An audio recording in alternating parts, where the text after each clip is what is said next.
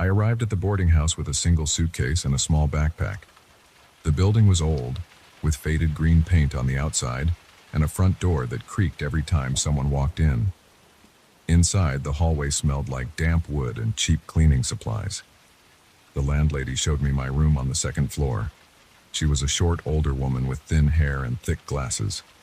Her voice was quiet, and she moved slowly, as if she didn't want to draw attention to herself.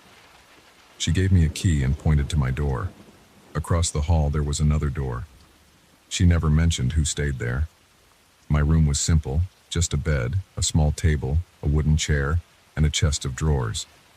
The window overlooked a narrow alley. I could see a brick wall and a few trash cans. There was no lamp on the ceiling, only a cheap floor lamp in the corner and a dim light bulb in it. The mattress was thin, and the sheets smelled clean but old. I placed my suitcase beside the bed and sat down. I could hear muffled voices somewhere downstairs and footsteps coming up the stairs as someone passed by. The floorboards creaked loudly, a sound that seemed to echo through the building. Later that first evening, I started to notice something about the room across the hall. I had not seen anyone go in or out of it. The door was plain, with chipped paint and a dull brass knob, but from inside I heard soft sounds. It sounded like someone dragging their feet back and forth on the wood floor. Sometimes there was a low voice, barely audible, like someone whispering to themselves. I heard a constant creaking noise too, as if the floor inside that room had a loose board and the person kept stepping on it again and again. I left my room a few times that evening to use the shared bathroom at the end of the hall. Each time I paused and looked at that door. I never saw it open. I never heard the knob turn. Still, the noises continued. I listened closely, pressing my ear to my own door when I was inside, but the sounds were always faint and hard to place. I thought maybe the building was old and the pipes or walls made strange noises, but it sounded more like footsteps and a voice than anything else. The second night, I tried to sleep, but woke up around midnight. The corridor was quiet, and I felt thirsty. I opened my door, intending to go down to the kitchen area to get some water. The hall was lit by a single dim bulb. The door across from mine stood closed as always. I stopped in front of it. I listened. I heard something faint inside. Scraping sounds, like nails on wood, and quiet shuffling steps. I leaned forward and placed my ear close to the surface of the door. I could hear slow breathing. It was not mine. It came from the other side. I knocked softly, expecting whoever was inside to respond. Nothing happened. I knocked again, a bit louder. No answer. The breathing sound stopped. I felt the tiny hairs on my arms rise. I didn't say anything. I stepped back and waited. The hall was silent except for the distant hum of the old refrigerator downstairs. Eventually, I turned around and went to get my water. When I returned, I listened again, but I heard nothing. On the third day, I asked the landlady about the room. She looked at me with a blank expression. She shrugged and said someone rented it. She did not say if it was a man or a woman. She didn't even confirm that the person was still there. She turned around and walked away before I could ask more. I tried asking one of the other tenants, a man who stayed on the first floor. He said he didn't know anything about the person in that room. He said he never saw them either. That evening, I noticed something else. The hallway light cast shadows on the floor and walls. I had become familiar with the shape of the furniture in the corridor. A small table with a vase next to the stairway, a coat rack near the front door downstairs, and a tall old clock at the end of the hall on the second floor. But the shadows near the door across from mine seemed off. I stood there, looking at the floor and walls. The shadows didn't match anything I could see. There was no furniture that would create those shapes. They looked like narrow shapes moving slightly, but there was nothing there. I went closer and saw that the shadows shifted as I moved, but not in a way that made sense. I leaned over and tried to figure out what object could cause them. I ended up confused. I saw only the bare wooden floor, plain walls, and that closed door. Yet the shapes persisted for a few seconds and then were gone. I returned to my room and shut the door.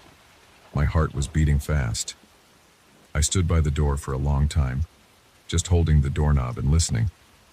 I heard those slow footsteps again, the dragging steps, like someone shuffling without lifting their feet. I heard a whispering voice. It was impossible to make out words. It sounded weak and constant, as if the person was talking to themselves or reciting something. I stayed quiet and tried to control my breathing. My mouth felt dry and my neck was tense. I pressed my ear against my door and listened. The whispering went on for at least a minute, then stopped. Silence. I finally let go of the knob and stepped back. That night, I struggled to sleep. I kept waking up.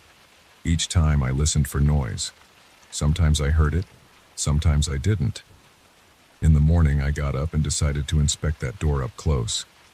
I waited until the house was quiet, around mid-morning, when others seemed to be out. I walked up to the door and ran my fingers over its surface. The paint was peeling. Near the lower half of the door, I found marks. They were scratches, thin and uneven, as if someone with jagged nails had scraped at the wood. They went in short, straight lines, clustered together. They were fresh enough that I could feel splinters where the wood had been torn. I knelt down and looked closely. There was no paint chipped in the scratch marks, as if they were new. I touched them, then pulled my hand back. I stared at that door for a while, then stood up and walked away. Inside my chest, my heart pounded. The back of my neck felt hot. As the afternoon passed, I tried to focus on normal activities. I took a short walk outside, visited a small store down the street, and returned with some canned food and bottled water. I tried not to think about that door or the scratches. I sat on my bed and ate a simple meal. But even then, I could not stop glancing at my door, as if expecting something to happen. The building felt too quiet.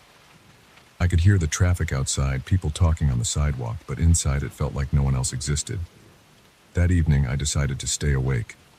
I placed a chair near my door and kept my ear close to it. I waited. Around 11 at night, I heard the familiar dragging footsteps. They were slow. I heard them move from one side of that room to the other and then back again. I heard the floorboards squeak in a pattern, as if someone paced. Then I heard that whispering voice. It sounded like a single person, quiet, breathing between words. I could not make sense of the sounds. They were too soft and mumbled. I did not dare to step into the hallway. I stayed behind my door and listened. My stomach tightened. My hands felt cold and clammy. I was very aware of my own breathing and tried to keep it silent. After a few minutes, the whispering stopped. The steps stopped. I leaned forward and listened harder. Then I heard a gentle scraping sound, like nails on wood again. It lasted a few seconds and stopped. Silence. At that point, I felt frustrated. I wanted to know who was in there. I wanted to see them. I did not want to keep guessing. I opened my door softly and stepped out. The hallway light was dim as always. The other door remained closed. Everything looked still. I approached it. I thought about knocking again, but my hand froze. I noticed something new. Near the doorknob, there were more scratch marks. They were smaller and arranged in a way that made it look like someone had gripped the door near the knob, scratching at it. I leaned in and sniffed. The door smelled like old wood and dust, nothing else. I pressed my ear against it. I heard nothing, not even breathing. I tried the knob. It was locked. I twisted it gently, but it would not budge. I knocked, louder this time. No answer. I put my face close to the wood and spoke quietly, asking if anyone was there. Nothing. Silence. I stepped back and looked around. The hallway was empty. The shadows looked normal this time. I backed away to my room and went inside, closing the door. My heart beat fast and my legs felt weak. I sat on the bed, stared at the floor, and rubbed my hands together. The next morning, I confronted the landlady. I asked her firmly who lived in that room. She shrugged and said I should not worry about it. She said the person in there was private and liked to be left alone. She refused to say more and walked away. I tried asking another tenant, but he said he never saw anyone and suggested maybe the room was empty. He laughed and changed the subject. I stood in the downstairs hallway, feeling uneasy. I considered leaving the boarding house, but I had paid rent for the month and didn't have extra money to move elsewhere right now. That afternoon, I hovered near the top of the stairs, watching the hallway. I saw no one come in or out of that room. Occasionally, I heard movement inside my own room, the old building creaking as if someone walked in the room next door. I leaned over the railing and looked down the staircase, expecting maybe to see a stranger, but no one came. In the early evening, I decided to try something different. I pulled my chair close to my door again, turned off my lamp, and waited in the dark. I pressed my ear against the door. For a long time, there was nothing. I began to feel foolish. I wondered if maybe I was imagining these noises. But then I heard it again, dragging steps, slow and deliberate. I opened my door a crack, just enough to peek into the hallway. I could see the other door dimly lit by the corridor light. I saw the doorknob turn, just a slight movement, but the door did not open. I held my breath. The doorknob twisted again, but only a fraction. Then it stopped. I heard a scraping sound like nails scratching. The door shook slightly. Then it was still. I stepped out quietly. My heart was pounding. I approached the door, moving slowly. My feet felt heavy. I reached out and touched the knob. It was cold and still. I tried it again. Still locked. I pressed my ear to the door. I heard a quiet breathing sound, very close. It sounded like someone standing right behind the door. I pulled back and took a step away. I felt a strong urge to leave. I wanted to get out of this building. But I stayed. I watched the door for a long time, just standing there in silence. Nothing happened. I returned to my room and sat on the bed. I considered calling the police or asking someone else to help me break down the door, but I had no proof of anything illegal. There was just someone in there who never came out. It was strange, but not necessarily a crime. I thought about the scratches, the whispering, the footsteps. I tried to figure out what kind of person behaved like that. Maybe they were sick or disabled. Maybe they were afraid to leave their room, but then why the whispering at night and the scratching sounds? As days passed, I tried to ignore it. I went about my business, leaving for a few hours each day to go to the library or walk around town. But every time I returned, I heard some sign that the person in that room was still there.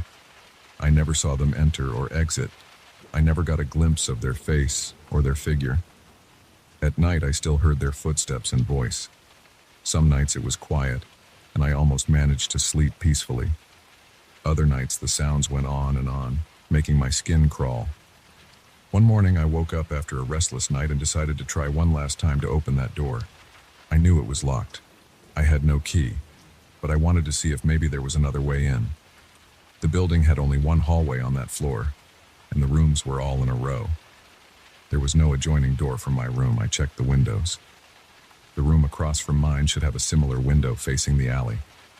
I looked outside from my window. I saw my own reflection in the glass and the brick wall opposite. I leaned out carefully. There was another window, presumably from that room, a few feet to the right. It was closed, and the curtain inside was drawn. I could not see in. I considered climbing out and trying to look inside, but the gap was too narrow, and I would have to risk hanging off the ledge.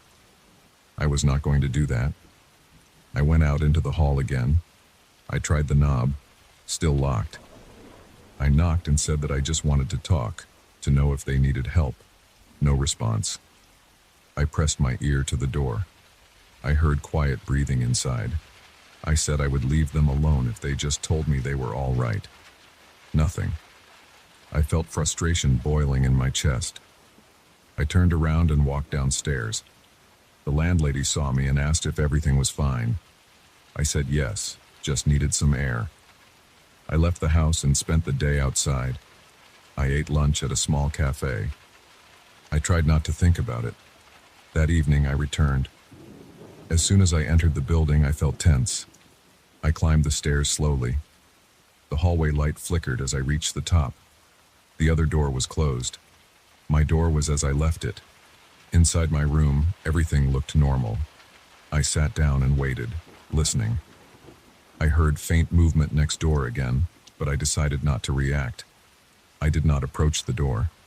I forced myself to lie down and close my eyes. I listened, but I did nothing.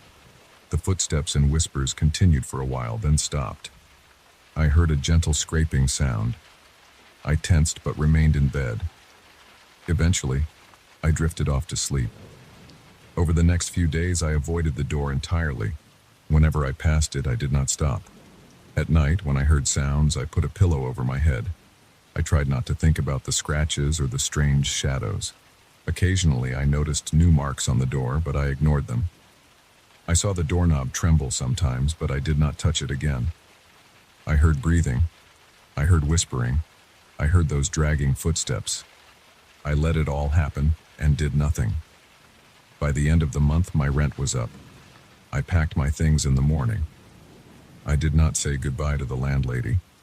I took my suitcase and backpack, walked down the stairs, and left the building. I looked back once through the front door. The hallway inside was dim. I could see the top of the stairs, and I knew that door was up there. I knew that whoever was inside was still walking, whispering and scraping, locked away and unseen. I walked out onto the street and didn't look back. I felt relieved to get away. I still have no explanation for what I experienced in that boarding house. I know what I heard and what I saw on that door. The memory still makes me tense, but I have nothing else to say. I left, and I never went back.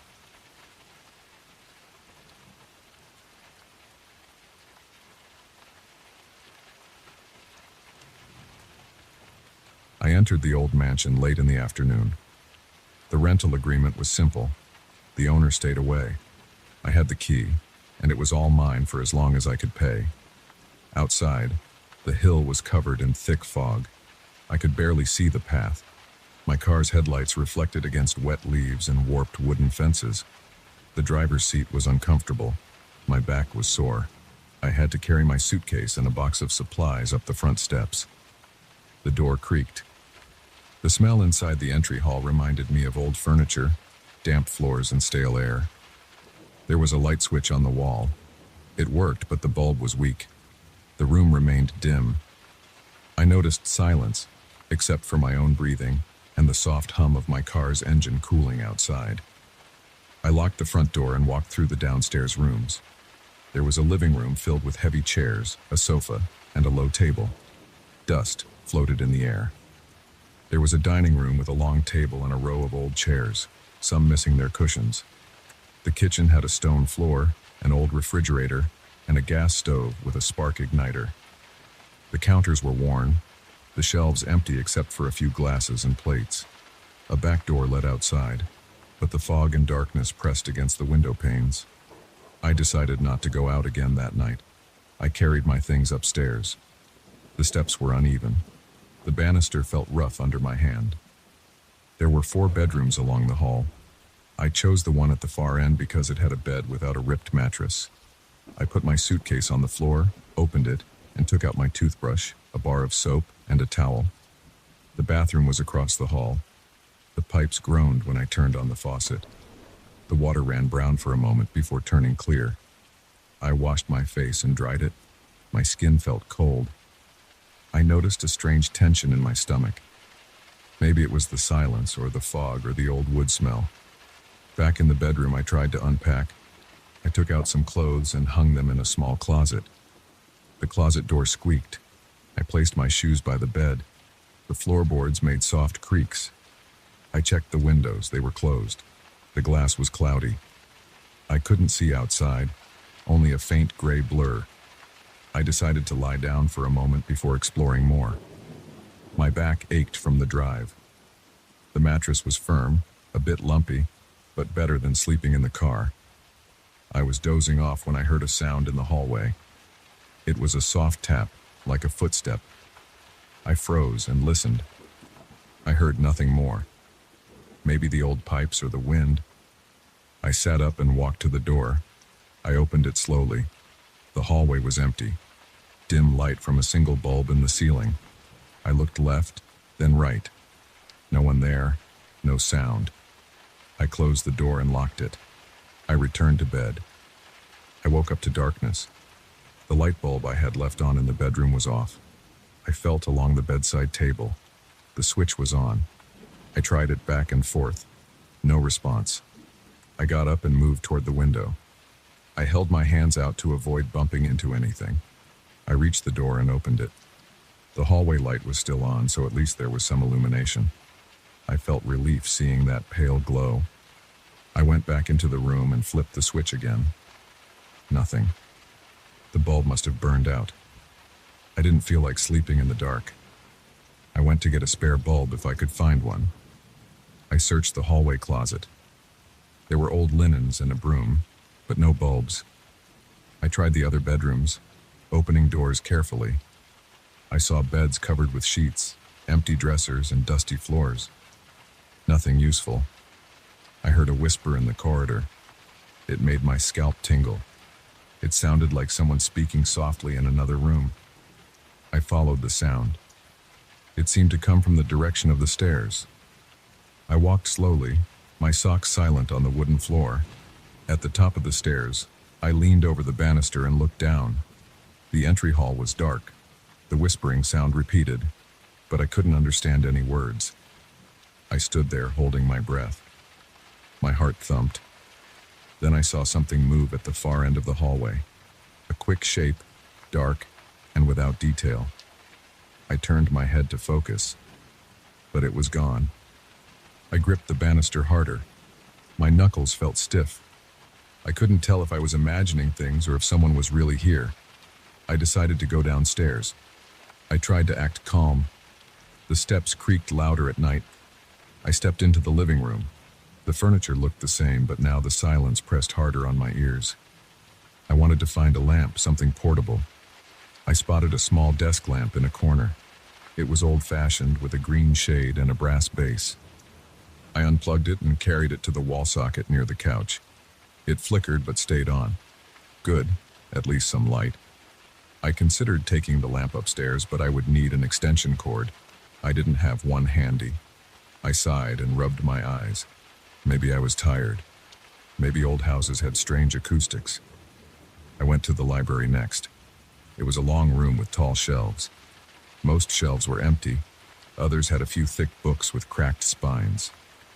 The floor was covered with a thin rug. The air smelled musty.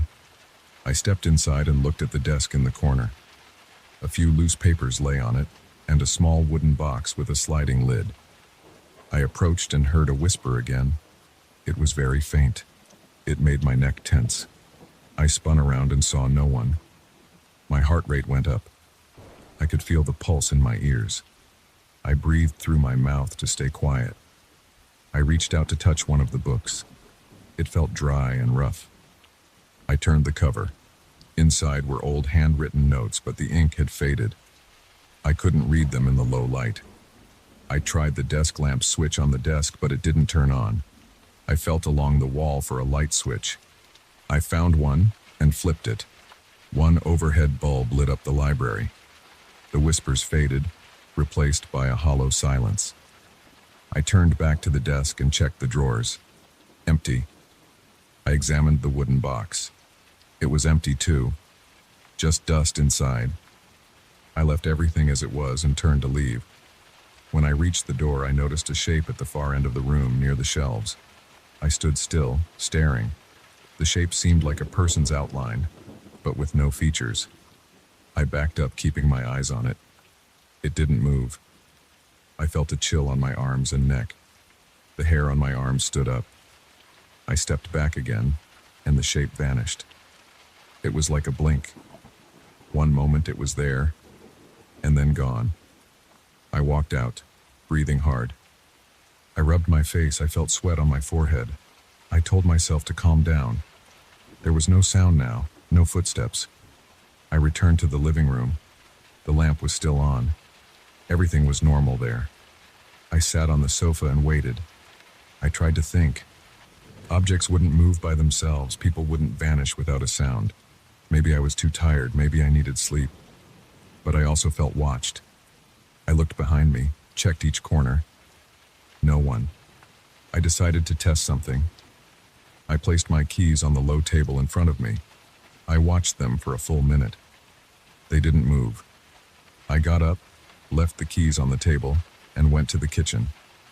I opened the fridge. It was empty. I drank water from the tap. It tasted metallic. I splashed some on my face. When I came back to the living room, the keys were gone. I had left them right in the center of the table. Now the table was empty.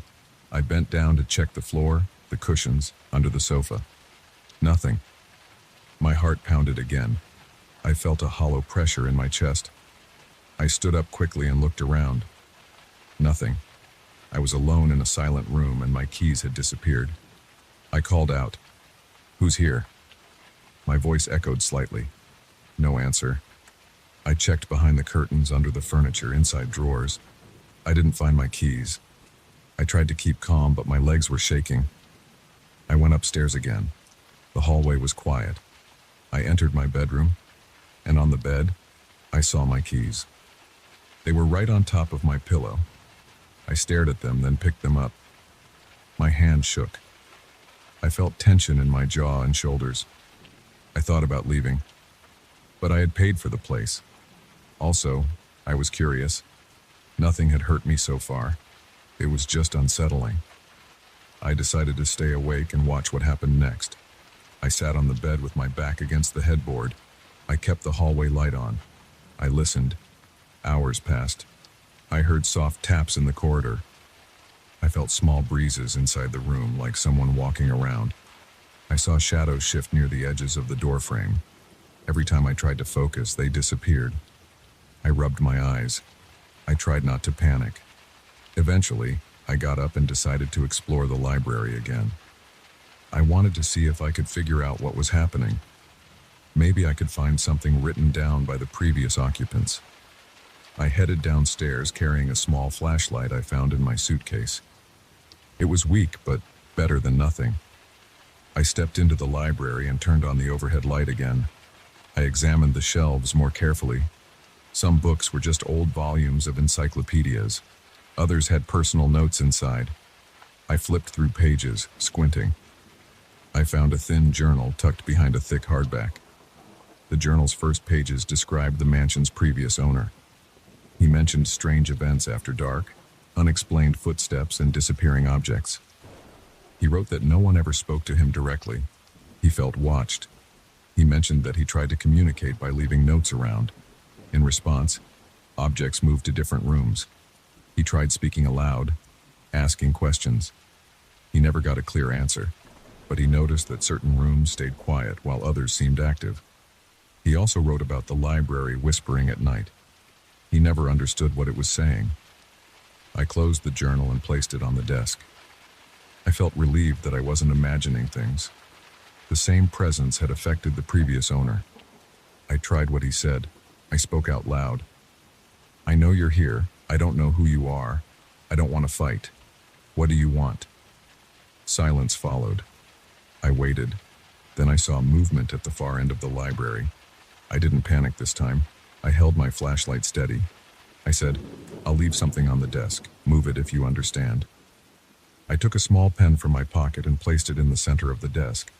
I stepped back, keeping the pen in sight. After a few moments, I saw it slide an inch to the left. I felt my stomach tighten, but I stood still. "Okay," I said. "You understand me. Do you want me to do something?" Move the pen once for yes, twice for no. The pen stayed still. "Can you show me something?" I asked. The pen rolled off the edge of the desk and fell to the floor. I flinched. My pulse raced. I bent down and picked up the pen. I looked at the shelves again. I noticed one shelf had several boxes and loose pages. I said, "Should I look there?" The pen slid out of my hand and fell onto the rug. I took that as a sign. I went to the shelf and checked the boxes. Inside one box was a stack of letters. The letters mentioned an old dispute about property boundaries. They mentioned someone who used to live here, who spent years trying to resolve legal problems. He wrote that he felt trapped. He wrote that he hoped someone in the future would understand. The letters were all signed with initials only. I stood there feeling the weight of the silence. I said, "Is this about the letters?" No answer. I left the letters out on the desk. I took the journal and placed it next to them. "I found these. I see what you left behind. Is that what you wanted? Something knocked against the shelf. A book fell down. I picked it up. It had nothing written inside, just blank pages. I placed it back. I'll keep these letters here on the desk. If you want them moved somewhere else, show me. I waited. The room felt heavy, but not hostile. I sat in the chair. My body felt tense, but I tried not to show fear. I listened. The whispers returned, softer now. They came from behind me. I stood up and turned around. Nothing there. I faced the desk again. The letters had shifted slightly. I aligned them neatly. I said, "Do you need me to fix something? Are you trying to have your story known?" Silence again. I was talking to an empty room and feeling foolish, but there was no one else to talk to. After a while, I left the library. I went back to the living room and found my keys on the table again, exactly where I had left them the first time. I checked the sofa cushions to confirm I hadn't missed them before. Nothing else was out of place. I looked around. My heart was still beating fast, but I didn't feel the same sharp panic. It felt like a strange understanding had passed between me and whatever moved the objects. I decided to sleep a bit. I went upstairs, turned on the bedroom light, and lay down. I kept my keys under my pillow this time. The bed felt a bit softer.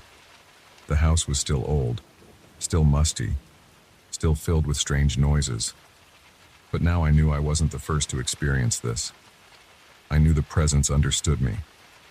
It could move things, it could whisper, but it hadn't hurt me. It seemed to want attention or recognition. I didn't sleep well. I woke up many times, hearing the floor creak or the wind outside. Each time, I saw no one. Morning light came slowly through the cloudy windows. The fog remained outside, thick and unmoving. I checked the hallway. Everything looked normal. I went downstairs. The letters were still on the desk in the library. Nothing had changed overnight. I felt calmer in daylight. I made a decision to stay. I would keep the place in order, respect whatever lived here, and try not to provoke it. I spent the next hour tidying up. I dusted some shelves and wiped the kitchen counter. The presence didn't interfere. Sometimes I sensed movement in the corner of my eye, but when I turned, nothing was there. The whispers were gone. The objects stayed where I put them. I placed the letters in a drawer in the library, neatly stacked. I said out loud, "I'm putting these here. If you don't like it, move them." They never moved them again. The pen stayed in my pocket. It felt strange, living with something unseen that refused to speak clearly. But it didn't seem evil or violent. It felt more like a watchful observer. Maybe it had its own reasons. I had no way to know. I accepted that. At night, I kept a few lights on. I slept with the door unlocked. I still heard soft creaks and the occasional whisper, but I felt less afraid.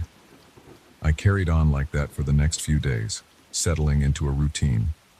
I tried to keep the place tidy and respectful. In return, the presence remained calm and distant. I never got a clear message. I never understood exactly what it wanted, other than maybe to be noticed. But it stopped moving my keys. It stopped knocking books off shelves. I sometimes caught sight of a vague shape in the halls, but it always vanished before I could look directly at it. The tension never left entirely. My neck and shoulders stayed tight when I walked through certain rooms. But I managed. I stayed, and the presence stayed too. Neither of us crossed a line. In the end, I learned to live with it. I never solved the mystery. I never needed to. The mansion belonged to it as much as it did to me. As long as I respected that, it kept its distance. I guess that was enough.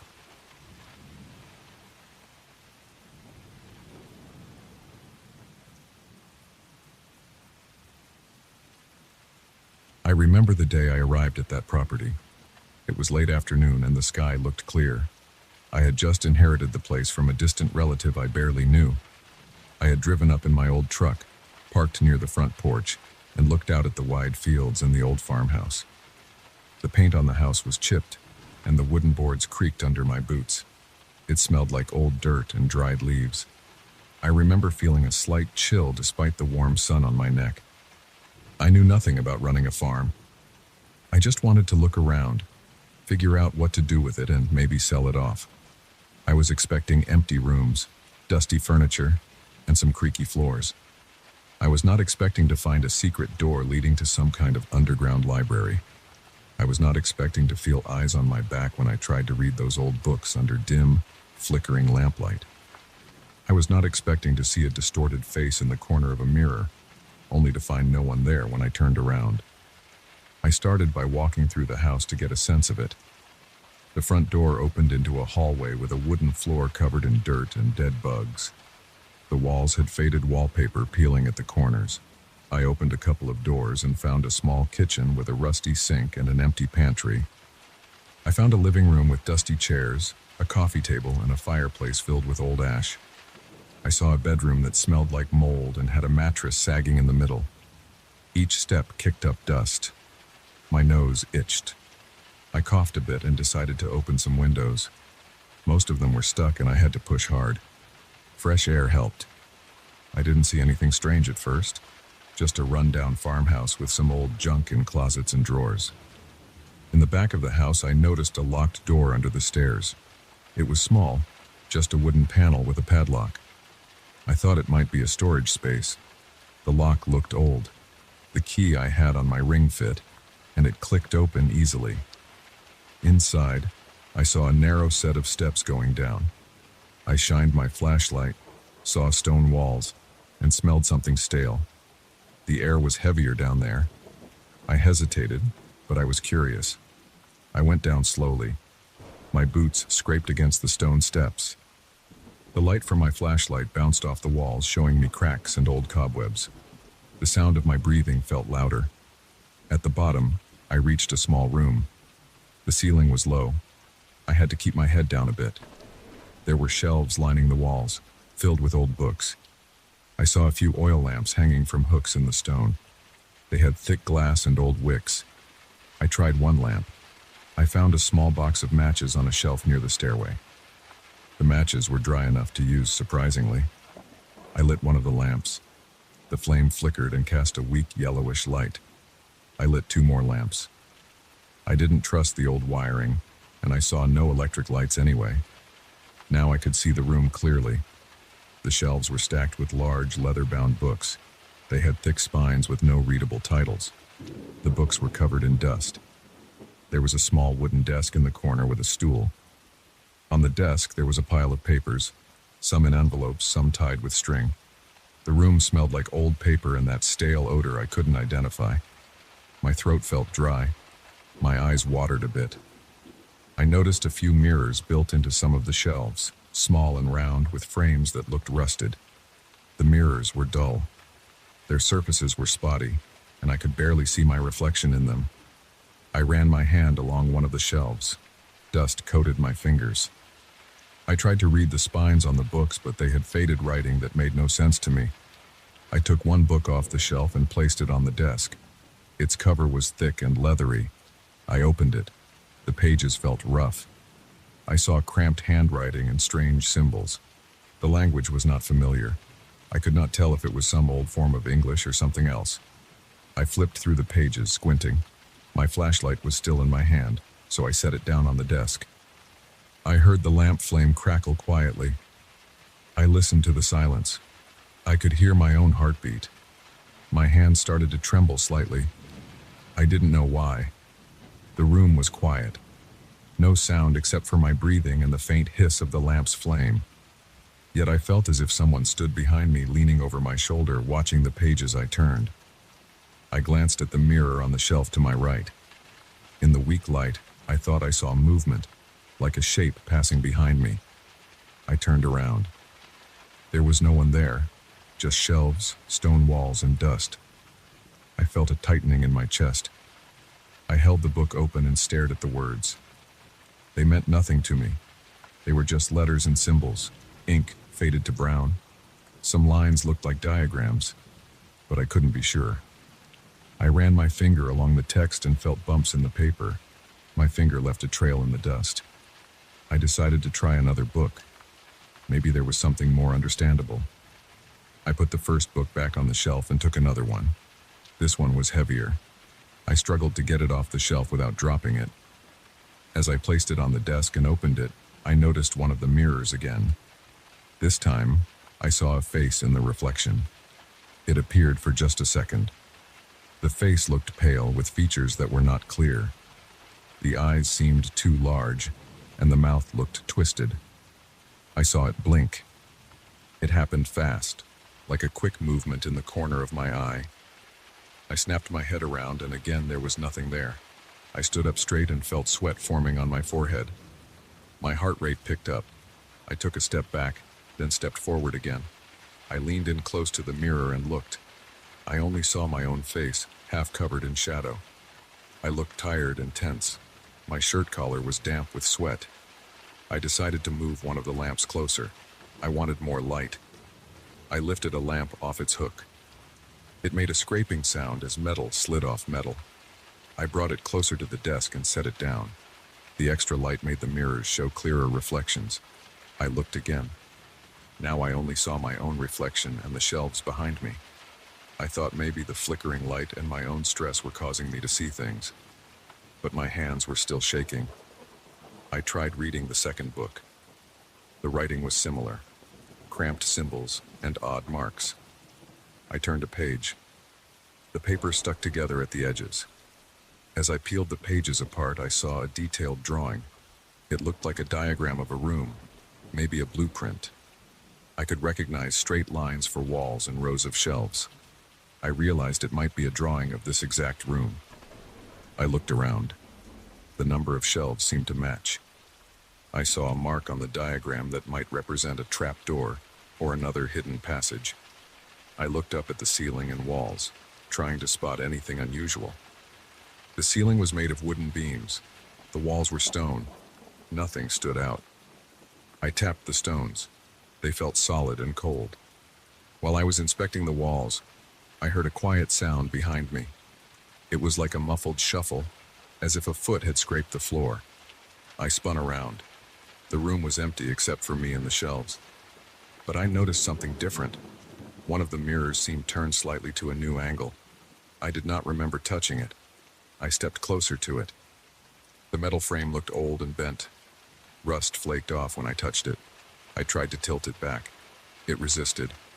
I pulled a bit harder, and it made a creaking sound. I looked into the mirror and saw the back of my own head, the desk, and the lamplight. Then something flickered in the background of the reflection. It was that face again just behind my shoulder. It blinked and twisted its mouth. I dropped the mirror, and it hit the shelf with a dull sound. When I turned around, I saw nothing but empty air. I felt a jolt in my chest. I gasped. I backed away from the shelves and bumped into the desk. My elbow hit the edge. The pain was sharp and real. That anchored me. I tried to focus on my breathing. I wanted to leave, but I also wanted to understand what I was seeing. Was it a trick of the light? Was I imagining things? I touched my forehead and felt sweat.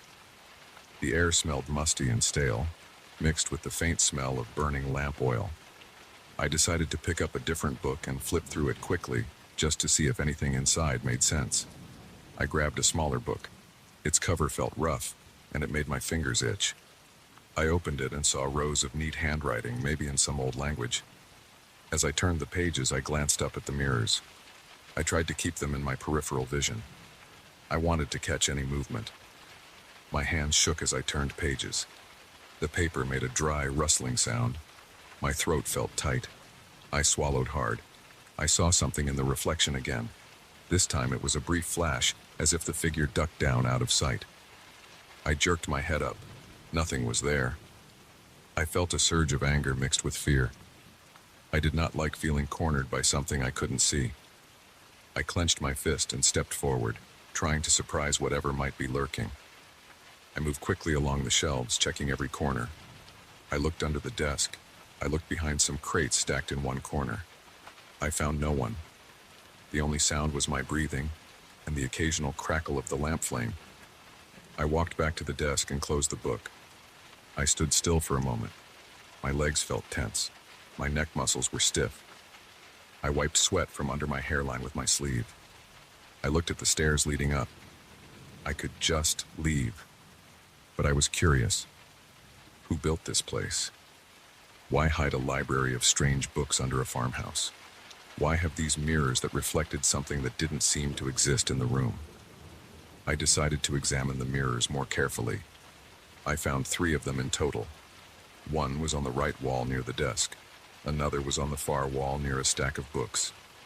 The third was near the stairs. Each mirror was small and round. Each had rusted metal frames. The glass was a bit warped. When I stared into one, my reflection looked distorted. My forehead looked larger, and my eyes looked sunken. The lamplight made my skin look pale.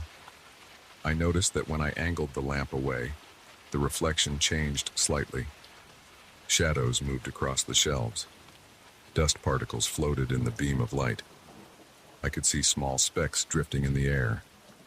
I tried a test.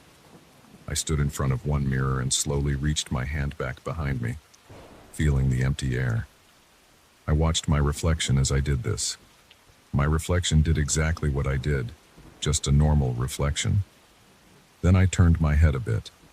The corner of the mirror showed part of another shelf behind me. I fixed my gaze on that shelf in the reflection and waited. After a few long seconds, I saw a shape peek out from behind the corner of the shelf in the mirror. It looked like a head turning slightly, but I could not make out any details. It was just a pale, blurry shape. It moved so fast I almost doubted I had seen it. I turned around, and once again, nothing was there. I felt a strong urge to get out of that room. My chest felt tight, my palms were sweaty, the air felt too still, too stale. I picked up my flashlight and backed away toward the stairs. As I moved away from the desk, I noticed that some of the books were slightly out of line, as if someone had touched them recently. I had no memory of doing that. I walked quickly to the bottom of the stairs, still holding the flashlight and one of the lamps. The stairs creaked as I placed my foot on the first step. I heard a quiet scrape behind me, like a book sliding on a shelf. I turned off the lamp and let the flashlight beam sweep the room. Books, shelves, desk, mirrors, dust, stone walls, nothing else. My heart pounded. I climbed the steps, holding the flashlight tight. When I reached the door at the top, I turned back one last time. The lamplight I had left behind flickered on the wall. In the edge of the light, I thought I saw a face leaning out from behind a shelf, watching me go. The face was pale and twisted, and it blinked once. I did not say anything. I just closed the door. Back in the hallway, I locked the door under the stairs. My hand shook as I turned the key. I leaned against the wall and tried to slow my breathing. My shirt was damp, and my mouth felt dry. I wiped my face with both hands and stood there for a moment. The hallway smelled dusty, but at least it felt open and normal. I moved to the living room and sat down on a chair. The cushions sent up a puff of dust. I coughed. Outside, I heard a distant rustling of wind in the trees. That sound felt normal, comforting even. I stayed in that chair for a long time. I looked around and saw nothing unusual. Just an old farmhouse with old furniture. Eventually, I got up and went out to the porch. The sun was lower now and the sky had turned orange and pink. I stood there, breathing fresh air, trying to clear my head.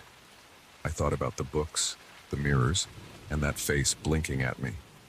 I had no explanation. I just knew I did not want to go back down there. I wanted to keep the door locked and maybe find a way to move on from this place. I had inherited it, but I was not prepared for whatever was hidden below. I felt that tightness in my chest loosening a bit as I looked at the open sky. I told myself I would never return to that secret room. I told myself I would leave those books and that twisted reflection alone. I stood there until the light faded. I didn't have any plans yet, but I knew I would not spend the night here. I would go back to my truck and sleep there if I had to. I would leave that strange library and its silent watcher behind that locked door. I would not think about it if I could help it. The fresh air felt good. My heartbeat slowly returned to normal.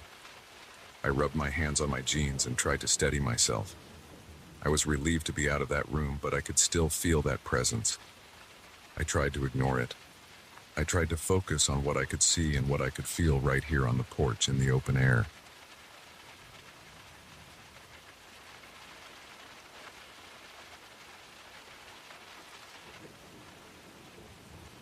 I went up there that night because I heard footsteps. They sounded like slow, steady steps on old boards. I knew my attic was empty. I never stored much up there. Still, I couldn't ignore the noise. I grabbed a flashlight and a small hammer, something I picked up at random from the kitchen drawer. I didn't want to head up unarmed. When I got up into that cramped space, I found a triangular window I'd never paid attention to before. Its glass was cracked. On the other side, there was a figure, pale and silent. I stopped breathing right then and there. I just stood and stared at that face through the cracked glass, feeling my stomach tighten and my heartbeat push against my ears. I held the flashlight against my chest and stood near the opening to the attic.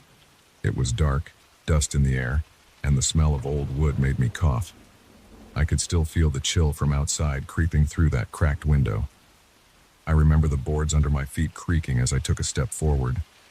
There were no lights on up there, just the faint beam from my flashlight, which flickered sometimes because the batteries were not fresh. I took a few more steps, moving slowly. My shoes scraped on the dusty floor. My throat felt dry. I swallowed hard and tried not to make noise. I was sweating.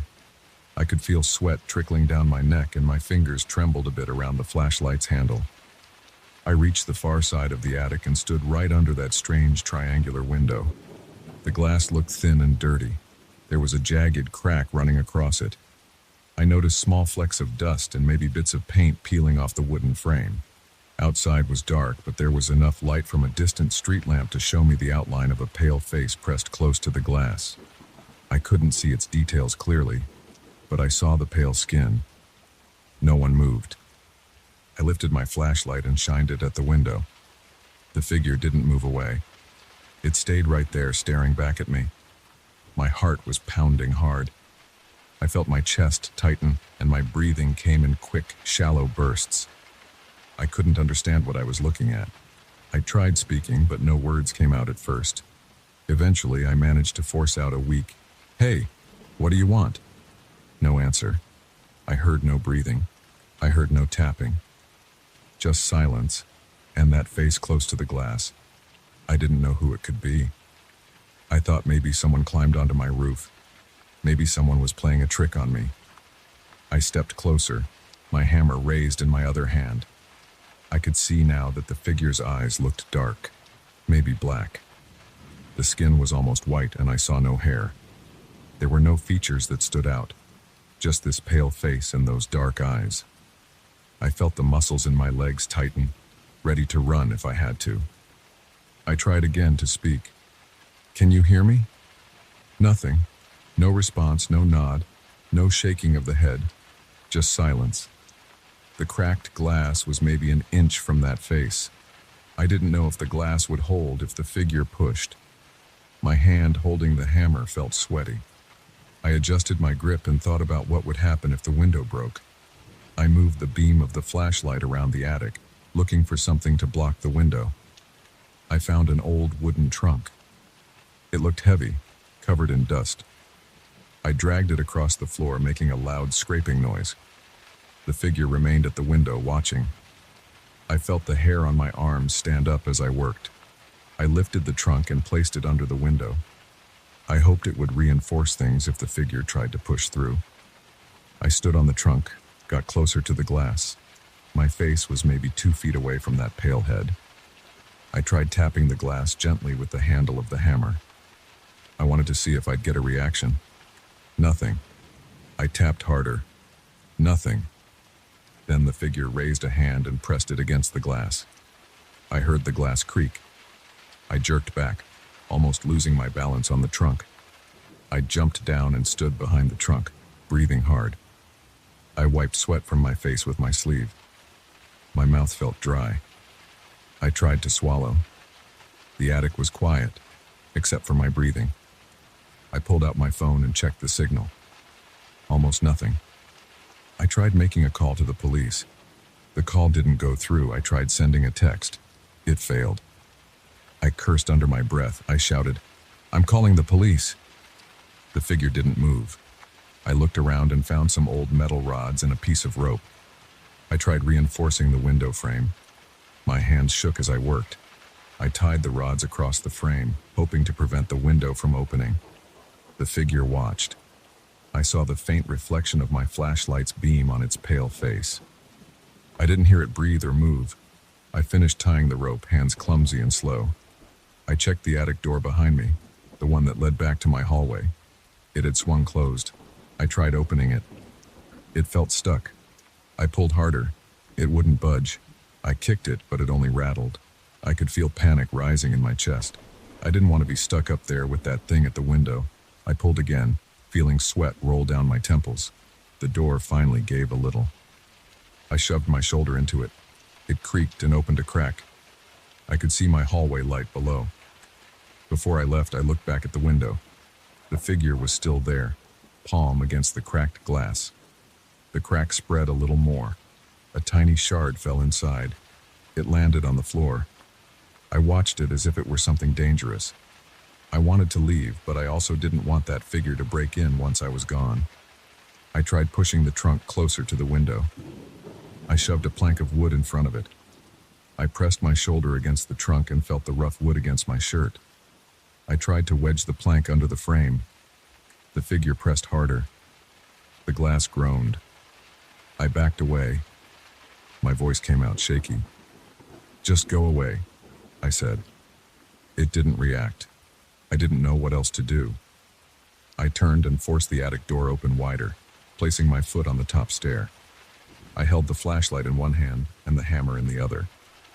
I considered taking one more look to be sure it wasn't just my imagination. I turned and aimed the flashlight at the window. The figure's eyes met mine, dark and unwavering. I felt a surge of adrenaline. I hurried down the stairs, each step creaking loudly. My breath was rapid and shallow. My legs felt weak and my hand gripped the railing so hard my knuckles hurt.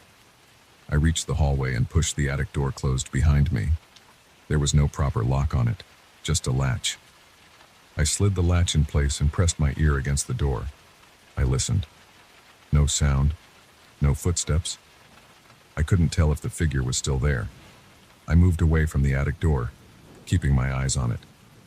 I took out my phone again and tried calling the police. This time I moved around the hallway, hoping for a better signal. After a few attempts, I got through. I told them someone was at my attic window refusing to leave. I kept it simple. I said I felt threatened. They said they'd send someone. I walked down the stairs to my living room and turned on a lamp. The soft light felt safer than the darkness upstairs. I tried to calm down. I noticed my hands were shaking. I placed the hammer on the coffee table and waited. I could hear my own breathing slow down a bit. I checked the front door to make sure it was locked. I peered out a window in the living room. The street looked empty and quiet. After some minutes, I heard a knock at the door. I jumped at the sound. It was the police. 2 officers. They came inside, flashlights in hand. I led them upstairs to the attic door. My voice sounded uneven as I explained what happened. They opened the attic door, shining their flashlights around. I followed them a few steps behind. We reached the attic again. The trunk was still there, the rods and rope still in place. The window was cracked, a few shards missing. Dust was still in the air. The officers moved boxes and old junk around, checking every corner. They opened the window and looked outside. They didn't see anyone. One of them leaned out carefully, shining the flashlight along the roof. He didn't find a ladder or any marks. He said maybe someone climbed down already. I stood there, arms folded, rubbing my forehead, feeling embarrassed and frustrated. I insisted that I saw someone. I told them about the pale face, the hand pressed against the glass. They just nodded and said they believed me, but they couldn't find anyone now. They told me to keep an eye out and maybe board up the window until I can get it fixed. They suggested I call them if it happens again. They seemed calm, as if it wasn't a big deal. They left after a few minutes. I walked them to the door, thanked them, and locked it behind them. I stood in the hallway with the lights on, listening to their car drive away. Then I went back to the living room and sat down. I picked up the hammer and held it in my lap. My heart was still beating faster than normal. My throat still felt dry. I thought about going back to bed, but I didn't want to sleep upstairs. I stayed downstairs, turning on a few lights to feel safer. I checked my phone again. The signal was fine now. I guess it was just weak in the attic. I considered calling someone I knew, but it was late. I didn't want to bother anyone. I decided to wait until morning to deal with the window. I listened to the quiet house. I heard the hum of the refrigerator, the distant sound of a neighbor's dog barking at something. I waited, half expecting to hear footsteps above me again. I heard nothing. Hours passed. I checked the front door again, looked out the window onto the street. Still nothing unusual. I sat there in the living room chair, hammer in hand, until the first light of morning came through the windows. My neck was stiff, and my shoulders ached. My legs felt heavy. I stood up and stretched. I looked at the attic door from the bottom of the stairs. It stayed closed. I didn't hear a single sound from it. Eventually, I decided to go up in daylight. I took the hammer again and climbed the stairs. I opened the attic door slowly. The room looked ordinary. Dust in the air, boxes against the walls, the trunk under the window. The window was still cracked. The floor had small shards of glass near the frame. The rods and rope were still in place. The figure was gone.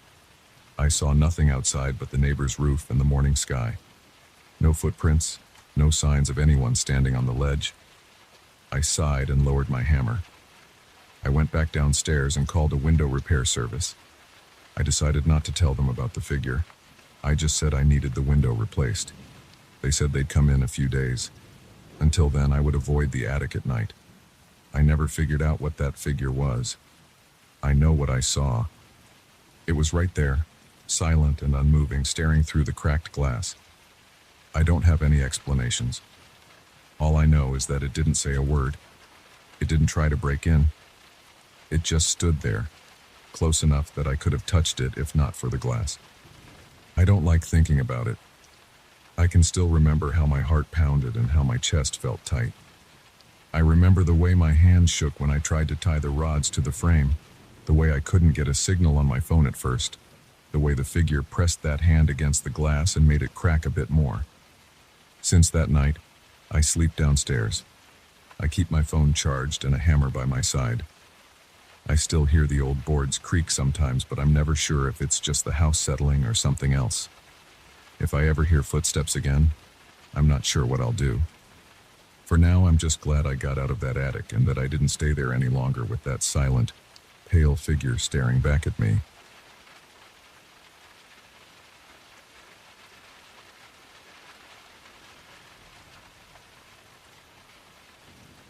I moved into that apartment because I wanted to be left alone.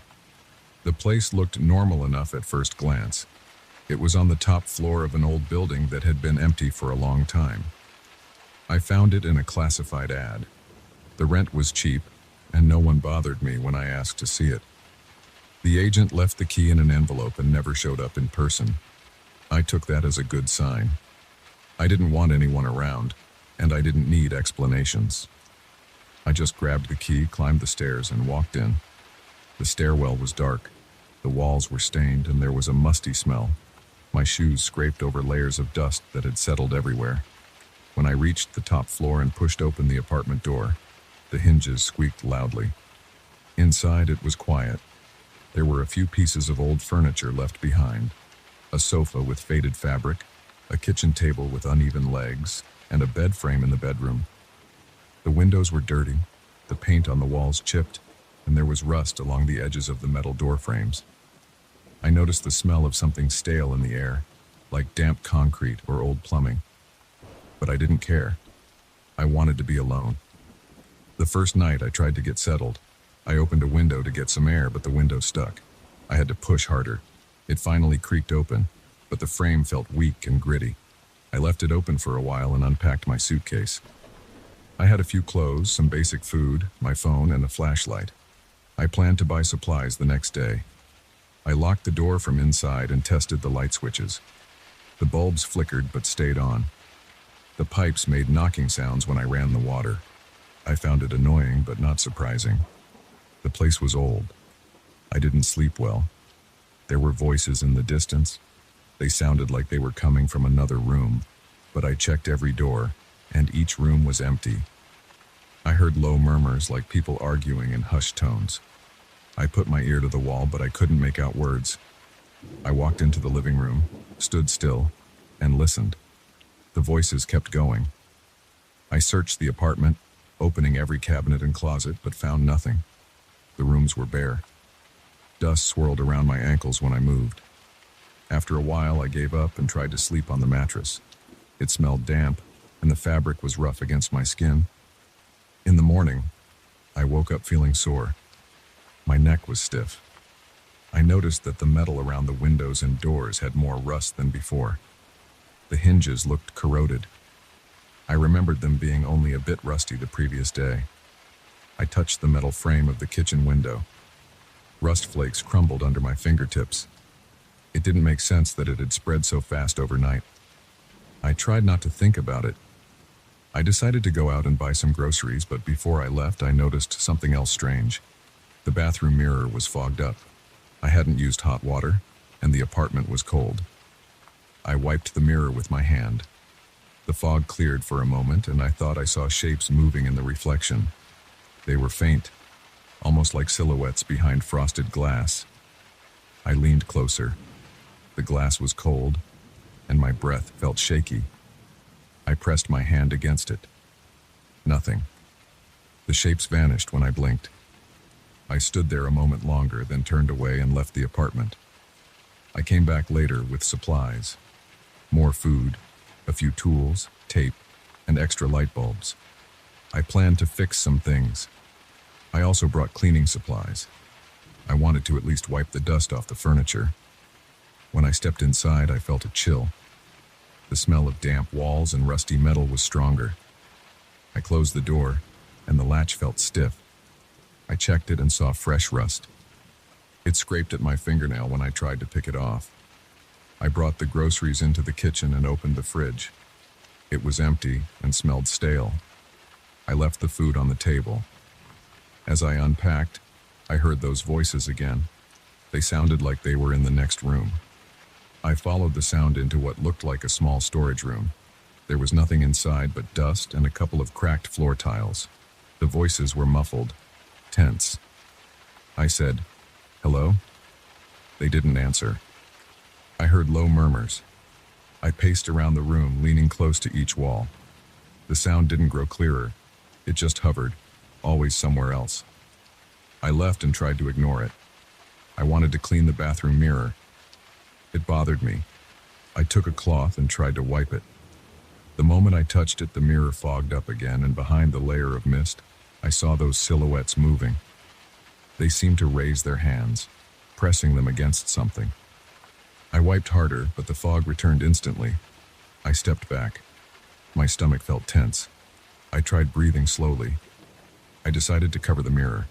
I taped a piece of cloth over it, but after a few minutes, the cloth felt damp and began to slip. I gave up and left it uncovered. I decided I just wouldn't look at it. Over the next few hours, the apartment felt strange.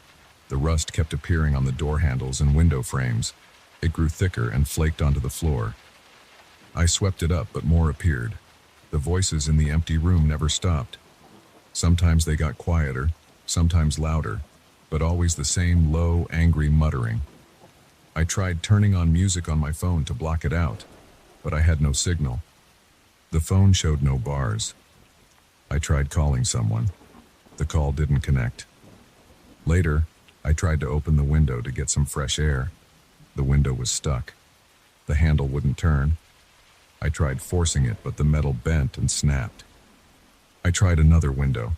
The same thing happened. I tried the door. The knob turned, but the door wouldn't open. I pulled hard. It felt like the frame had shifted. I yanked at it, grunting, but it didn't budge. I checked the hinges. They were covered in rust and the metal looked warped. I tried pushing with my shoulder. Nothing. It wasn't locked from the outside, just stuck. I couldn't leave. My heart began to race. I felt sweat on my forehead. The smell of the apartment got worse, like metal shavings and rotten wood. I turned on all the lights. The bulbs flickered but stayed lit. I listened for any sound from outside. Nothing. I tapped on the walls. I shouted for help. No response. The apartment was silent except for those distant voices. They never responded to me. I looked at my phone again. No signal. I tried opening a kitchen drawer, hoping to find tools. I found a few old utensils, a bent fork, a dull knife. Nothing that could help me pry the door open. I tried using the knife to scrape away rust from the door frame. The blade bent. I tried kicking the door. It hurt my foot. I tried prying at the window with the fork. The metal squealed, but didn't move. I went to the bathroom and turned on the faucet. The water ran cold. The mirror fogged up without any reason. I watched the silhouettes. They moved slowly, like people trapped behind glass. I tried talking to them. No response. I tried tapping the mirror. The surface felt normal, just glass. I tried running the water hot, but there was no hot water. Still, the mirror stayed foggy. My chest felt tight. I left the bathroom and tried sitting on the sofa. The springs poked at my back. I tried to ignore the voices. They kept going, always the same tone. It was never loud enough to make out words, just the sound of arguments that never ended. I got up and walked to that empty room again. It was silent when I stepped inside, as if the voices moved elsewhere whenever I entered. I stood still, waiting. Nothing. When I left, they started again. I tried blocking the bathroom mirror with newspapers. The tape wouldn't hold. The paper got damp and fell down. I pushed the sofa against the front door and tried ramming it. The door didn't move. Rust flakes rained down. I covered my mouth to avoid breathing them in. I could taste metal on my tongue. I turned off the lights to see if it made a difference. In the dark, the voices sounded closer and I heard soft creaks in the floorboards. I turned the lights back on. Nothing there. I checked my watch. Time passed, but slowly. I tried to sleep. The bed was damp and smelled bad. I lay there, staring at the ceiling. The paint had cracks and some flakes fell onto my face. I spit them out and rubbed my eyes. The voices grew louder. I got up, clenched my fists and yelled, "Stop!" They paused for a few seconds, then continued. My throat felt dry. I tried drinking tap water. It tasted stale. I drank it anyway. I tried to break the window with a chair. I swung it at the glass. The impact was dull. The glass didn't even crack. I tried again. The chair legs rattled, but the window stayed intact. I picked up my phone and tried again for a signal. Still nothing. I paced around. The apartment was cramped. Every surface felt damp or rough. I tried the door again. No movement. I tried calling the landlord with the apartment's phone line. It just crackled. I said, "Hello? I need help." Silence. I tapped the hook. Static and nothing else. I walked into the kitchen and checked the cabinets. Empty. I opened the fridge. Still empty except for the smell.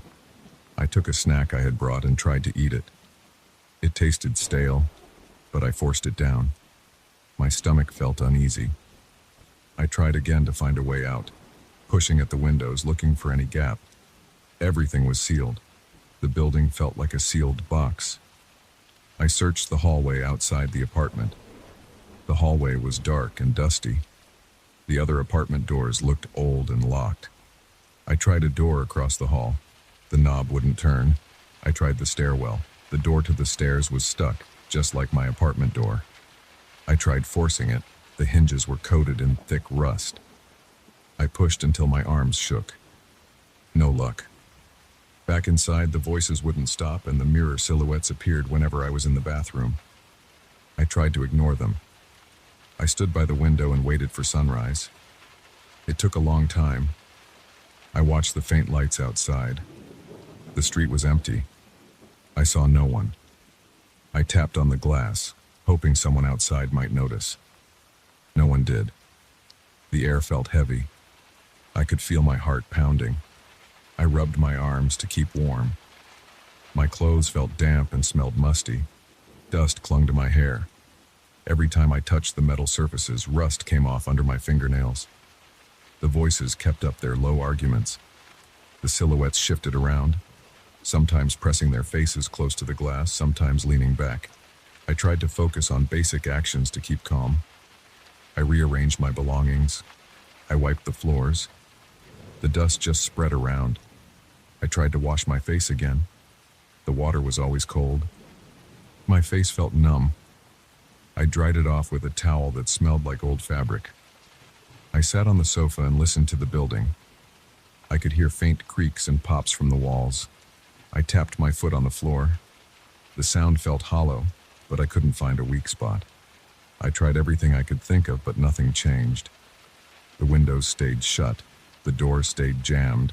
The voices kept arguing, and the mirror showed those silhouettes. I felt sweat trickle down my back. My muscles were tense. My head ached from the smell of rust and damp walls. I didn't know how long I would be stuck here. I tried to shout again for help, but my voice just echoed in the empty rooms. There was no way out.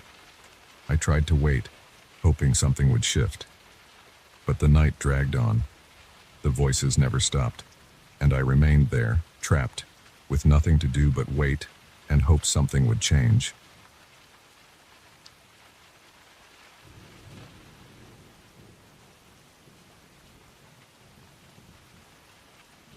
I remember it was around 3 in the morning. The sky was covered in thick gray clouds and the wind felt wet against my face. I had just finished my usual walk through the outskirts of my village. I was on my way back, flashlight in hand, when I passed the old stone bridge. Everyone in town called it the old one because it had been there longer than anyone alive. I never paid it much attention before, but that night was different. I heard something. It came from the area below the bridge. It sounded like whispers or someone talking in a low voice. It was faint, but the tone had a strange quality, like a muffled chant or a string of words that made no sense. I slowed down. The ground was damp from recent rain. My boots left wet marks on the mossy stones. I leaned over the side of the bridge and aimed my flashlight down. The beams hit the dark shape of a small cave opening just under the bridge's side, where the earth had eroded over time. Inside, I saw the faint reflection of water. The murmurs rose again, still unclear, a soft, continuous hum. I didn't see anyone, but the sound kept coming. I shifted my weight from one foot to the other. My legs felt a bit shaky, and I tightened my grip on the flashlight.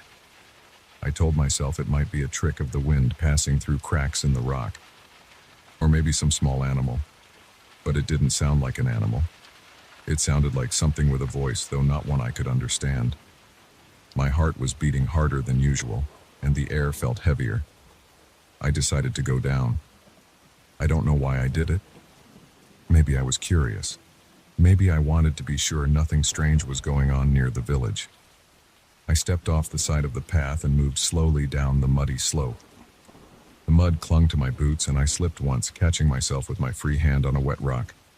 The smell under the bridge was stale, like standing water in old leaves. I flicked the beam of the flashlight around, checking the ground for anything that could trip me.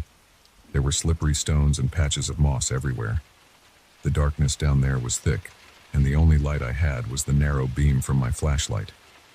As I reached the cave opening, I noticed the water inside was shallow, only a few inches deep, and it flowed slowly toward the small creek beyond. The cave wasn't large, but it seemed deeper than I expected. The ceiling was low. I could stand, but had to bend my neck a bit. The sound was clearer now. It still sounded like murmurs, a series of low voices blending together, but there was no one there. I saw no figures, no animals, nothing. Just the sound. I took a step forward. My flashlight caught something on the wall. The rocks were wet, glistening with moisture. On them were strange symbols drawn with something that gave off a dull glow. They were not bright like neon signs, but they emitted a soft, greenish light. The shapes were not letters I recognized. They were twisting lines and curved shapes that overlapped each other.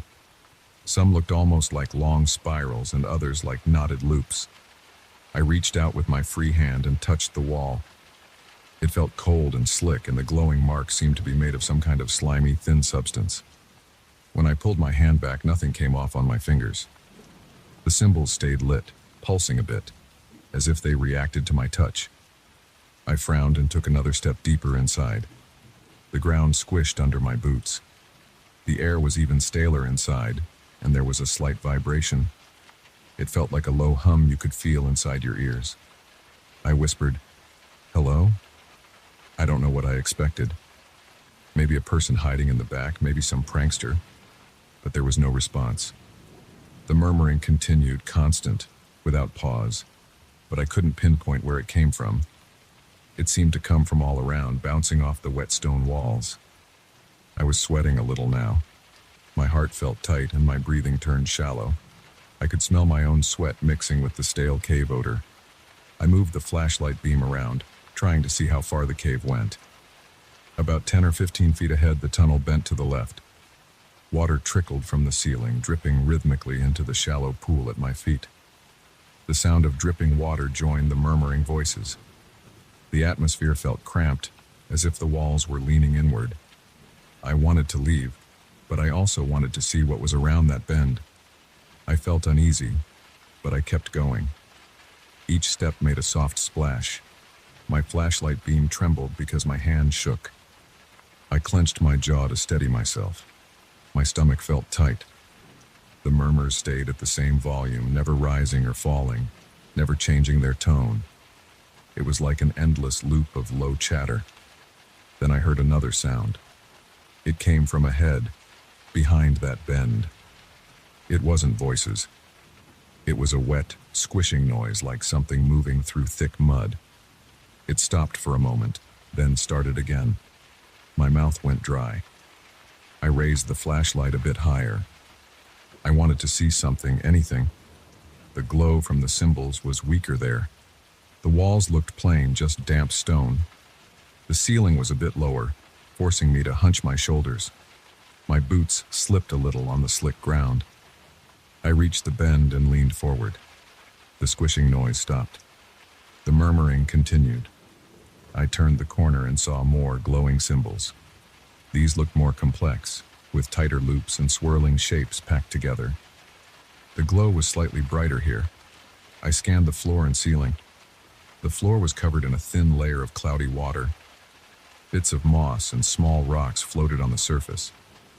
I saw no footprints or any sign of someone standing there. The cave ended a few steps ahead.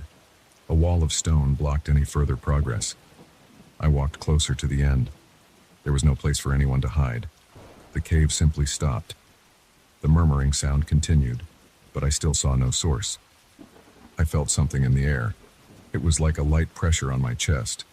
My breathing got shallow and I noticed a slight ringing in my ears. I aimed the flashlight at the symbols on the wall and stepped right up to them. The glow made it possible to see without the flashlight, but I kept it on anyway. I listened. The murmuring never stopped. It sounded closer now, as if just behind the wall. I leaned my ear against the stone. It was cold. The murmurs vibrated through the rock, a constant vibration. I pulled back. Then I heard that wet, squishing noise again, but this time it sounded like it was coming from somewhere behind me. I spun around quickly and aimed my flashlight into the darkness. Nothing. I saw only the uneven floor, the glowing symbols, and the water droplets falling from the ceiling. My heart pounded. My throat felt tight. I tried to stay calm. I told myself I was just hearing echoes. I took a deep breath. The air tasted stale. I could smell the damp stone and something else, something slightly sour. I took a step back toward the entrance. The wet noise came again, this time softer, but somehow closer. My palms were sweating. I tightened my grip on the flashlight. I didn't want to run and slip, but I wanted to get out of that cave. I moved slowly, careful with each step. The murmuring continued, unchanged, a steady drone that made no sense. As I approached the bend, I noticed something about the water on the floor. Tiny ripples moved across the surface even though I was standing still. The water vibrated slightly. I bent down and pointed the flashlight at the shallow layer. I could see small bubbles rising from beneath the stones, popping quietly. Something was agitating the water. I swallowed hard and took a few more steps. I tried not to breathe too loud. My heartbeat thumped in my head. I rounded the bend and aimed the flashlight toward the entrance of the cave. I could see the faint outline of the outside, a slightly lighter darkness. I felt relieved that it wasn't far. Then I heard something move behind me again. It was a soft scrape, like something dragging across stone. I froze. I listened. It stopped. The murmurs continued. My arms felt weak. My legs trembled. I took another step toward the exit and heard the dragging sound again. It sounded wet, heavy, like a thick rope being pulled through mud. I turned my head slowly and aimed the flashlight behind me. The walls and water reflected the beam. I saw nothing moving. The symbols glowed steadily. The cave was empty, but the sound had been there. My body tensed. The hair on my neck stood on end. I forced myself to move forward again, trying not to slip. The exit was maybe 10 steps away. I could see the faint glow of my flashlight hitting the outside stones. I took another step. Then I heard a dull splash just behind me. I spun around and pointed the flashlight at the spot where I had just been standing. For a split second, I caught a glimpse of a ripple in the water. It looked as if something had dipped into it and pulled back. I saw nothing above the surface, but the ripple spread out slowly. My breathing got faster. I felt a slight sting in my eyes from sweat trickling down my forehead. I didn't want to look away, but I had to get out. I backed up, keeping the flashlight pointed at that spot. Each step made a small splash, and with each splash, I expected to hear something lunging at me from the darkness. The murmuring stayed steady. I reached the mouth of the cave and stepped outside. The fresh air hit my face. I tasted relief. I climbed the muddy slope, slipping once more and scraping my knee on a rock. I cursed under my breath and kept moving. When I reached the top, I turned around and pointed the flashlight down at the cave entrance. From up there, I could see nothing but darkness. The murmuring was very faint now, almost impossible to hear over the wind. I stood there, breathing hard, my chest rising and falling quickly. My hands shook so much that the flashlight beam trembled across the ground. I waited, watching the entrance, expecting something to crawl out. Nothing happened. No shape emerged. No voice spoke. The night air was quiet except for the distant sound of leaves rustling. My clothes felt damp and heavy. I walked away from the bridge, my boots squishing on the wet ground. After a few steps, I turned the flashlight off to see if I could notice any glow coming from under the bridge. The bridge stood quiet and dark. No lights, no signs, just old stones. I turned the flashlight back on and moved further away. My muscles felt sore from the tension. I wanted to sit down, but I didn't want to stay near the place. I kept looking over my shoulder as I walked along the path toward the village. The wind felt cold on my sweaty neck. I tried to calm down, to focus on putting one foot in front of the other. Every time I blinked, I imagined those glowing symbols and that strange murmuring inside my head. It felt like I had left something unfinished, like I had stumbled onto something I should never have seen. But there was nothing else I could do. The cave was empty of any visible creatures, yet I could not explain the noises or the symbols. The sound of that wet movement was stuck in my mind. It had no source that I could see. The water ripples, the strange glow, the muffled whispers, none of it made sense. I had no reason to stay. I walked until I reached a fence post near an old tree, about 100 yards away from the bridge. I leaned on it and caught my breath. The air smelled like wet grass and bark. My knee throbbed where I scraped it. I felt the sting of the cut, and when I rolled up my pant leg to check, I could see a small scratch with a bead of blood. I wiped it clean with my hand, rubbed it dry on my pants, and kept going. The village lights were still far off. Most people were asleep at that hour. I knew I wouldn't be able to sleep easily after this. My stomach felt sour. I imagined those strange symbols and wondered if they were still glowing. They probably were. The memory of that cave and the murmurs would stick with me. As I walked, I stayed alert. I listened carefully for any hint of that strange sound following me. I heard only normal nighttime noises: wind, distant insects, the slight rustle of leaves. My boots made soft thuds on the damp ground. I cleared my throat, tried to get rid of the stale taste in my mouth. I was tired, but too wound up to relax. By the time I reached the outskirts of the village, I realized I had been holding the flashlight so tight my knuckles felt stiff. I loosened my grip, turned it off, and just stood there in the dark for a moment. The sky was still covered in clouds. I could feel the moisture in the air. Behind me, the direction of the bridge was just a patch of darkness. I saw no movement. I took a deep breath and forced myself to move forward. I would go home, lock my door, and sit in a chair until my heartbeat slowed down. I wanted to clean my boots and wash my hands. I still felt the cold, slimy sensation from touching those symbols. The memory made my skin crawl. I didn't know what was in that cave or what made those noises.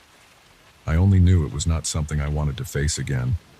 I had seen no actual creatures, but I knew something was there. The presence was too strong to ignore. I would never look at that old stone bridge the same way again. The cave under it was no ordinary place. I would remember that night whenever I passed by.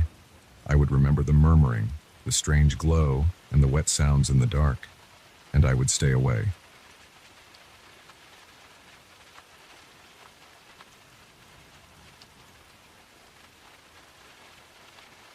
I pulled my car into the parking lot of the motel a little after 10 at night.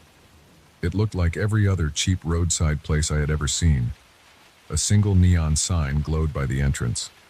The lot was about half full. I saw maybe 4 or 5 cars. The office door was propped open with a wooden wedge, and there was a bright light inside, so I headed in. The guy at the desk was an older man in a brown t-shirt. He didn't smile, just asked for my ID and credit card. I gave it to him. He typed my info, handed me a key, and pointed down the hall. Room 16. The hallway smelled like stale carpet and cleaning fluid. The door to my room stuck a little, so I had to shove it hard with my shoulder. Inside, there was a small TV on a dresser, a queen bed with a thin comforter, a small bathroom to the left, and a single lamp on the bedside table.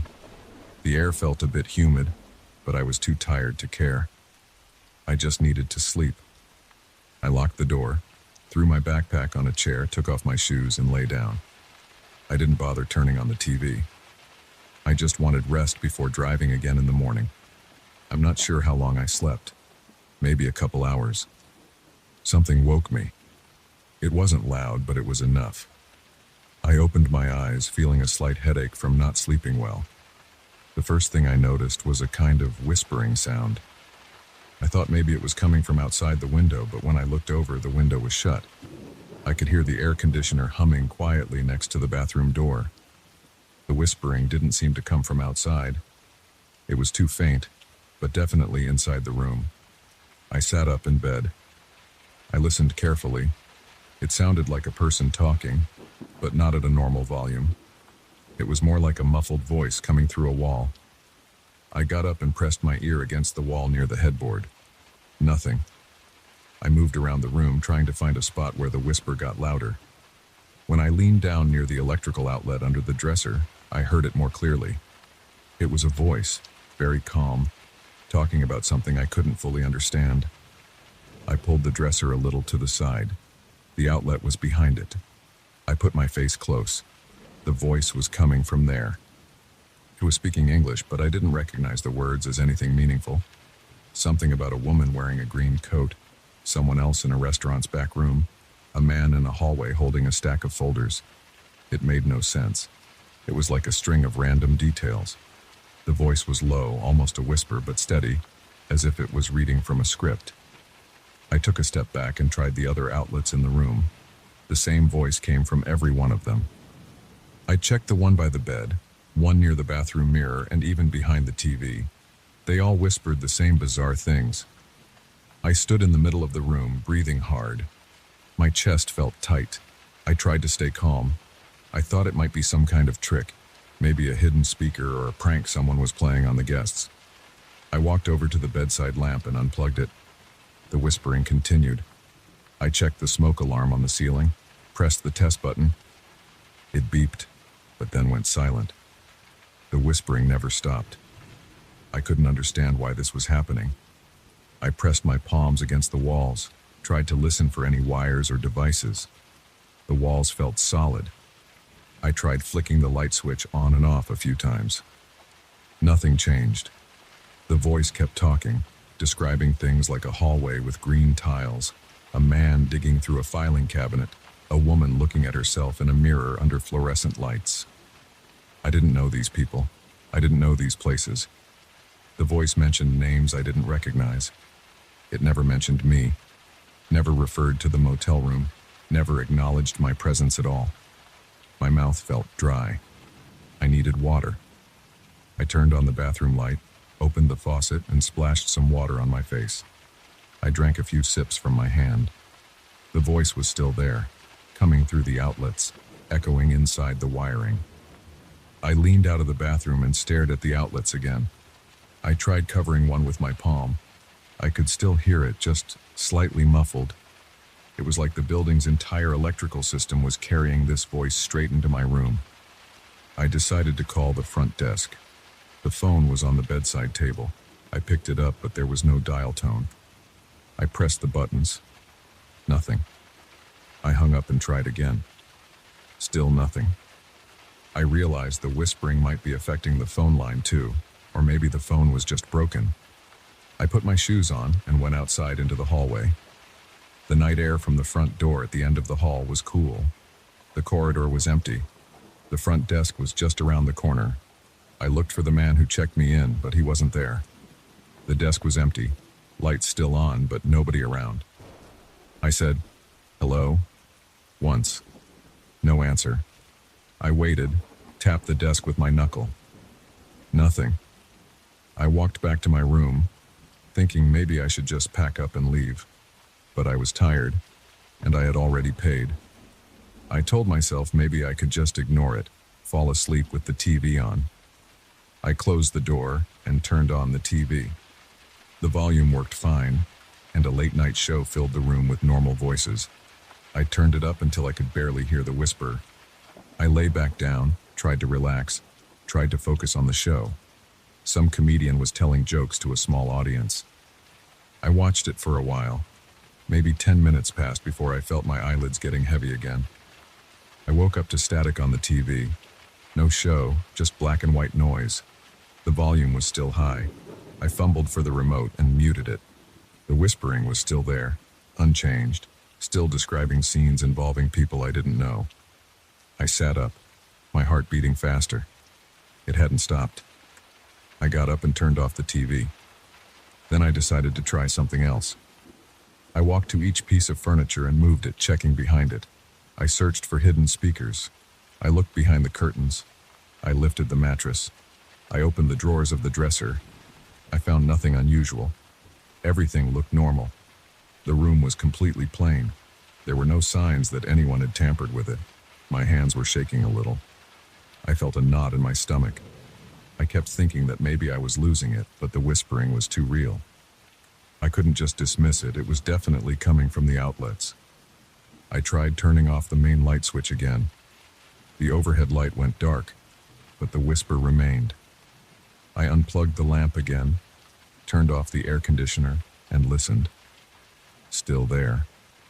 I considered leaving the room and sleeping in my car. It would be uncomfortable, but at least I wouldn't hear that voice. I grabbed my bag and stepped out into the hall. The hallway was dead quiet. I walked to the door leading outside. I stood there looking at my car. The idea of leaving felt like giving up. It made no sense that I was hearing these voices.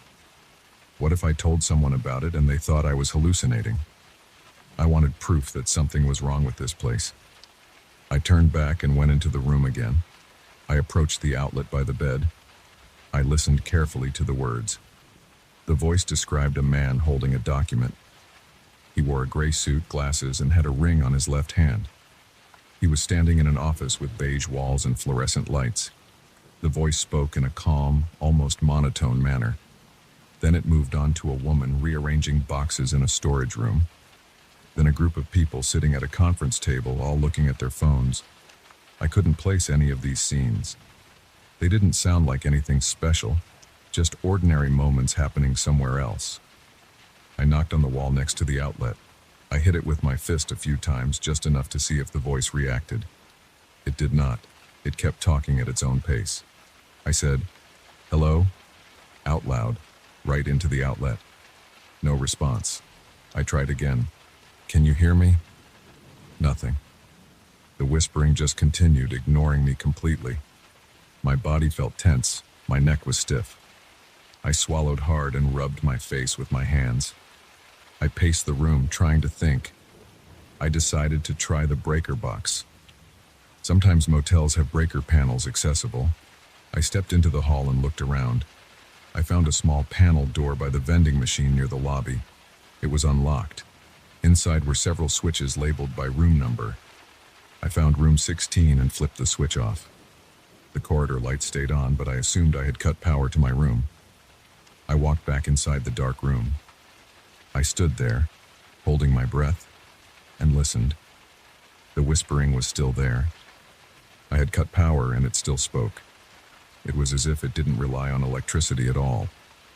I backed out into the hallway and closed the door.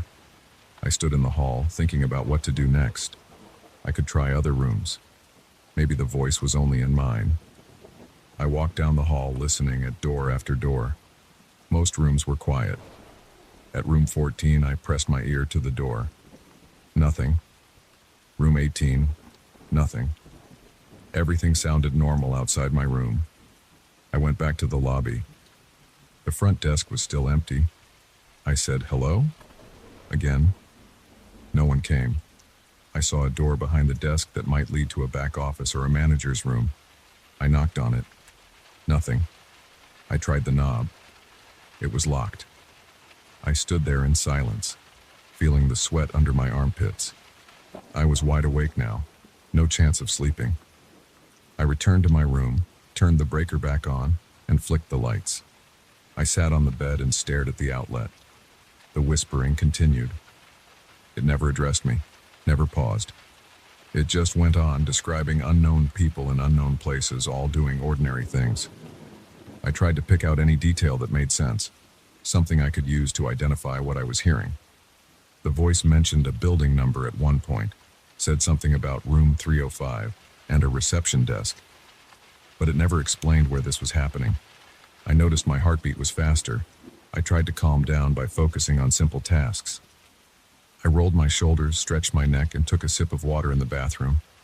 I turned the faucet on and let it run, just to have another sound in the room. Over the running water, I could still hear the whisper. I splashed water on my face again, patted it dry with a thin towel. Then I decided I couldn't stay. It wasn't about the money. I needed to get away from that voice. It felt like something was in the walls, something that was collecting secrets and broadcasting them to anyone who stayed here. The voice never threatened me directly, but hearing these private details of strangers felt invasive, like I was part of something I should not be hearing. It gave me chills. It made my skin crawl. I packed my bag, threw everything inside haphazardly, and stepped out. I closed the door firmly and walked straight to my car. The parking lot was quiet and empty. I looked at the sign on the motel wall. The neon light buzzed faintly. I got in my car and turned the engine on. I looked back once through the windshield at the rows of doors. I wondered if anyone else was hearing it too. But no one came out. No one complained. I backed out of the space and drove onto the main road. I looked at the time. 3:27 a.m. I'd had only a few hours of rest, but I needed to put distance between me and that place. I kept driving until I found a gas station. I pulled in, got out, and the cool air felt clean.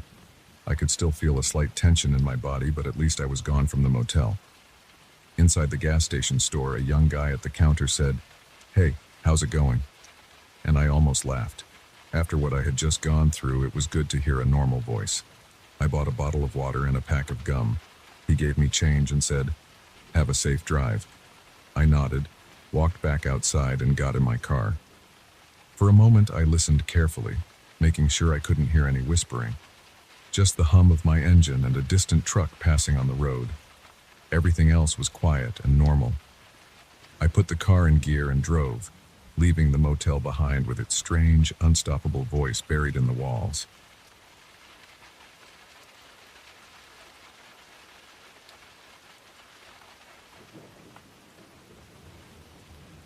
I arrived at that old Victorian mansion late in the afternoon.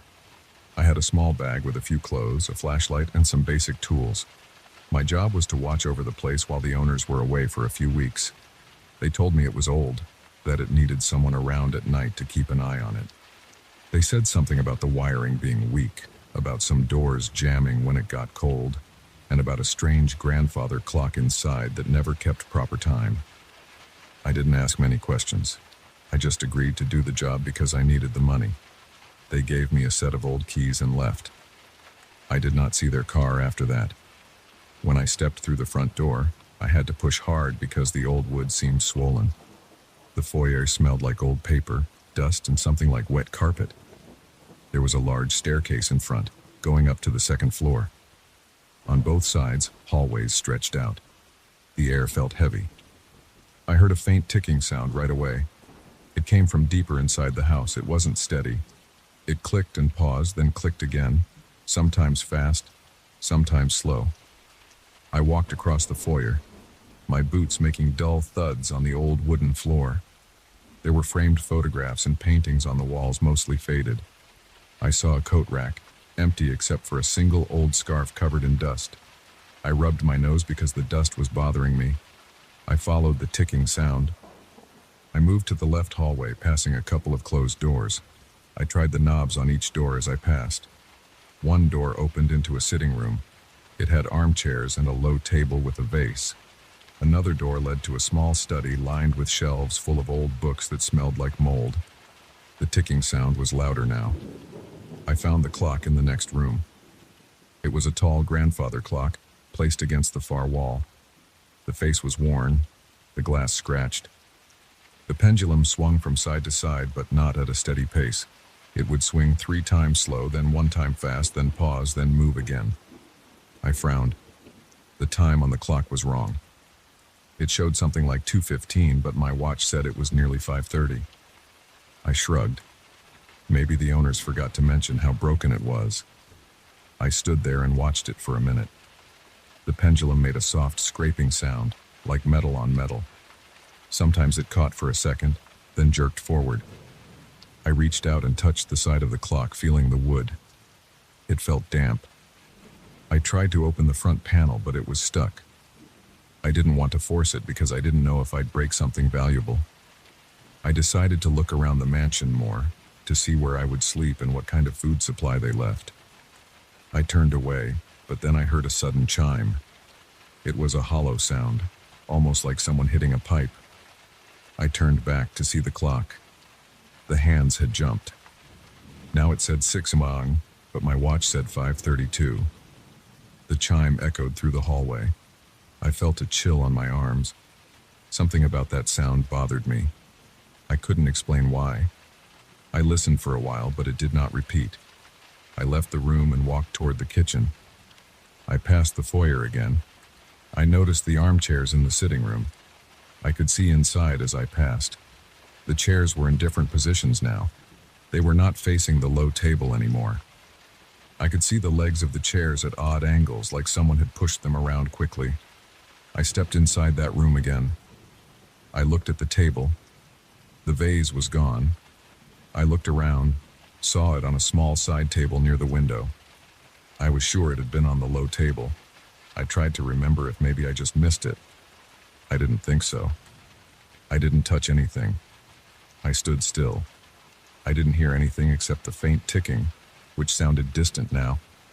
I continued to the kitchen. The kitchen had old cabinets, a rusted sink, and a small refrigerator that hummed. There was some bread on the counter, half stale, and some cans of soup in a cupboard. I opened the fridge. There was a bottle of water and some butter. I took the water and drank some. The aftertaste was metallic. I put it back. I checked the back door. It led outside to a small yard covered in tall grass.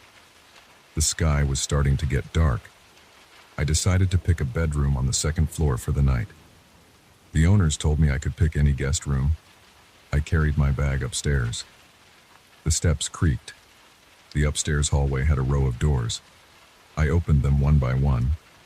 The first was a bathroom. The second, a locked door that wouldn't budge. The third was a musty bedroom with a large bed and a dresser. There was a window facing the yard. I set my bag on the bed. It smelled dusty, but at least the mattress felt firm. I checked the dresser drawers. They were empty. The air felt colder upstairs. I rubbed my hands together. I spent some time checking the windows and making sure the doors locked. When I went downstairs again, I noticed something strange. The hallway where I found the clock now looked different. The walls were the same, but the door placement seemed off. I remembered the clock was at the end of that hallway, but now when I looked down it, I couldn't see the clock. I walked carefully, checking each door. I found a dining room that I didn't remember passing before. Inside it, the chairs and table were arranged in a circle, all facing inward. The table had nothing on it. I tried another door. It led back to the foyer. I went around again and tried to reach that clock room. Somehow I kept ending up in the wrong rooms. I was sure I was following the same route as before, but each time I passed through a door, the room seemed to shift. I started to panic a bit. I stood in the foyer, looking at the front door. It was locked from inside. I knew how to unlock it, but I had agreed to stay. I wasn't sure if leaving was wise or not. The place was strange, but maybe I was just tired. I decided to sit on the stairs and think. While sitting there, I heard another chime. It was louder this time. I stood up and tried to locate the sound. It came from somewhere upstairs now, or so it seemed. I climbed the stairs, listening. As I reached the top, another chime sounded. It echoed in my ears. I passed the bathroom door. Ahead, I saw a faint glow coming from a room at the end of the hall. I walked slowly. My heart was beating faster. I entered the room. It was the same bedroom I chose earlier, but the bed was missing. The dresser was not there either. Instead, I saw the grandfather clock against the far wall, its pendulum swinging. The hands pointed to a time that made no sense. It read 3:45, but it was already night outside. I stepped closer. The pendulum moved oddly, sometimes pausing mid-swing. Each time it paused, I felt a slight pressure in my chest. Then it would jerk forward and the pressure would ease. I tried to move around the room, but there was less space now. The walls seemed closer together. The window was there, but it looked smaller, and the glass seemed thicker. I heard the tick and tock sounds, but they were irregular. Sometimes it would go tick, tick, tock, then pause, then tock again. I decided to leave the room, but the door was not in the same place. I felt along the wall for the doorknob. My fingertips touched wood panels that felt damp and rough. Finally, I found the door and pushed it open. I stepped out into a hallway that looked different. The wallpaper had strange patterns, and I could see my own shadow stretching at odd angles under the moonlight that came in through some high window. I tried to follow the hallway. It led me back downstairs, but the steps were narrower, and I had to hold the railing to keep my balance. Downstairs, I heard a scraping sound. I walked toward it. I entered a room with a large sofa and a low cabinet. I saw shapes shifting in the corners, but when I looked directly at them, I only saw furniture. The shapes seemed to appear in the corner of my vision. I tried to ignore them. I approached the sofa and touched it. The fabric felt rough. I turned to leave, but I heard the scraping again, like wood against wood. I looked over my shoulder. The sofa was slightly rotated now, as if it had moved silently. My breathing was shallow. I felt sweat on my back. I looked around the room and tried to find the doorway I came through. Instead, I saw a different door, half open, leading to a narrow hall. I went through it. Inside, I found a small storage room with shelves. The shelves were bare except for a small lantern. I picked it up. I shook it. It had a bit of oil inside. I lit it with my lighter. The flame flickered but stayed lit. Now I had some extra light. I returned to the previous room. The sofa was gone. In its place, I saw a chair and a small table. On the table, there was a pocket watch. I picked it up and checked it. The watch was not ticking. Its hands were stuck. I put it down and left it there. I realized I needed to find a stable point in the house, maybe the foyer or the kitchen, something that did not change. I tried to make my way back. Each door led to a slightly different arrangement of rooms. Sometimes I recognized a painting or a lamp. Other times I saw unfamiliar furniture. The dust was always present. My throat felt dry. I listened for the clock. I heard faint ticking somewhere ahead. I followed the sound. I found myself in a corridor with a window at the end. The moonlight shone through. I tried opening the window. It stuck. I pushed harder. It opened a crack. I felt cold night air on my face. I looked outside. I saw the tall grass, some old trees, and a fence in the distance. Everything looked normal outside. The moonlight was bright. I took a deep breath. My heart slowed a bit. I closed the window and turned around. The corridor was empty, but now I noticed the smell of something burning. I followed the scent to a room on my right. Inside, there was a fireplace with old ashes. No fire now, just cold ashes. I touched them. They felt dry and cold. I thought maybe the smell came from old wood somewhere else. I left the room. I wandered for a while, trying doors, checking rooms. Each time I thought I knew where I was, I found a new arrangement. Sometimes the grandfather clock appeared in unexpected places. Once it stood in a corner of a hallway, ticking slowly. Another time I found it in a closet, silent and still. I tried to ignore it, but every so often it chimed. The chime always made me flinch. When it chimed, I saw the furniture shift in the corner of my eye. After each chime, I had to orient myself again. At one point, I reached the foyer again. The coat rack was still there, but now there were 2 scarves instead of 1. The door outside was still locked. I could see the old keyhole. My keys were upstairs in the bedroom I chose. I decided to get them. I climbed the stairs carefully. The steps creaked louder now. The upstairs hallway seemed shorter. I found the bedroom door. Inside, I saw my bag on the floor. The bed was back. The dresser was there too, but the clock was gone. I opened my bag and took out the keys. I held them in my hand. I felt a bit better. I decided to try the front door. I went downstairs, stepping slowly, listening for the clock. I didn't hear it. Downstairs, I approached the front door. I tried the keys. They didn't fit right. I tried each key carefully. None turned the lock. The door was stuck. I pulled, pushed. Nothing happened. I tried the windows in the foyer. They were sealed tight. I tapped the glass. It felt thick and solid. I couldn't break it easily without proper tools. I only had a small set of tools, nothing heavy enough to break old glass. I checked my watch. It read close to midnight. I felt tired. My stomach was empty. I remembered the soup cans in the kitchen. I decided to eat something. I found my way back to the kitchen, though the path felt different again. The kitchen cabinets were still there. I found the bread, now harder, and the cans of soup. I opened a can with my pocket knife and ate cold soup. It tasted bland, but it calmed my stomach. I drank some water again. Still metallic, but I swallowed it. I looked around the kitchen. I saw a small door that I hadn't noticed before. I opened it. A pantry, empty shelves, and a broom. Nothing else.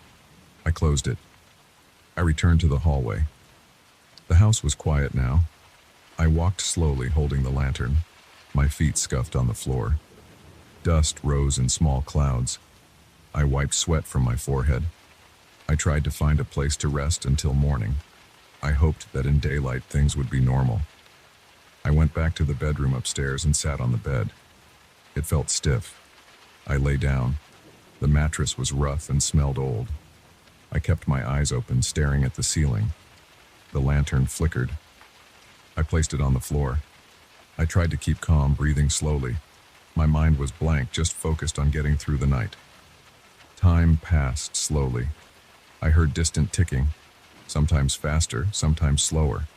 I heard occasional scraping sounds. The floorboards creaked as if someone was walking outside the door, but when I opened the door, I saw an empty hallway. Each time I checked, the hallway looked slightly different. The wallpaper patterns shifted. Sometimes the pattern was simple stripes, other times small floral patterns. The smell changed too, sometimes dusty, sometimes musty, sometimes just stale air. I stayed in that bedroom for a long time, holding the lantern, listening for the chimes. Eventually, I heard another one. It was louder now, echoing through the halls. I stood up quickly. The door was open. I saw the grandfather clock again, right outside the bedroom, ticking slowly. I hadn't seen it appear there. It just was there now. I approached it carefully. I reached out and grabbed the sides. It felt solid. I tried to tilt it, but it was heavy. I tried to open the front panel again, and this time it opened with a squeak. Inside, I saw the pendulum swinging irregularly. The weights and chains looked rusted and tangled. I reached in and tried to stop the pendulum. I pressed my hand against it. It felt cold. It slowed, stopped for a second, then pulled out of my grip and continued swinging. My hand slipped and I hit my knuckles on the inside of the case. I felt pain and cursed softly. The clock chimed again. The hallway shifted. I looked over my shoulder. The bedroom door behind me was gone. I only saw a blank wall. I turned back to the clock. The hands pointed at a random time, something like 9:20. I backed away, keeping my eyes on it. I decided to keep moving, to not stay still. I walked down the hallway. The floor felt uneven. I had to step carefully. I tried doors at random, opening and closing them. Some led to empty rooms, some to rooms with furniture piled up. I saw chairs stacked on top of each other, cabinets turned sideways, rugs hanging from the ceiling. Every time the clock chimed, I saw things move at the edges of my vision. My breathing was fast. My palms were sweaty. I kept thinking that if I waited long enough, maybe morning would come and I could get out.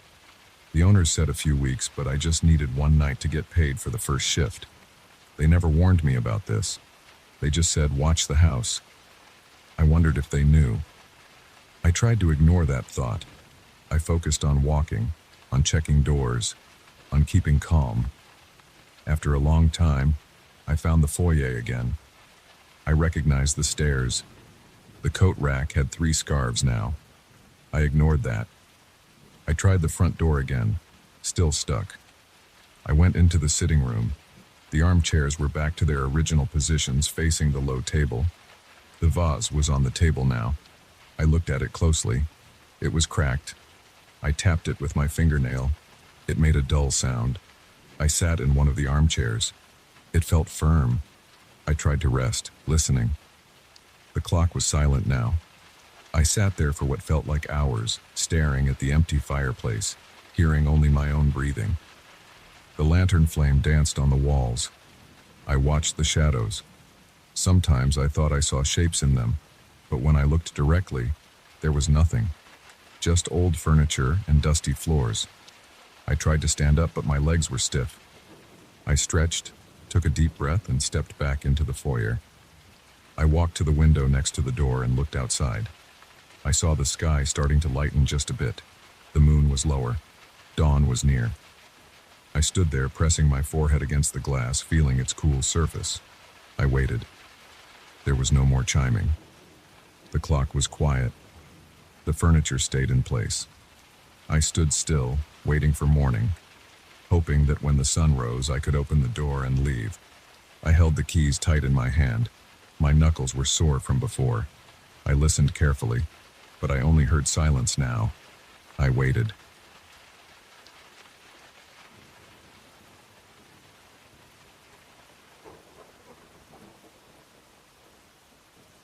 I set up my tent in the swamp late in the afternoon. The ground felt wet under my boots and my ankles sank whenever I stepped on a soft spot. Thick mist drifted through the trees, clinging to every branch and root. Water pooled around uneven patches of earth. The smell of decaying leaves and old water hung everywhere. I came here to escape people, traffic, and light. I wanted silence.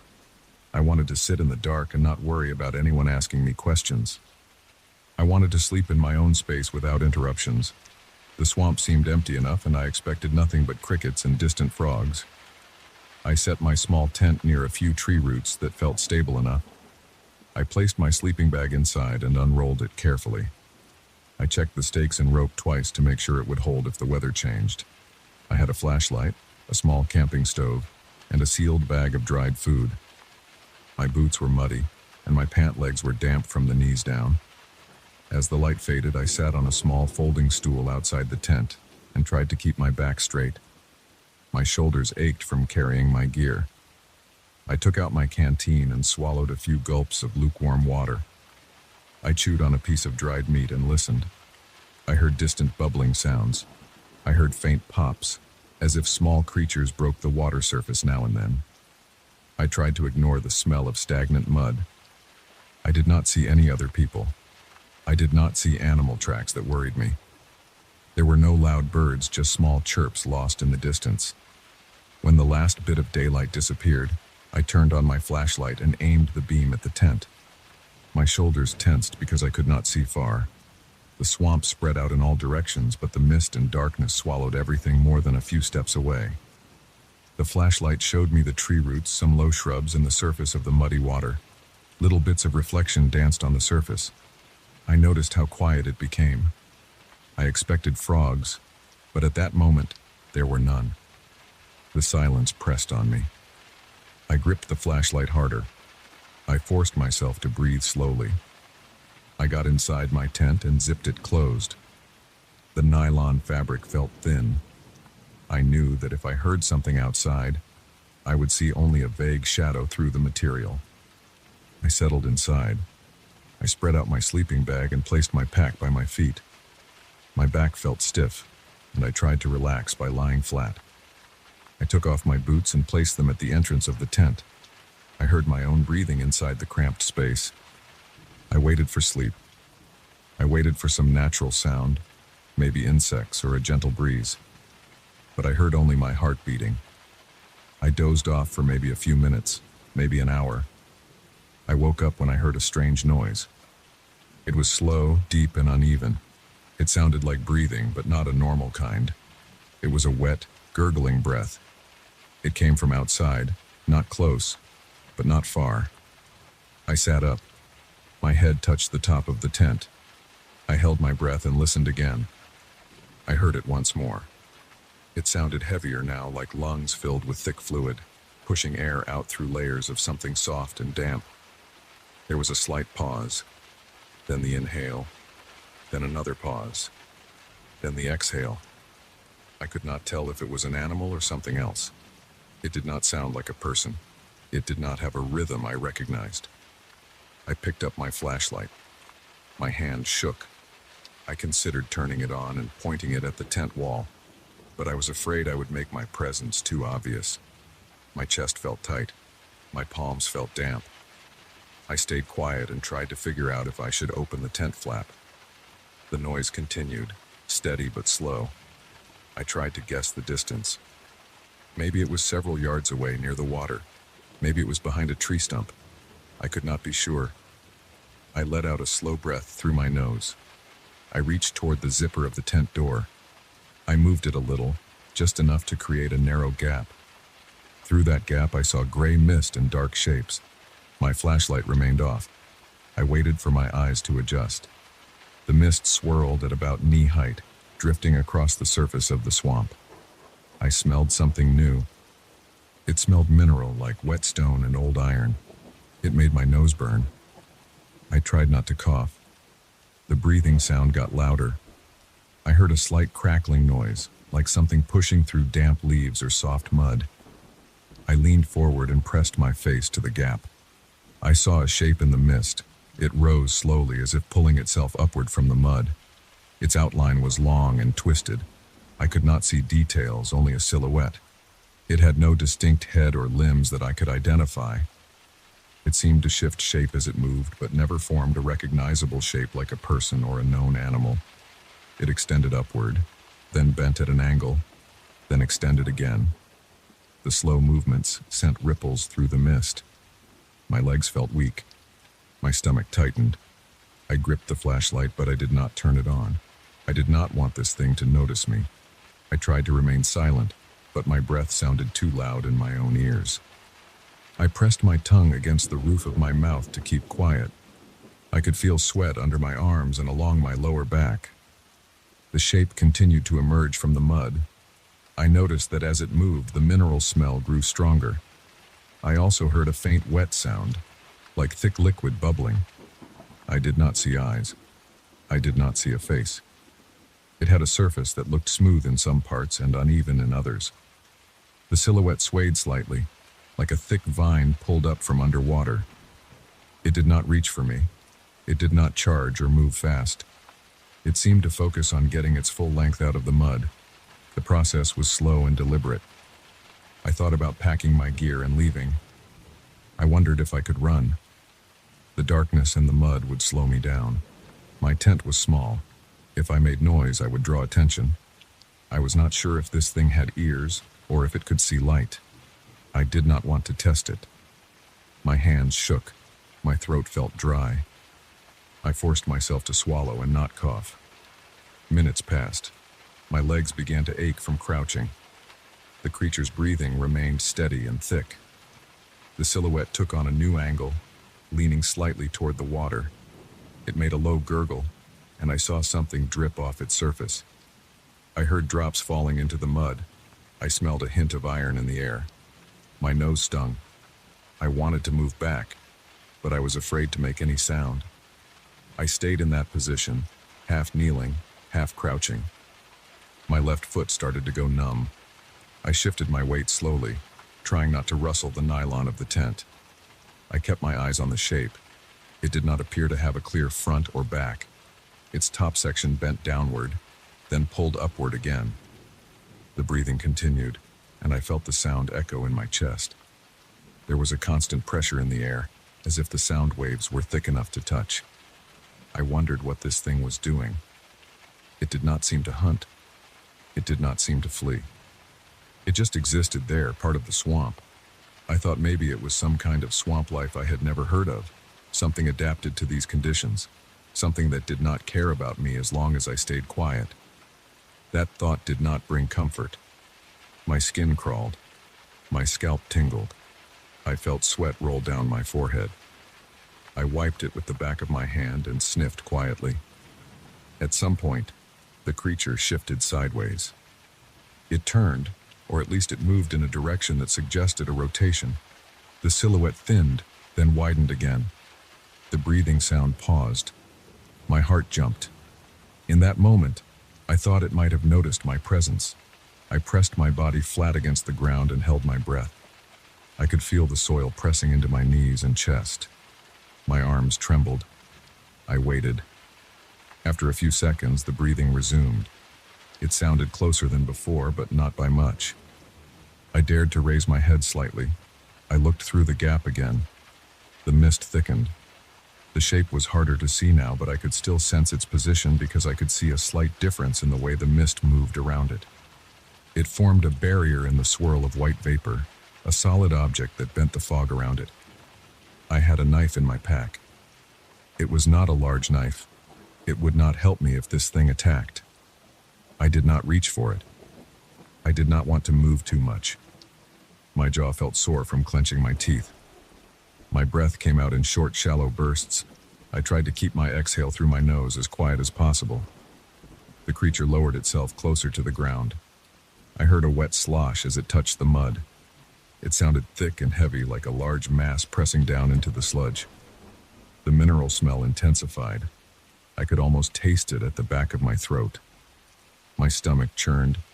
I swallowed and tried not to gag. The air felt heavy and humid.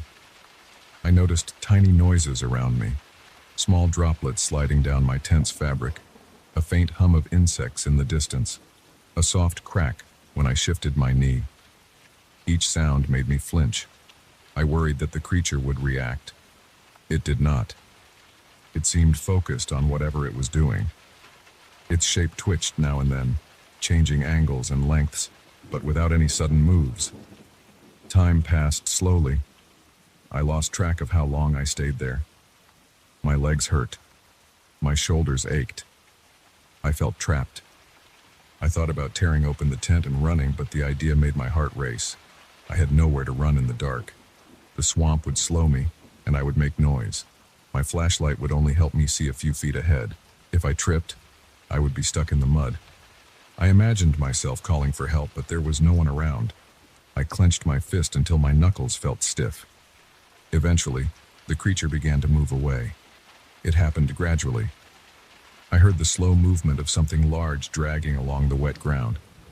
The breathing continued, but it grew softer. I saw the silhouette pull back into the mist. It moved in a steady line, leaving my field of view. I waited, straining my ears, expecting some trick. But the sounds grew distant. I did not move for a long time. I waited until I was sure I heard nothing but my own breathing and the faint rustle of leaves. My body felt cramped. My pants were damp from pressing against the floor of the tent. I smelled my own sweat. My mouth tasted stale. I finally dared to open the tent flap a bit wider and shine my flashlight outside. The beam caught nothing unusual, just mud, water, tree roots, and dense mist. There were no footprints that I could see, only soft mud that looked the same everywhere. My heart still pounded. I pulled my boots inside and put them on. My hands shook so much that I had trouble tying the laces. I considered staying the rest of the night and leaving at dawn. Then I considered packing up immediately and trying to find my way out in the dark. The idea of staying there with that thing around frightened me. But leaving in complete darkness, wading through water and mud while the creature might still be nearby, also terrified me. I realized I had no good choices. I decided to wait until there was at least a hint of morning light. I sat inside my tent with the flap open just enough to see outside. I kept the flashlight off to avoid drawing attention. I tried not to think about what I had seen. Instead, I listened carefully for any sign of movement. The minutes dragged on. My muscles twitched. Now and then I picked up the faint odor of that mineral smell on the breeze, but never strong. I guessed it was drifting through the swamp. I felt a dull headache at the back of my skull. After what seemed like hours, a faint gray light appeared in the sky. The mist grew paler.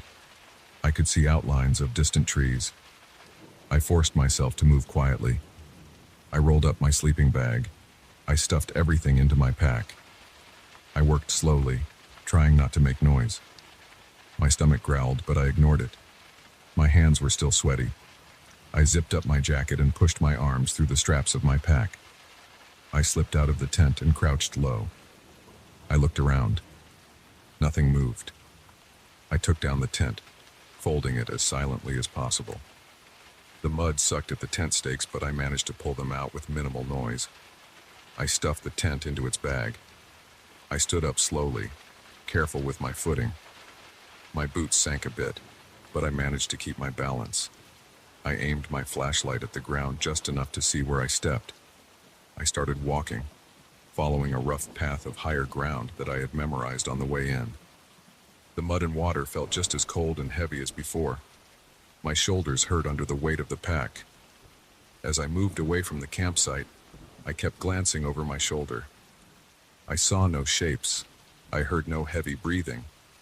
I did not smell that mineral odor. The only sounds were my boots pressing into the mud, water dripping from leaves, and the distant hum of insects. My throat felt dry, and I swallowed hard.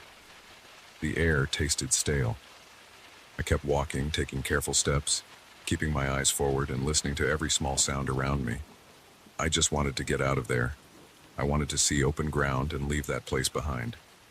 It took me a long time, but eventually I reached more solid ground. I recognized a few landmarks: a fallen tree with moss, a patch of taller reeds on my left, a cluster of stones where the swamp began to slope upward. My legs felt numb, and my neck was stiff from looking around so much. I never saw that creature again. I never heard its breathing or smelled that mineral odor once I left the heart of the swamp. The fear stayed with me, though. Even hours later, when I finally left the swamp's edge and stepped onto a dirt road, my hands were still shaking and my chest felt tight. I did not look back. I just kept moving, away from that spot. away from whatever lived in that place.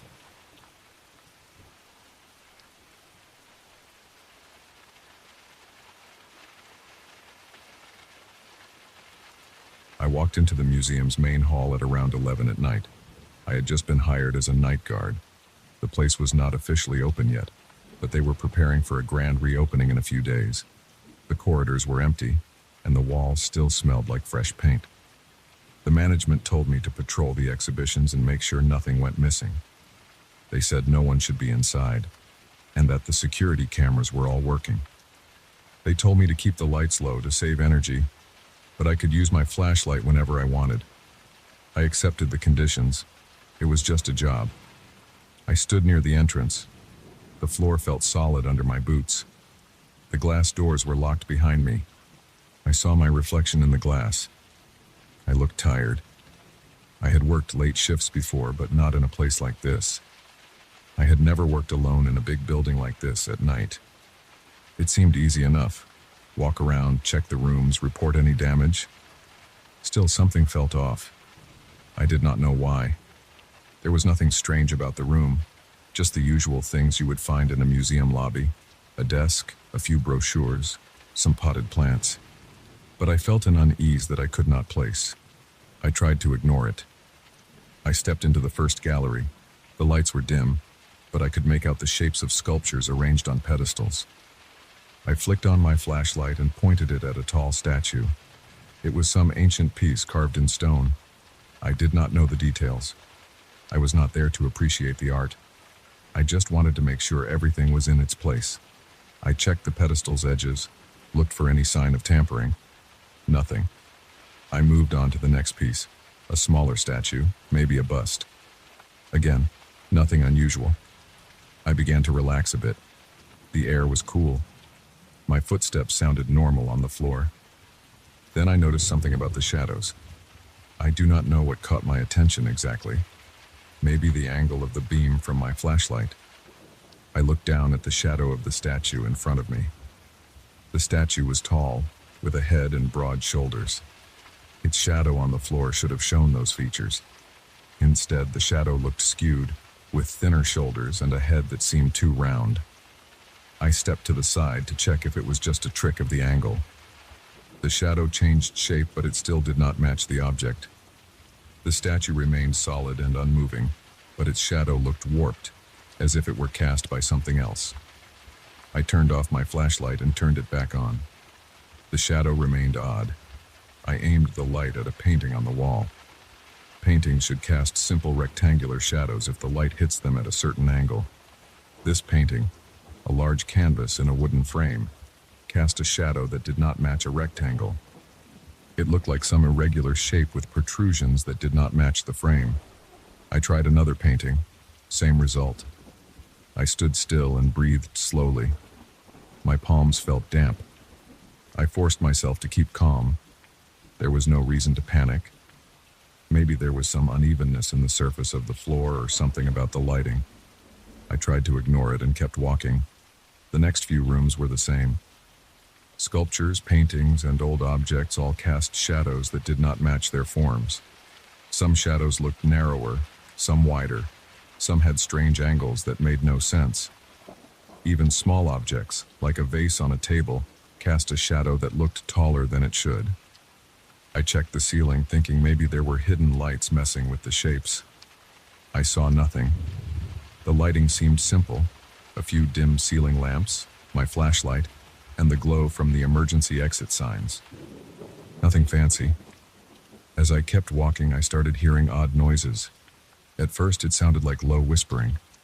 I aimed my flashlight around, thinking maybe another guard was here. But I found no one.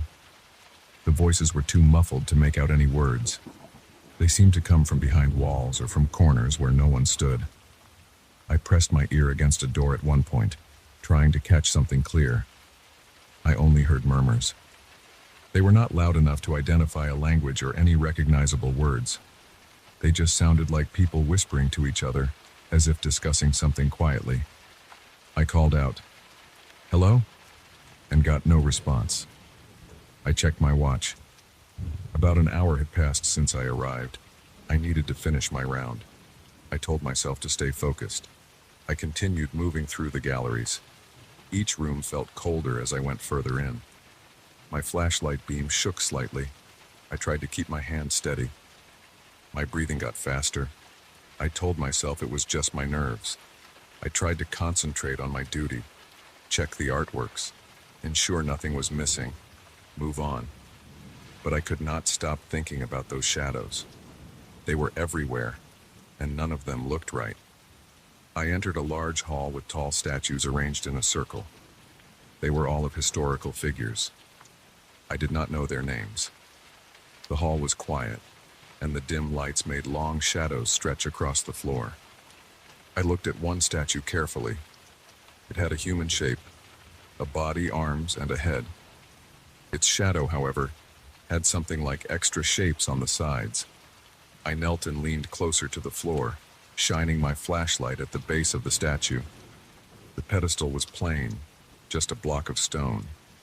But the shadow on the floor showed something that looked like arms bending in a direction the statue's arms did not go. I felt a chill and stood up quickly. I looked around to see if anyone else was in the room. Nothing.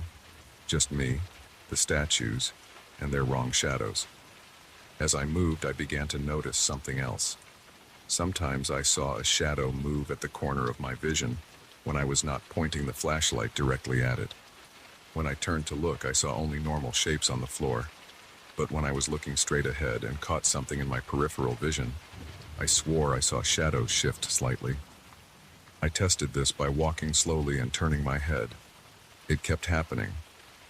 The shadows looked stable when I focused on them, but seemed to shift when I looked away. I tried to calm myself by thinking about my next step. Maybe I should check the security room. There should be monitors there. If someone was in the building, I could spot them. I followed the signs to the security office. It was a small room near the back, with a desk, a few chairs, and a wall of monitors. The feed was grainy, but I could see the galleries. I watched for a few minutes. Nothing moved on the monitors. No one walked around. The cameras showed only the displays, still and quiet.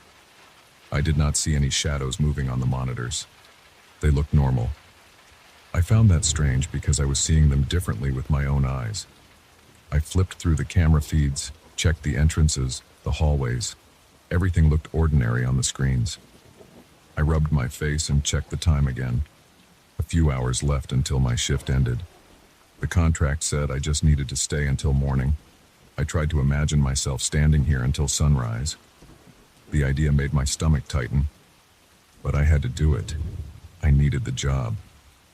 I decided to keep patrolling. Maybe if I walked faster, I would feel better. I grabbed my flashlight more firmly and returned to the corridors. As I walked, I heard those voices again. This time I tried to follow the sound. I moved slowly, listening. The whispers seemed to come from behind a large locked door labeled storage. I pressed my ear to the door. I could make out a few words, but they did not sound familiar. The voices said names I did not recognize. They repeated them in a low tone. I tried the door handle. It was locked. I considered calling my supervisor, but it was late, and I did not want to admit that I was hearing things. I left the door and moved on. In another gallery, I found a long glass case displaying old tools and pottery. I shined my flashlight along the case. The objects inside were arranged neatly. Their labels were handwritten. As I examined the shadows of these tools, I noticed that some shadows were not attached to the objects at all. When I say not attached, I mean that I saw a tool sitting in the case, and a shadow on the floor near it, but not directly beneath it or behind it. The shadow was a few inches off, as if belonging to something next to it. I tapped on the glass and watched carefully. The object did not move, but the shadow remained where it was, not lining up correctly. I moved on, keeping my footsteps steady, trying not to think too hard about what this meant. As I went deeper into the building, I noticed that some hallways seemed darker than before. The lights on the ceiling looked dimmer. My flashlight's beam felt weaker, or maybe I was just getting more nervous and sweating too much. I could feel my shirt sticking to my back. My throat was dry. I kept swallowing. The silence between the whispers felt heavy. I wondered if I should call someone. The contract said I was alone, and there was an emergency number I could call if something went wrong. But what would I say? That the shadows did not match, and I heard voices whispering strange names? That would not sound reasonable. They might think I was losing it. I decided to handle it myself. I walked into another large gallery full of paintings. These paintings all had spotlights shining on them, so I turned off my flashlight. I stood in the center and looked around. Every painting had a shadow on the wall behind it, but the shapes looked wrong. Instead of showing the rectangular frame, the shadows had uneven edges. Some looked like outlines of shapes I could not identify, as if objects not in the room were being projected. I walked closer to one painting and ran my finger along its frame. The wood was smooth and solid. There were no gaps. I looked at the shadow behind it. The shadow had several bumps that the frame did not have. I leaned in, trying to see if there was some trick of the light.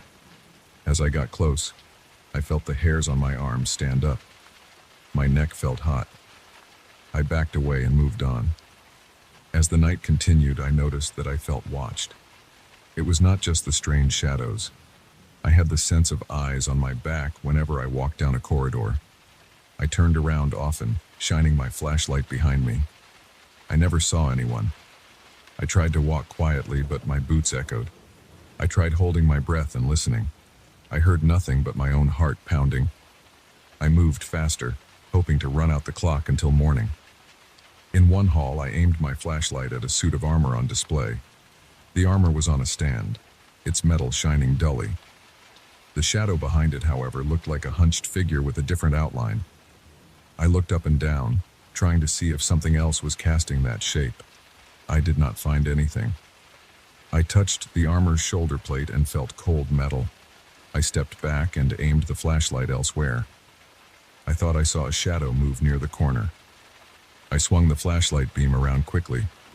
There was nothing there, just a blank wall. I began to sweat more. I wiped my forehead with my sleeve. My breath came in short bursts. My stomach felt tight. I told myself to calm down. I just needed to finish this night. I tried to ignore the shadows. I avoided looking closely at them. Instead, I focused on my route. I passed by rows of sculptures and tried not to stare at their shadows. I heard a few whispers now and then, always too soft to understand. They said names that sounded foreign. I tried to tune it out. At one point, I returned to the main hall near the entrance. I looked at the clock on the wall. I still had about an hour to go. I thought about standing still and waiting, but the place felt wrong when I stood still. I felt pressure on my shoulders, as if the air was heavier. So I kept moving. I walked the perimeter again, checking doors, shining my flashlight down corridors. Every so often I turned suddenly, hoping to catch something off guard. I never caught anything. The shadows remained still whenever I looked at them directly. I counted the minutes as I patrolled. I did not speak out loud. I did not want to hear my own voice echo. The museum was too quiet. I tried tapping my flashlight against my palm a few times to hear a familiar sound. It gave me no comfort. I listened for footsteps other than my own. I heard none. I listened for breathing. Nothing. Just the soft hum of electrical systems and my own heartbeat. Near the end of my shift, I stood in a side gallery and waited. I leaned against the wall.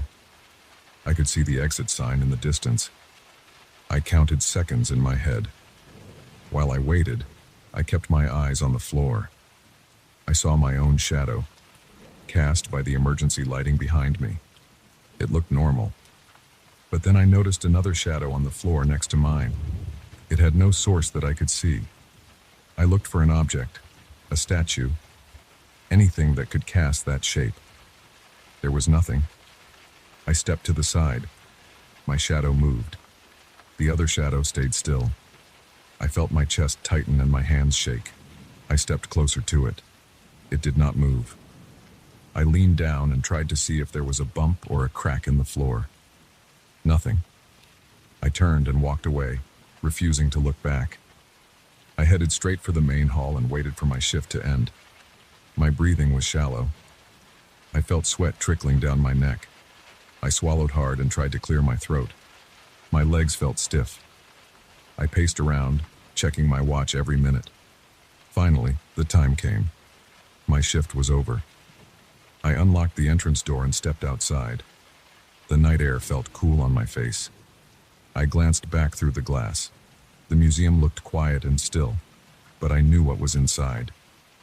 I left without lingering. I did not look at my reflection this time. I just walked away, relieved to be out of there, uncertain if I would ever come back.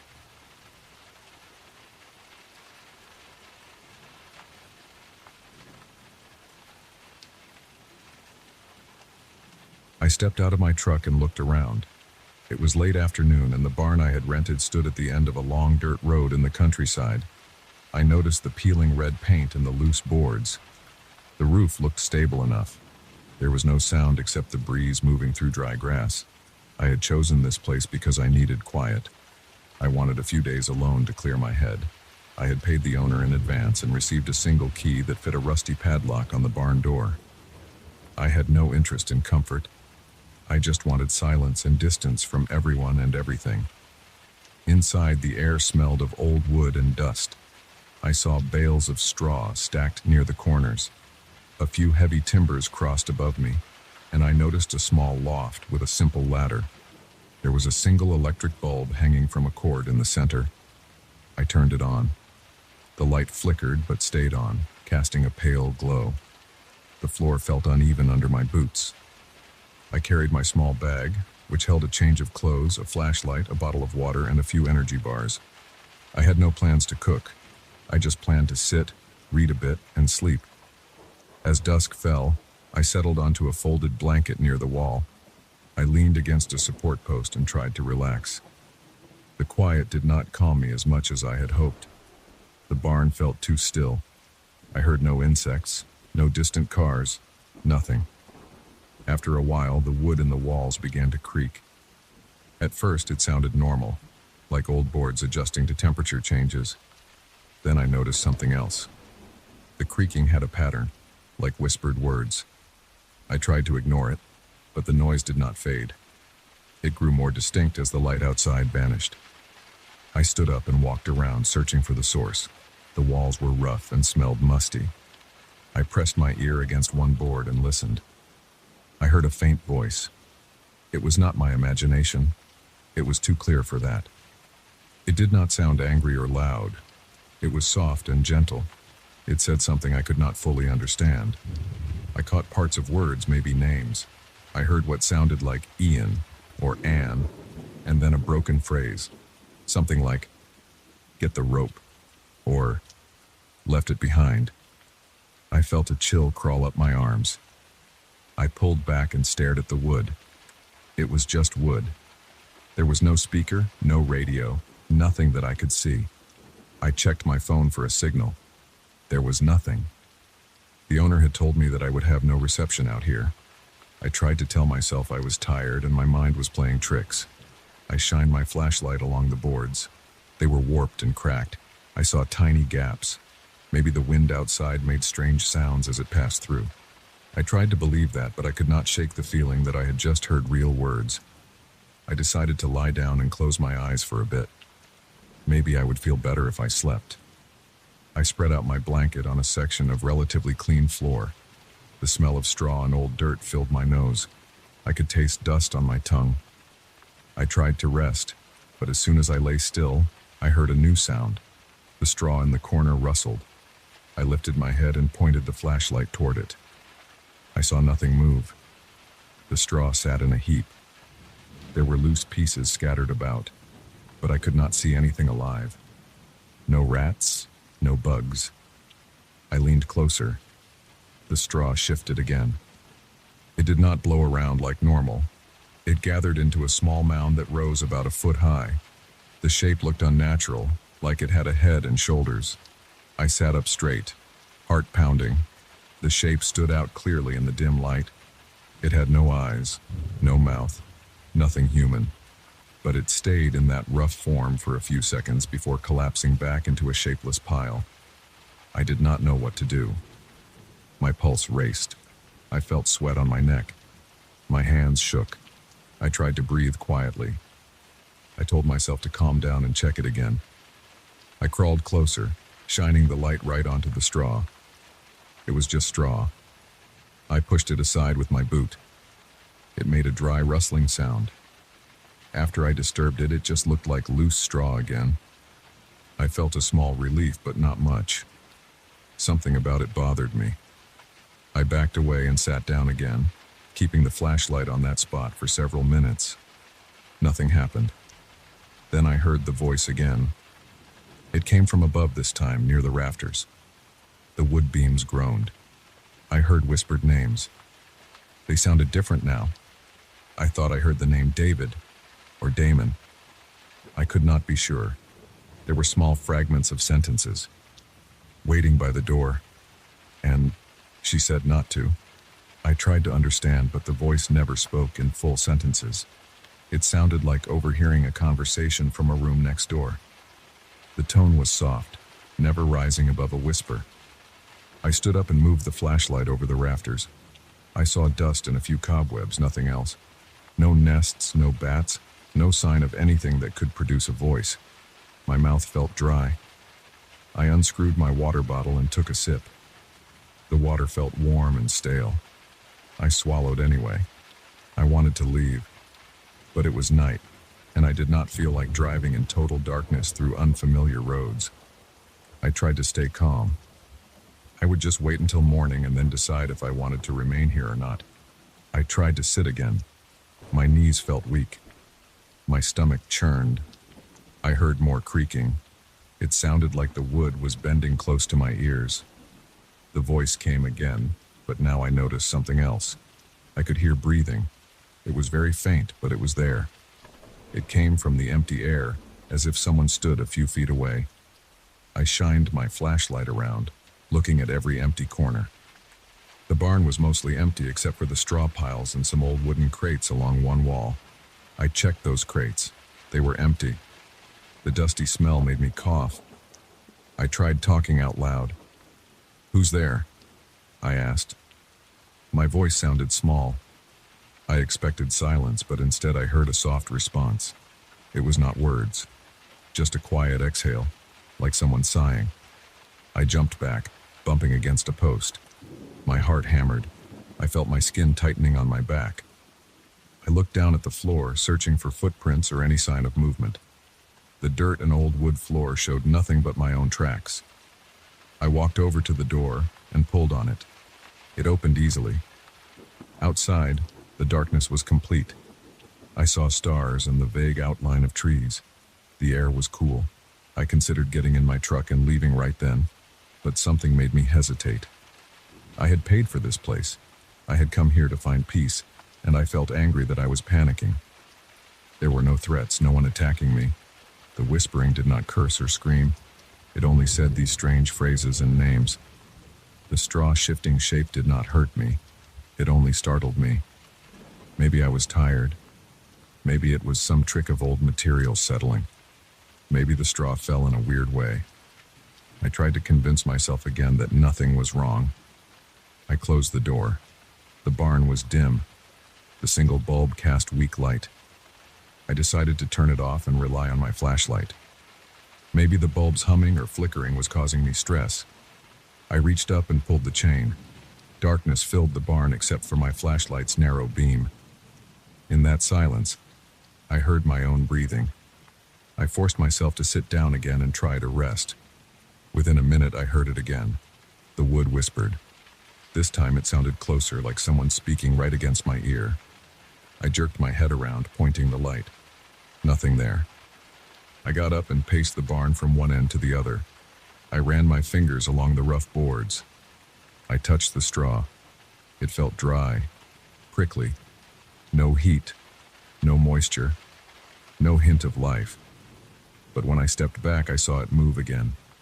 A small pile in the corner formed a shape with a hollow center, like a figure crouching. It held its form for a few seconds, then fell apart.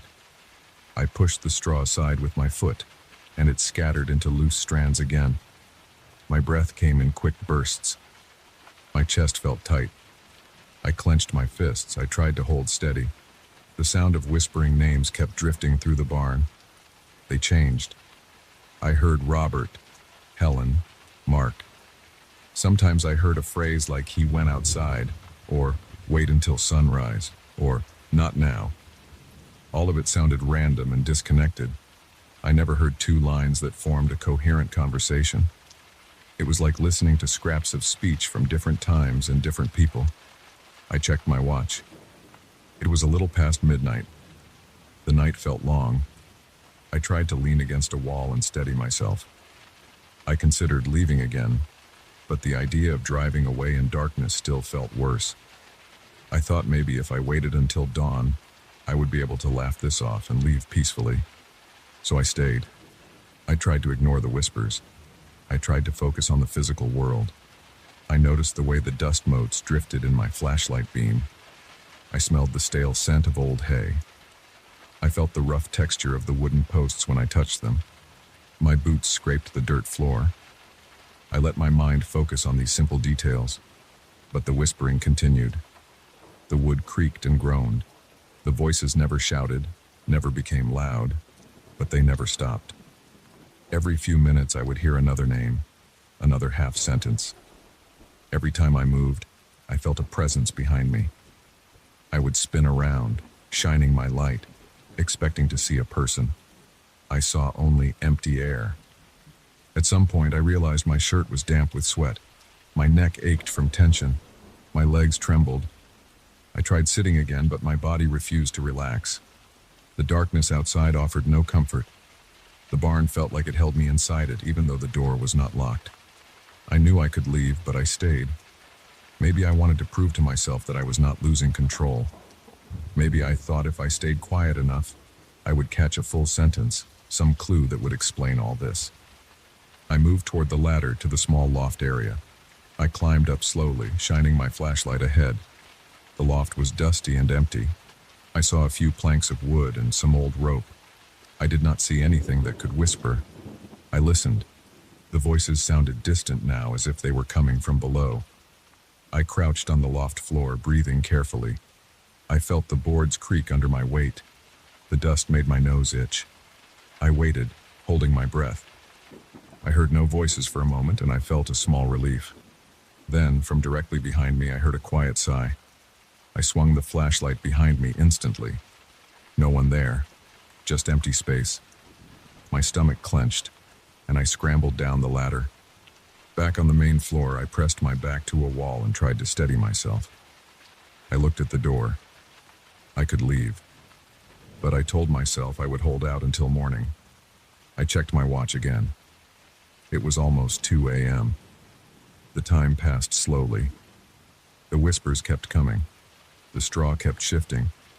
Sometimes I saw a shape stand up in the straw pile, resembling a hunched figure. Sometimes I saw a shape like a head or a shoulder. They never lasted long. Each time I approached, the straw fell away. Each time I backed off, I caught a glimpse of another shape forming. It was as if something tried to appear in front of me but could not hold its form. I tried to communicate again.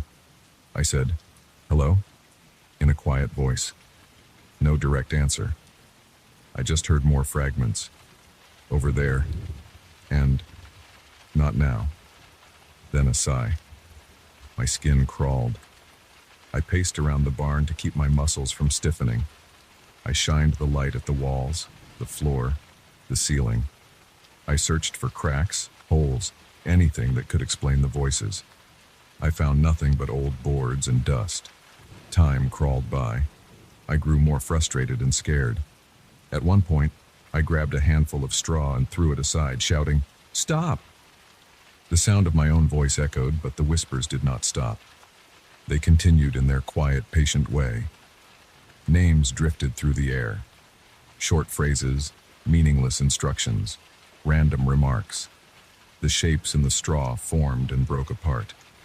The wood creaked, sometimes sounding almost like laughter, sometimes like sobbing. My body felt drained. I realized I would not sleep. I tried to sit anyway, leaning against a post, keeping my flashlight on.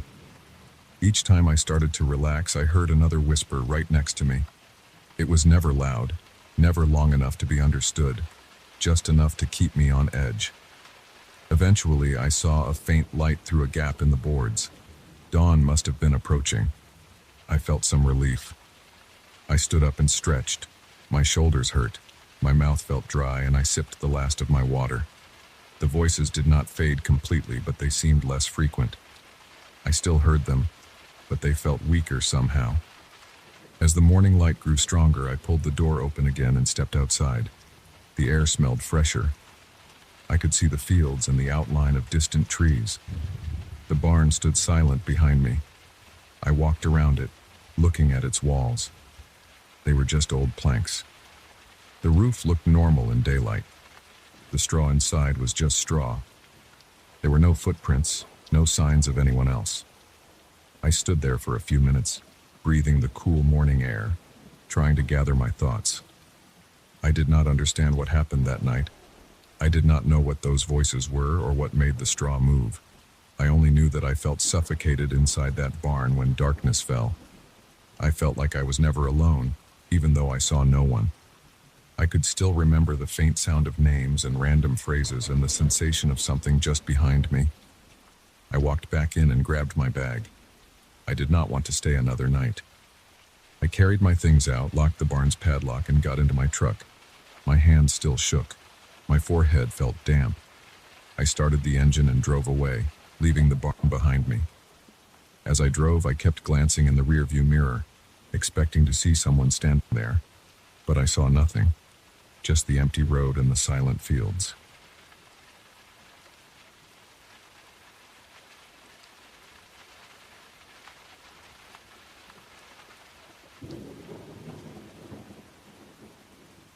I walked into the hotel's lobby late in the afternoon around 5. I had been driving for hours and wanted a place to rest before continuing my trip the next morning. The hotel looked old, maybe from the early 1900s. The receptionist wore a neat uniform and spoke quietly. He gave me a room key, told me where to find the elevator, and said the restaurant would close around 9. I nodded and headed toward the main corridor that led to the rooms. At first glance, the corridor looked like any other in a historic hotel. The walls were covered with old wallpaper, the kind with repetitive patterns. The lighting came from old-fashioned lamps fixed to the wall every few yards. The carpet felt thick under my shoes. There were portraits hung evenly along the hallway. Old men in suits and ties, women in formal dresses, a few landscapes that looked faded. Everything smelled like old books and dust, but not unpleasant. It just felt old. I noticed something strange after I passed the first set of guest rooms. The corridor seemed to stretch longer than it should have. From the outside, the building looked like 3 stories with maybe 10 or 15 rooms on each floor. But after walking for about a minute, I expected to see a turn or something that indicated I had reached the far side of the hotel. Instead, the corridor continued in a straight line, doors evenly spaced, lamps glowing softly. I slowed my pace and looked around. The corridor was quiet. I could only hear my own breathing and the soft sound of my footsteps. I turned and looked back toward the lobby. I expected to see the reception desk at the far end, but all I saw was more corridor behind me. I frowned, took a few steps back in that direction, and stopped at a door on my left. I pressed my ear against it. There was a dull sound coming from inside, like a distant hum. I tried the handle, but it was locked. The door looked like a regular wooden door with a small brass knob. When I let go, I noticed that as soon as I stepped away, the hum stopped. I moved to the door across the hall. I listened again. This time, I heard a faint tapping, like someone lightly knocking on a table. I tried the handle, locked again. I took a deep breath and decided to return to the lobby to ask the receptionist if I was on the right floor. I turned around and walked in the direction I came from. I walked for a good 30 seconds and saw nothing change. There were just more doors, more lamps, more old wallpaper, more portraits. I stopped and checked the doors again. Different doors now made different sounds. One door made a faint scraping sound when I pressed my ear against it. Another emitted a soft, low buzzing. Another was completely silent. I touched the wallpaper, trying to see if there was a hidden seam or a door disguised in the wall. It felt dry and rough. I tried to pull at the portrait frames. They were fixed firmly. The lamps were all the same style, all producing a weak yellow light. The corridor temperature felt steady. There was no draft. I couldn't see any windows. I walked faster, heading back in the original direction of my room's location, hoping to see a door number that matched the one on my key. The key had a brass tag with a room number etched on it. It said 214. I started looking at the small plates next to the doors. They had no numbers. They were blank. I moved from one door to the next, checking them carefully. All blank, no room numbers.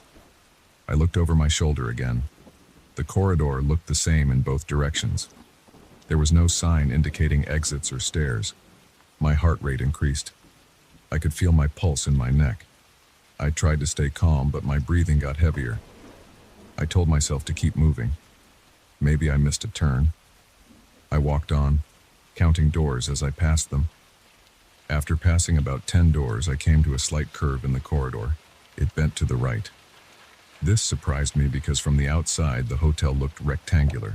I followed the curve. After turning the corner, the corridor continued straight again. But now the portraits were different. I recognized one I had seen before, the face of a man with a thick mustache. I was sure I had passed it a few minutes ago. Now it was here again, on this new stretch of corridor. I stared at it closely. The eyes in the portrait seemed to have a faint glow, like tiny reflections of the lamp. I stepped closer. The glow did not disappear. I reached out and touched the frame. It felt normal, just wood and glass. I glanced around, looking for something to use as a marker.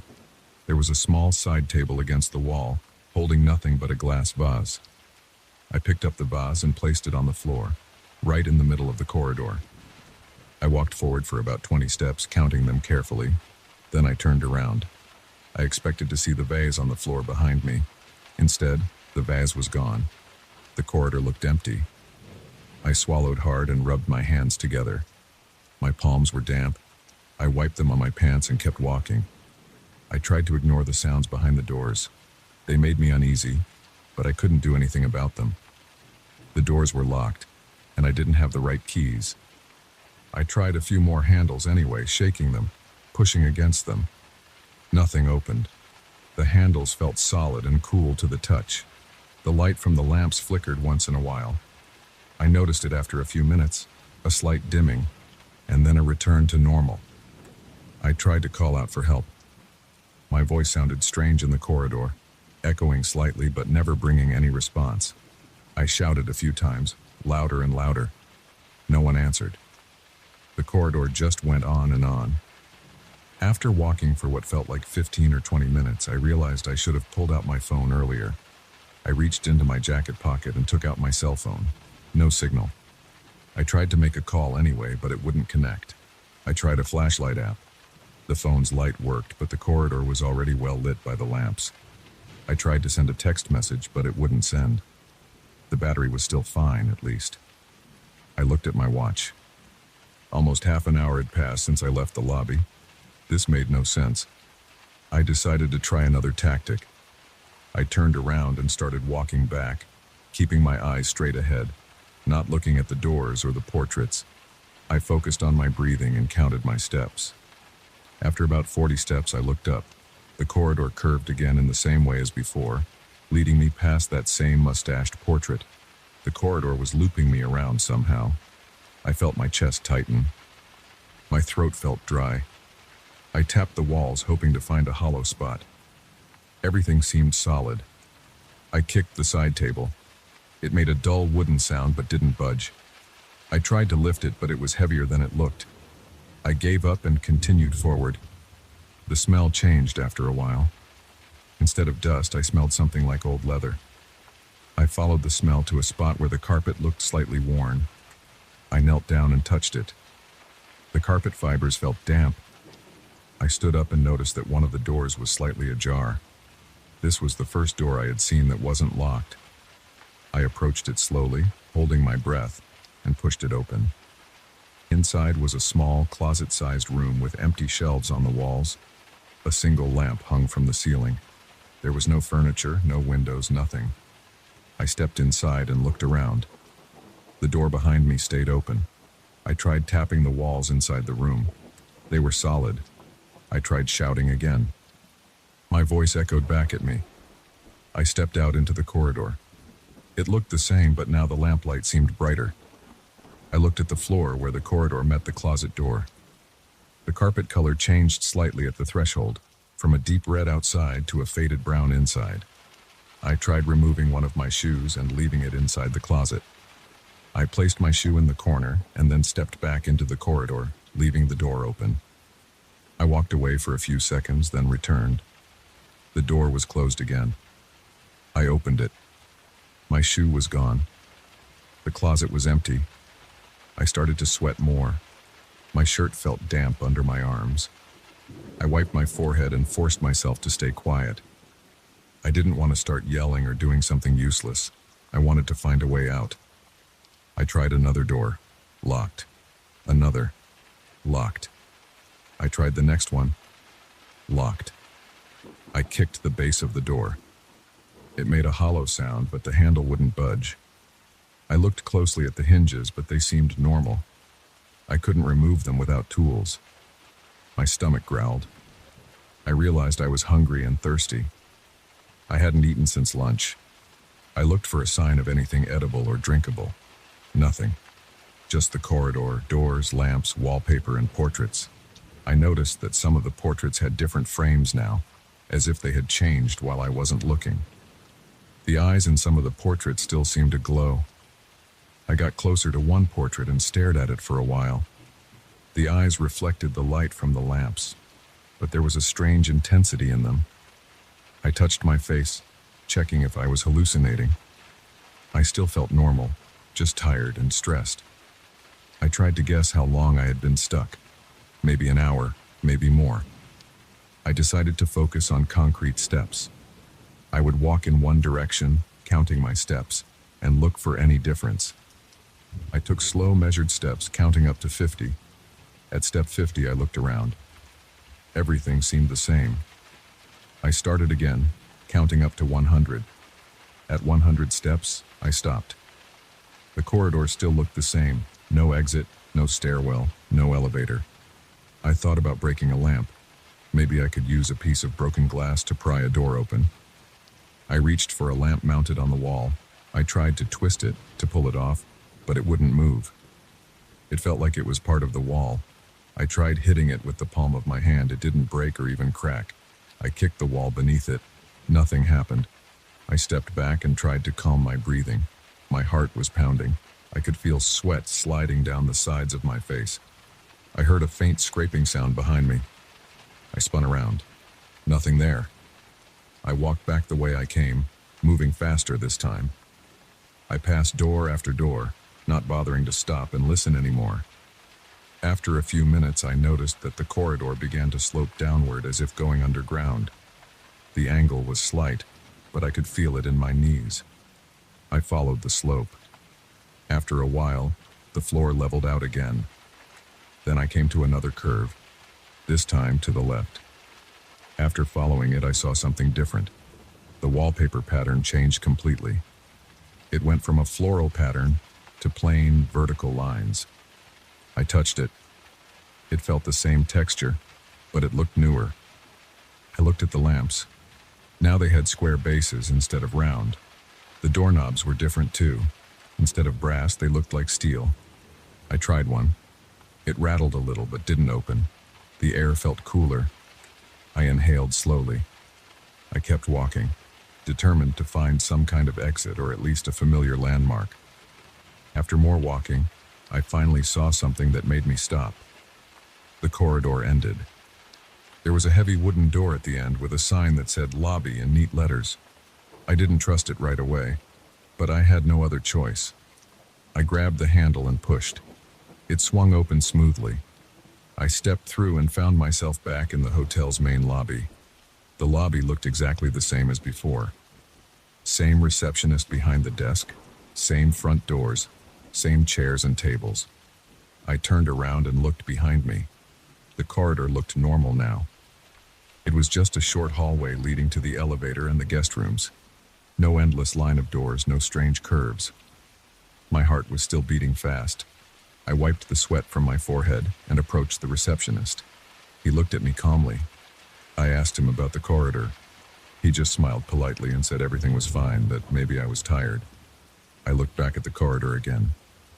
It looked completely normal, only a dozen doors or so, and I could see the door with my room number at the end. I looked at my watch. Less than an hour had passed since I arrived. I said nothing else to the receptionist. I walked to my room and opened the door. The room looked ordinary. A bed, a table, a chair, a window with a view of the street outside. I checked my phone. The signal was back. I tossed my jacket on the bed and sat down, catching my breath. My shirt stuck to my back. My legs felt tired. I decided to stay in the room, lock the door, and rest. I looked out the window. The sky was getting dark. I told myself I would leave first thing in the morning, no matter what.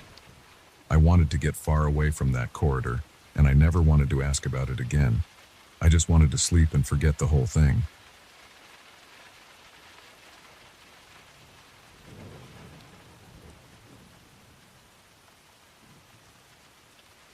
I push the back door open at the end of another day, and the stale odor of dust and old wood hits me right in the face. I stand there with my hand on the door handle, breathing slowly, trying not to gag. It's the same smell every evening. I step inside and flick the light switch on. I see dim yellow light spread across the shelves in glass cases. The store is empty. No one else is here. I locked up the front door about half an hour ago after the last customer left. Now I just have to finish my routine. Check the cabinets, set the alarm, turn off the lamps, and make sure nothing is out of place. I know what's going to happen when the sun sets completely, but I need this job. I close the back door behind me and wait a few seconds, listening. I hear nothing at first. The store is cramped with old furniture, glass cases filled with small brass objects, worn leather-bound books, carved wooden boxes, and old china. The walls are lined with shelves holding clocks, lamps, vases, candle holders, and mirrors. I move slowly between the aisles, avoiding the low tables and stools that are always in awkward places. My footsteps sound dull on the old floorboards. I keep track of my breathing. I try to keep it steady. I look up at the stained glass windows near the ceiling. They are small but bright, showing geometric patterns during the day. Now they are dark except for some faint glow from the street lamps outside. They don't show anything strange yet, so I relax a bit. I walk to the front of the store. The front door is locked. I give it a quick pull to make sure. I run my hand along the old wooden counter where we keep the register. The surface feels rough and dry. The cash register is already shut down. I glance at the old brass clock on the wall behind the counter. It has no pendulum, and its keyhole is empty. Its hands point randomly to some hour that doesn't make sense. I never touch it. The owner told me not to wind it. He said it's broken. I shrug and check the shelves behind the counter. Nothing is missing. Everything looks fine. I realize the street outside is getting darker.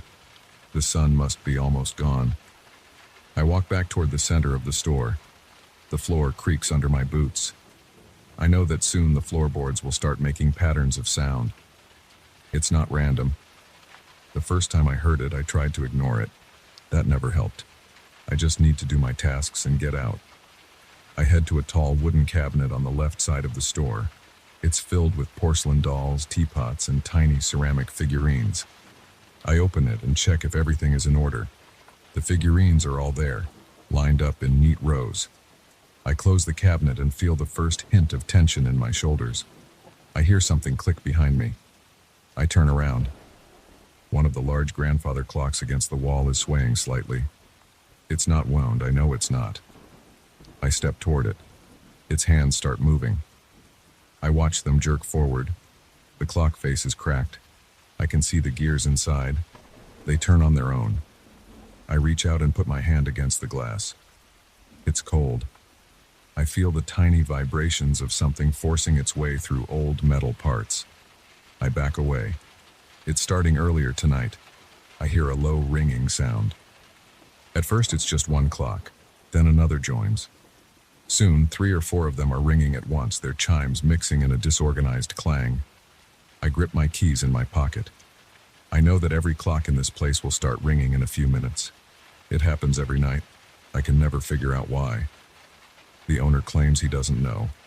I don't ask him anymore. I just accept it. I walk around the store, turning off some table lamps. The electricity is not a problem. The lights are stable, but I prefer to work with minimal lighting once I'm done with the main checks. I've found that bright light makes things worse sometimes.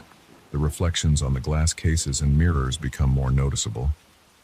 At some point, the reflections start behaving in ways that make me sweat. They track my movements. They stare at me. I try not to look directly at the mirrors, but I have to pass by them. They cover so many walls. I pass one mirror with a heavy wooden frame. It's about shoulder height. I see my face in it. My face looks normal at first. I look tired and pale, and there's a line of sweat on my forehead. But then I see my reflection's eyes. They are not following my exact motion. When I tilt my head slightly, my reflection tilts its head, but with a delay, like it's thinking about it. I step back, holding my breath. My stomach feels tight. I blink fast. I look away from the mirror and keep walking. The floor starts to creak more rhythmically now, as if each board is being pressed by some invisible foot in a fixed sequence. The pattern runs along the length of the store, from the front door to the back door and back again. I try to ignore it. I focus on the tasks.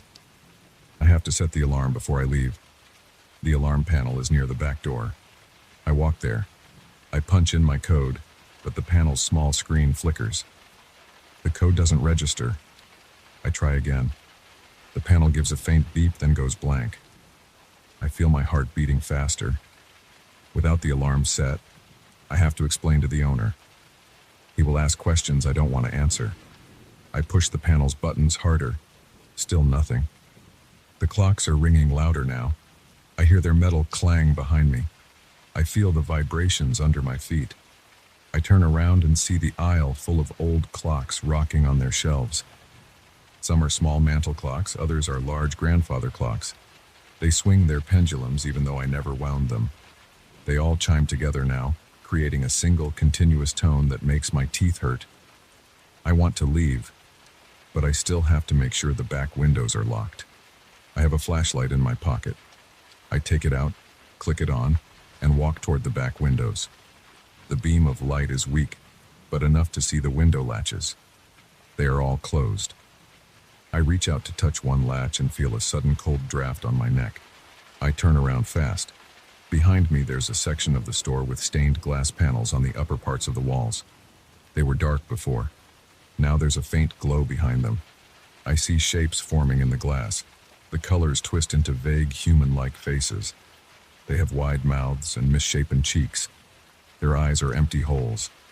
They grin. They don't move. They just stare. I breathe through my mouth, trying not to make noise. My legs feel weak. My hands shake. I point the flashlight toward them. The light doesn't change anything. They stay there, frozen in place, staring with those empty eyes. I swallow hard and turn away. I can't do anything about them. I move along the back wall, checking each window latch. My flashlight shakes in my hand. I notice my knuckles are pale. The floor creaking is louder behind me. The pattern repeats like a loop. Creak, pause, creak, pause. I ignore it. I reach the last window and see my reflection in the glass. It's just a faint reflection, but enough to see my own eyes. They look wide and scared. I notice my reflection's head turn slightly before I move mine. That's enough for me. I step away from the window and walk quickly toward the front of the store. I almost trip on a low stool. I kick it aside and it scrapes against the floor. The sound is sharp. The clocks ring again all at once, loud and clear. I cover my ears for a second, grit my teeth, and force myself forward. I reach a set of mirrors on one wall. They are arranged in a row, each with a different frame: gilded wood, chipped paint, iron, and brass. I can't avoid looking at them because they reflect the path to the exit. I see myself from different angles. In one mirror, I stand straight. In another, my reflection's head tilts to the side. In another, I see my reflection's eyes locked on me, not blinking. My throat feels dry. I try not to think. I step forward. My reflection in one of the mirrors just watches me. Its mouth is shut tight and its eyes are wide open. It looks like a statue. I raise my hand to my face. My real hand moves normally, but in one mirror, the reflection's hand moves slower, trailing behind. I try to ignore it. I keep walking. I see the front door ahead. It's my only way out. I can't set the alarm, but I can lock the door behind me and leave. I just have to finish the nightly checklist. I realize I forgot to check a small glass case near the center aisle. I hesitate. If I don't check it, I might be blamed for anything missing. I bite my lip and turn around. I walk back, passing the mirrors again. The reflections still move strangely. I feel sweat running down my back. My shirt sticks to my skin.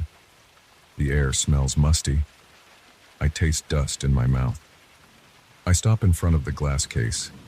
Inside are old brooches, pins, and pocket watches. I bend down and shine my flashlight inside. Everything is there. I see a few watches with long dead batteries, but they tick now, faintly.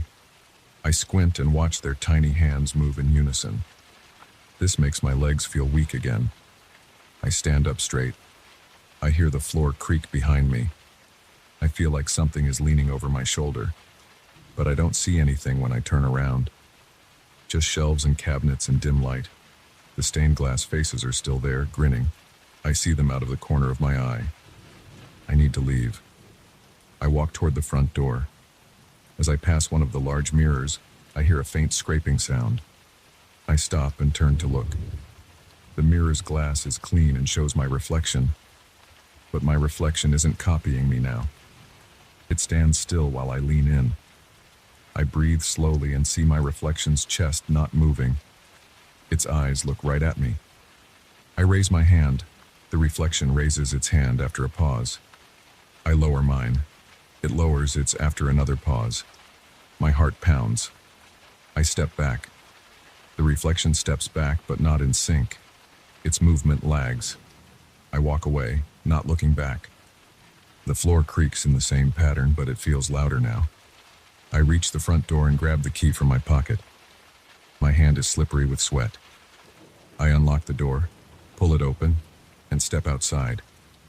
I feel cool night air on my face. It's quiet out here. I turn around and look back into the store for a second. The inside looks calm and still. The clocks are quiet now. I hear no chimes. The stained glass panels look normal. No faces. The mirrors reflect the interior without delay. Everything is as it should be. I lock the front door carefully, testing it twice to make sure it's secure. I walk away, my legs feeling heavy and my stomach twisted. I wipe my forehead with my sleeve and keep going until I reach my car. I sit in my car for a moment and breathe. My shirt is damp. I can't calm down easily. I look at my hands on the steering wheel. They are shaking. I don't know why this happens every night. I can't talk to anyone about it. I can't risk losing this job. I just have to do it again tomorrow. I start the engine and pull away from the curb. In the rear-view mirror, I see the store's sign fading behind me. It's just an old building with antiques. Nothing special. But inside, after dark, everything changes. I don't understand it. I know I never will. I drive home, gripping the wheel tight, trying to forget the sound of those clocks, the strange faces in the stained glass, and the silent reflections that refuse to obey my movements. Tomorrow I'll have to do it again. I'm not sure how I'll handle it, but I have no choice. I'll show up, turn off the lights, lock the doors, and watch as the same things unfold. Maybe one day I'll figure out how to stop it, or maybe not. It doesn't matter. I'll do my job. I'll leave the store in the same condition I found it. That's all that matters right now.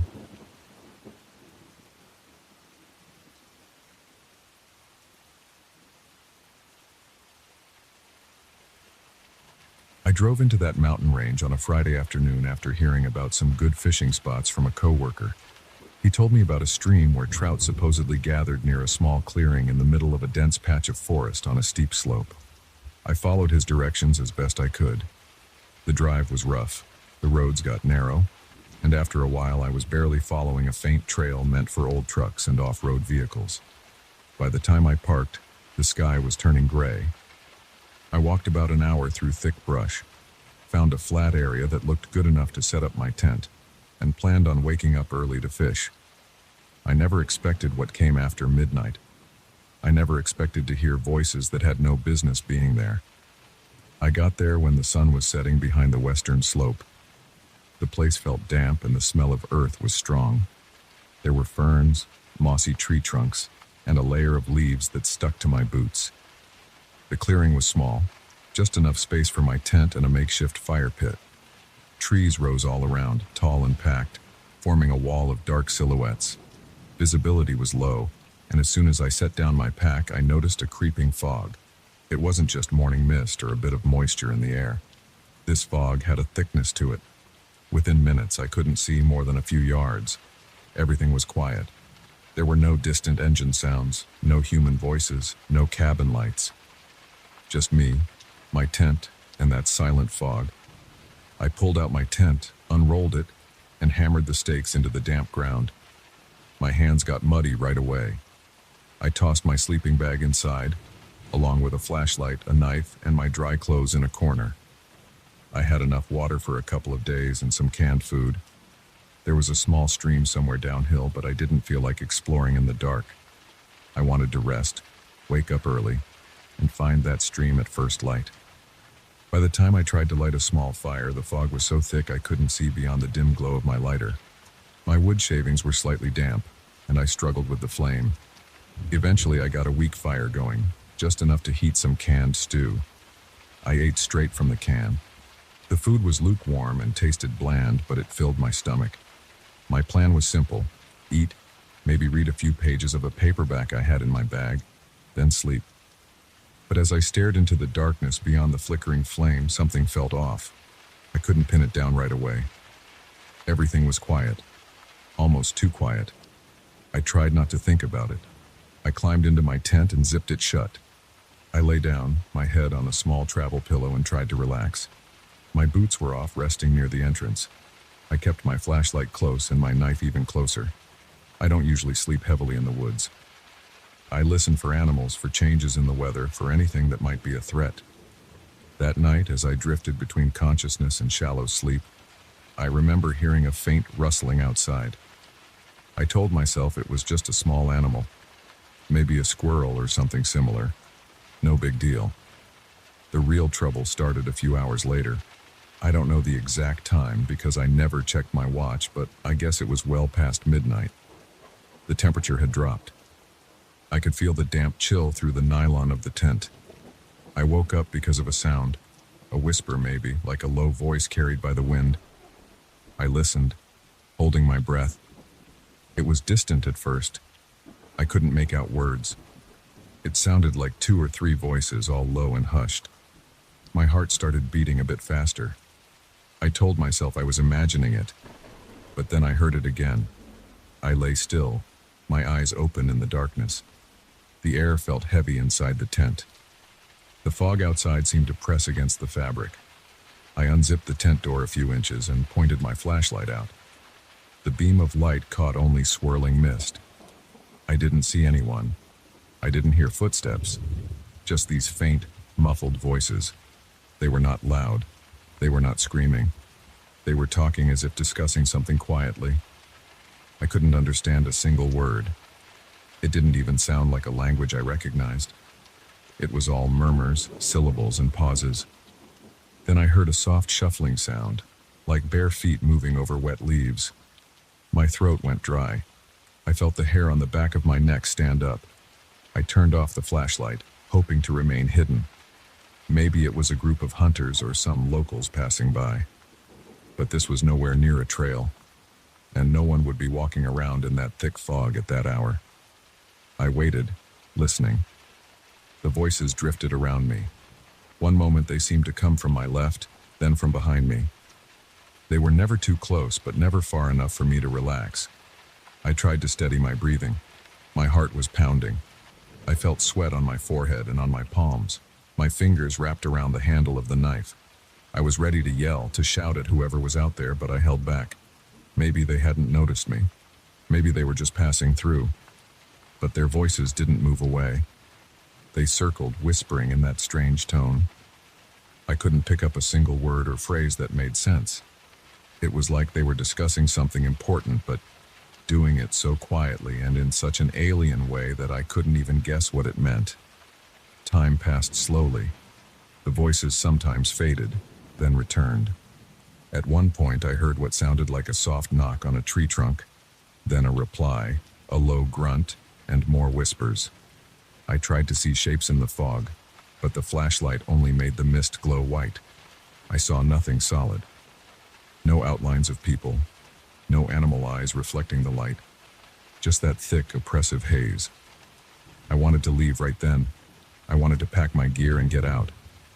But where would I go in the dark, with no trail, with that dense fog blocking my view? I'd probably stumble downhill and hurt myself. I thought about staying quiet until morning. The idea of waiting there, exposed and surrounded by these invisible voices, made my stomach turn. But I had no choice. I decided to remain still and hope they would go away. Minutes stretched into what felt like hours. My chest tightened every time the voices returned. Sometimes I heard soft breathing, like someone leaning close. I would jolt and shine the flashlight in that direction, but always saw only the pale void of the mist. I tried calling out once. I said, "Hello? Who's there?" My voice sounded weak and shaky. The whisper stopped for a moment. Silence pressed down on me. I thought maybe that did it, maybe they left. But then I heard them again, quieter this time, as if mocking me, staying just out of reach. My gut told me these weren't normal people. They never laughed or raised their voices. They never cursed or said anything recognizable. There were no coughs, no sneezes, no sounds of gear or clothing rustling. Just those low whispers and faint shuffles on the ground. I kept imagining them crouching behind trees, peering through the fog, observing me, deciding what to do. Yet they never attacked, never tried to open my tent or steal my belongings. They just existed there, circling, talking in their strange way. My legs felt cramped. My neck hurt from lying stiffly. I had to change position inside the tent, but every time I moved, the fabric rustled, and the voices would pause. Then they would continue as if commenting on my movements. I imagined shapes outside, thin silhouettes gliding through the mist. I held my knife tighter. At some point, I reached for my watch and pressed the button for the light. It was around 3 a.m. I had several hours until dawn. The idea of staying in that spot made me feel sick. I reached for my boots and put them on, fumbling with the laces. The voices never got louder, never grew aggressive, but their constant presence felt like a weight on my chest. I decided to try something else. I unzipped the tent door fully and stuck my head out slowly, keeping my flashlight off. I saw only the milky white fog swirling gently. I listened.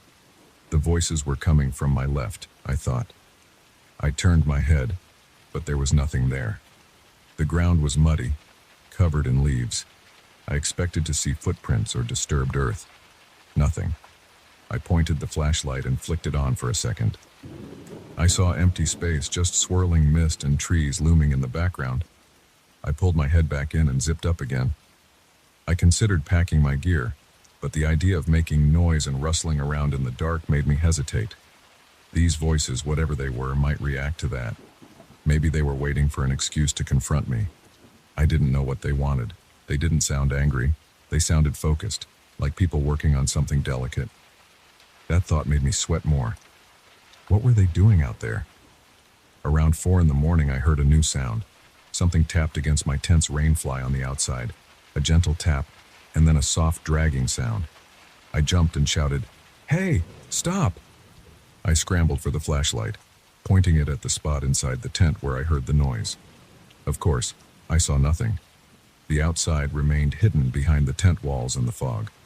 The voices murmured in response. I clenched my teeth so hard my jaw hurt. I stayed still again. My skin felt clammy. I was breathing through my mouth. Every few minutes, the whispers changed patterns. Sometimes there were two voices, sometimes three or four. They rose and fell in pitch, but never got loud enough for me to identify any words. It was like listening to a strange radio transmission through heavy static. The lack of any concrete sign of who or what they were messed with my head. I kept expecting them to vanish, to leave me alone, but they didn't. I focused on my watch, waiting for the minutes to crawl by. I knew that once the sky brightened, the fog might lift, and I could find my way out of there. Maybe the voices would stop at dawn. I forced myself not to panic, just to endure. My muscles were tense, my shoulders stiff. I could barely swallow. I rested my head against the backpack to keep it still. The knife was in my hand the entire time, but what good was it against something I couldn't see? Eventually, a faint gray light filtered through the fabric of the tent. It was still foggy, but the darkness eased a little. I noticed the voices had become less frequent. I waited a bit longer, listening. The morning air felt cold. My breath made small clouds inside the tent. After several minutes of silence, I decided to move. I slowly unzipped the tent and stuck my head out. The fog was still thick, but I could make out the shape of trees better. There was no one standing around. No footprints. No trampled bushes. Nothing. I looked for broken branches or signs of disturbance on the ground. I saw none. I kept my knife in hand and crawled out. The silence outside pressed against my ears. I checked my fishing gear and the food. Everything was untouched. My truck was too far away, but I could hike back. I stood there for a moment, listening hard. Just silence. My legs shook a bit as I packed my tent. I didn't bother folding it neatly. I just stuffed it into the backpack. I yanked the stakes out with trembling hands. I checked behind me every few seconds. The fog was slowly lifting, revealing the forest with more clarity. The damp leaves stuck to my pants. My boots sank slightly into the mud. Nothing and no one appeared. No whispers. No shuffling. It was as if the night had never happened. But I knew it did. I could still feel my heart beating fast. My arms felt sore from gripping the knife. I slung the backpack over my shoulder, picked up my fishing rod, and started walking back the way I came. I didn't bother trying to find that stream. I kept looking over my shoulder as I walked uphill, pushing through low branches, slipping on wet leaves, ducking under fallen trunks. I made it back to where I had parked, though it took some time. The fog thinned as I got lower on the slope. The sunlight felt weak, filtered by high clouds. I checked my watch again. It was a bit after 7. I didn't see another soul the entire hike back. The woods were quiet. No birds, no wildlife. Just the crunch of my boots and the sound of my breathing. When I reached the truck, I tossed my gear inside and started the engine. The sound of the motor felt reassuring. I drove out of there, following that rough trail until I hit the main road. I never told my coworker what I experienced. I never explained why I didn't bring back any fish or why I came back early. I just let him think I changed my mind. I still don't know what I encountered up there. I can't explain those voices, their strange sounds, the way they moved around without ever showing themselves. I don't have any proof. Nothing touched me, nothing stole from me, nothing injured me. But I felt them. I heard them. I know they were real, whatever they were. All I know is that I'm not going back. I'm done with that part of the mountain. No fish is worth another night like that.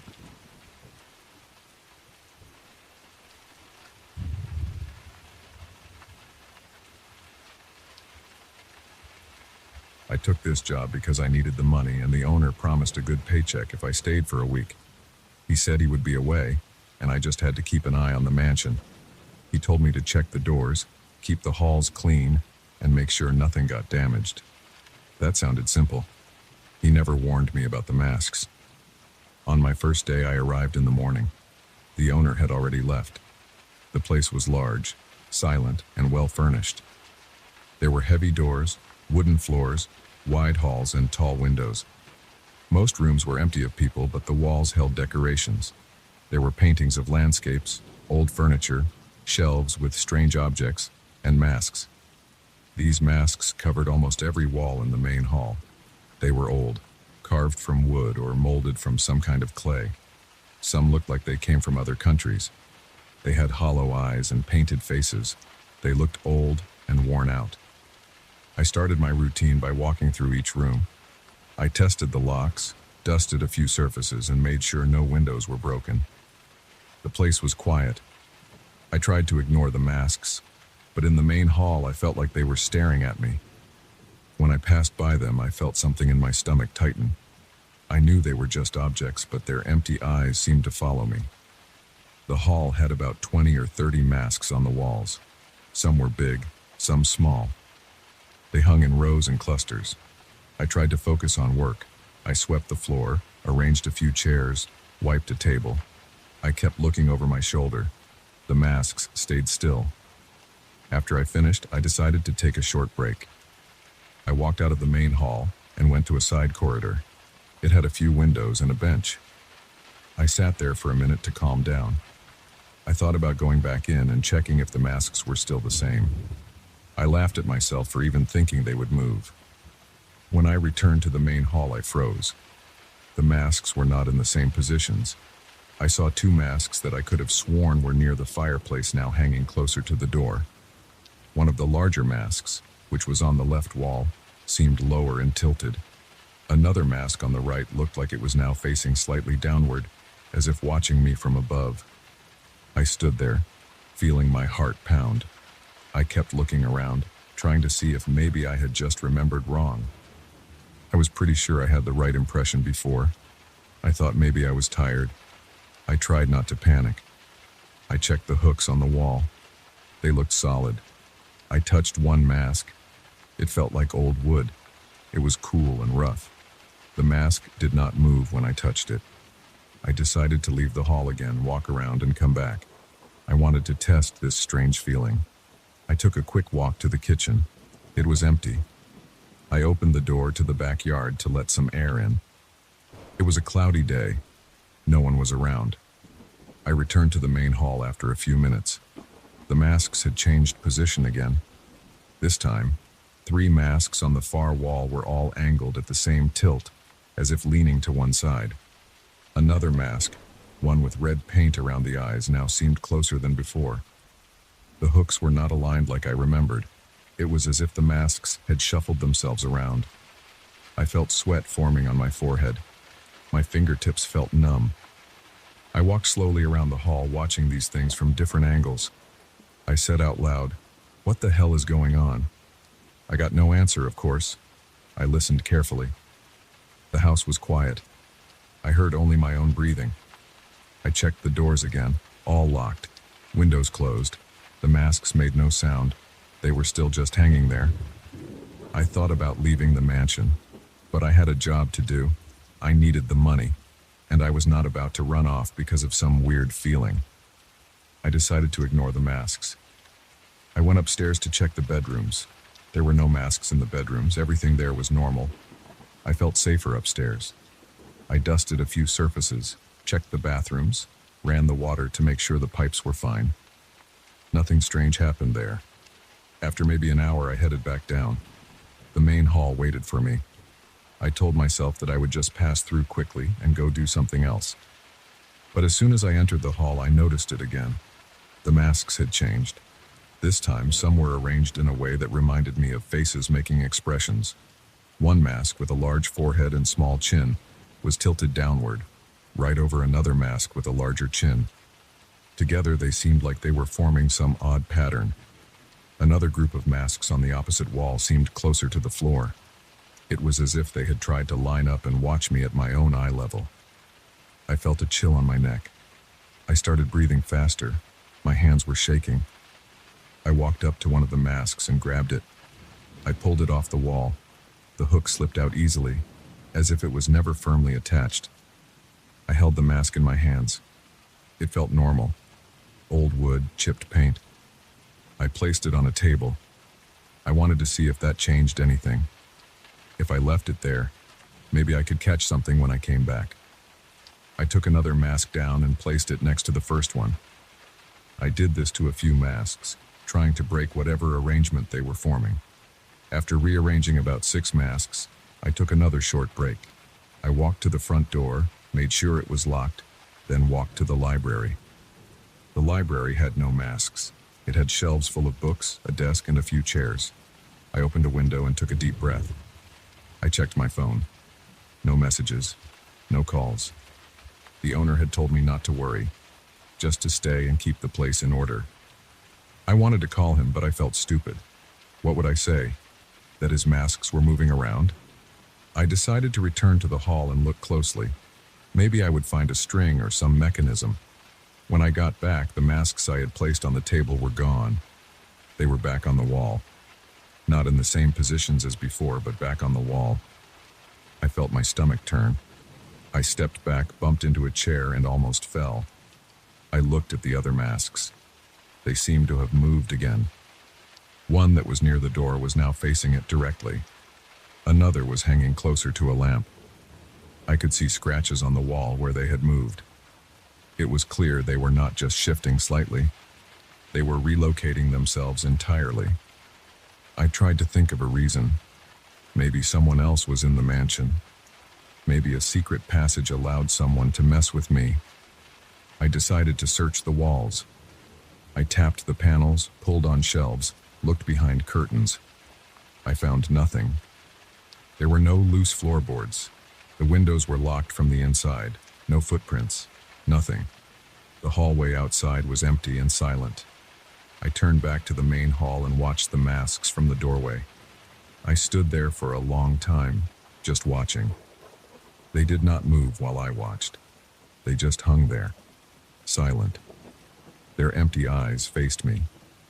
I stepped out of the room, waited a minute, and quickly popped back in.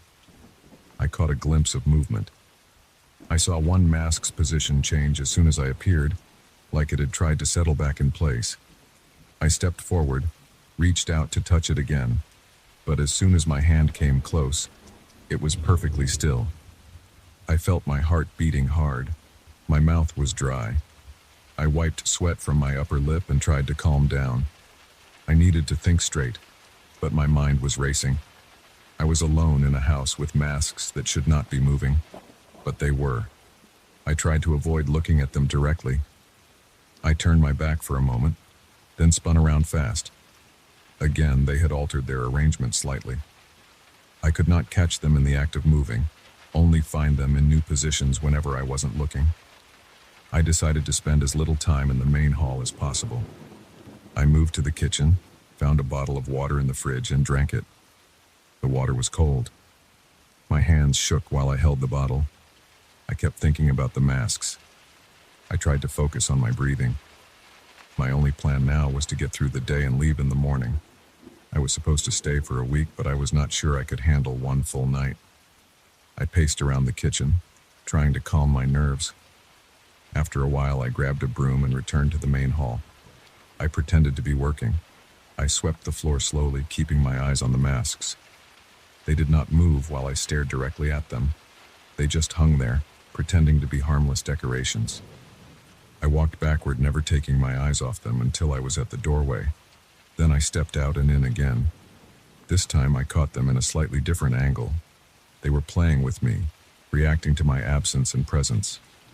I tried removing more masks from the walls, placing them on the floor. Every time I returned after leaving the room, they were back on the walls. I tried stacking them in a corner. When I came back, they were spread out again, each hung neatly but in a new pattern. I never heard a sound. They moved silently, without any trace of how they did it. My legs felt weak and I was sweating a lot.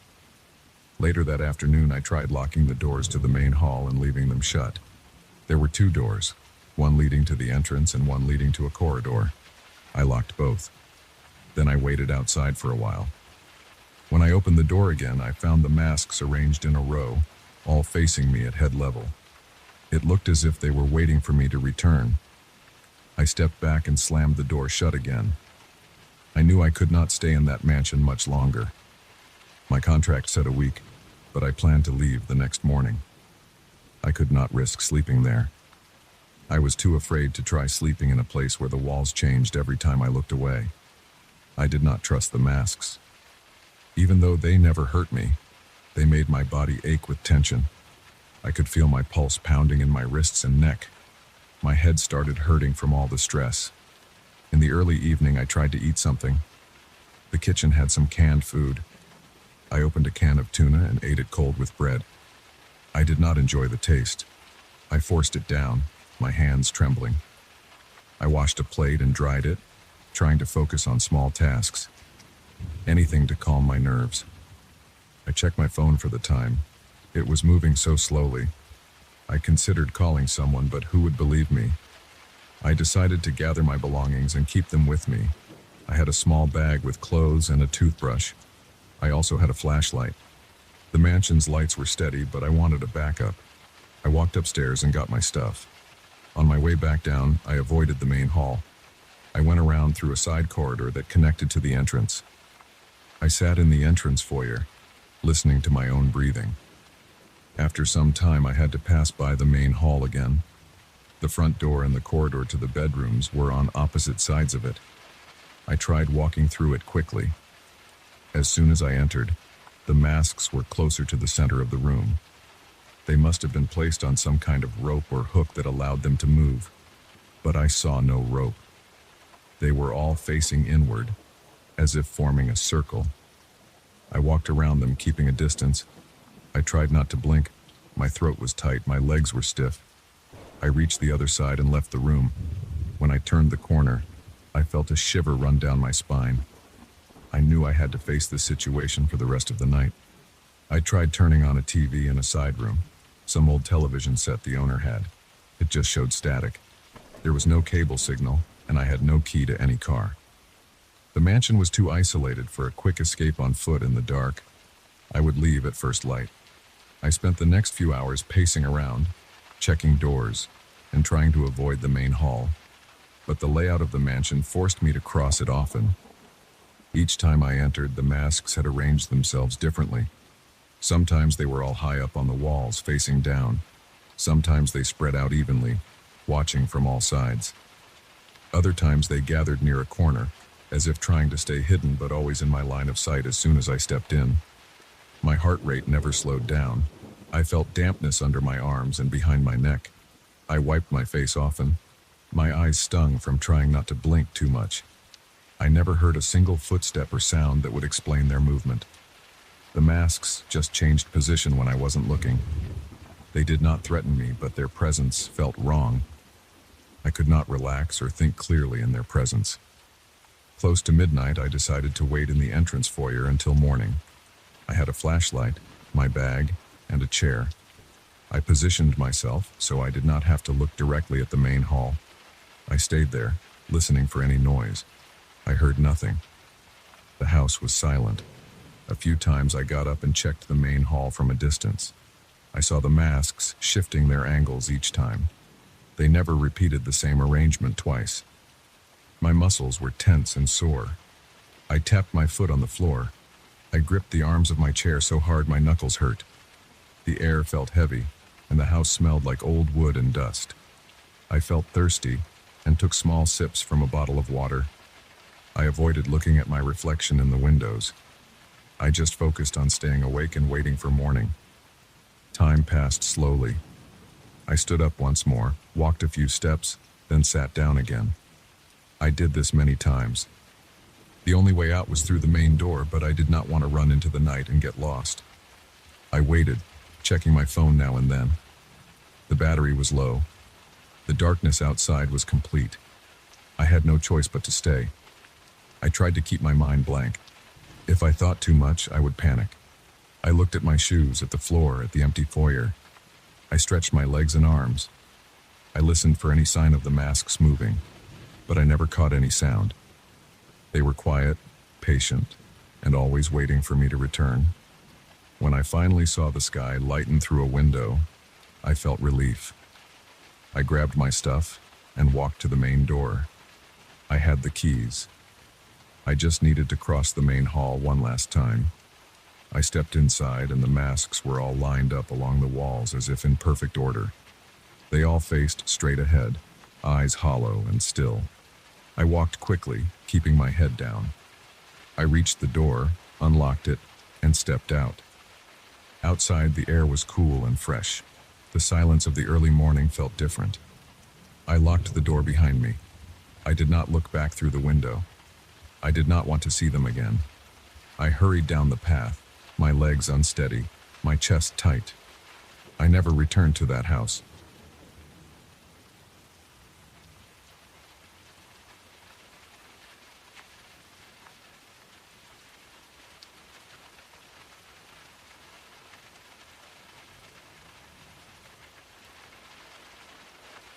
I still remember the smell of that place. I remember the dry, dusty odor hitting my nose the moment I pushed open that heavy door. The hinges gave a low metal shriek that echoed down the empty halls. Inside, the light was weak. Small lamps on old tables sent shaky beams over shelves coated in grime. Most of the books looked as if they had never left their spots. I saw a few scattered chairs, some missing their cushions, and at least one had a broken leg. I knew I would be alone there. Nobody ever came to that library anymore. That was why I chose it. I was tired of bright rooms and friendly librarians. I wanted to be where nobody would question me, where nobody would stop me from touching every old volume I could find. I was looking for something that I had heard about in passing, an old name, a name that was never spoken out loud anymore. I wanted to confirm it existed. I had nothing else to do, and I hoped I might find something interesting. The stories I researched, old urban legends, half-forgotten rumors, strange local tales, usually turned out to be worthless. But I had a feeling about this one. I do not know why. I just did. The first day I came there, I found only dust and silence. I ran my finger along the shelves. I coughed a bit. I heard my own breathing echo. The old wooden floor creaked under my shoes. I saw nothing else. No visitors, no staff. Only a single old desk near the entrance with a small lamp and a guest book. The guest book's pages were blank for the last 5 years. I signed my name anyway. I dropped my bag on a table. I started scanning the aisles. There were no proper labels, just some signs that had peeled off. I had to guess where older records might be stored. I pulled out volumes with worn covers and pages stuck together. I read titles that meant nothing to me. After a few hours, I found nothing helpful, only old newspapers bound together. I put them back. The place felt cold. I rubbed my arms to keep warm. Outside, it had been warm, but inside it was always a few degrees cooler. I found a corner with a few chairs and a small reading table. I picked a spot and let my eyes rest. I did not fall asleep, but I felt myself drifting. Then I heard something. It sounded like a small thump, maybe a book hitting the floor. I stood up and looked around. There was nobody in sight. The aisle stretched out. Light bulbs flickered in the distance.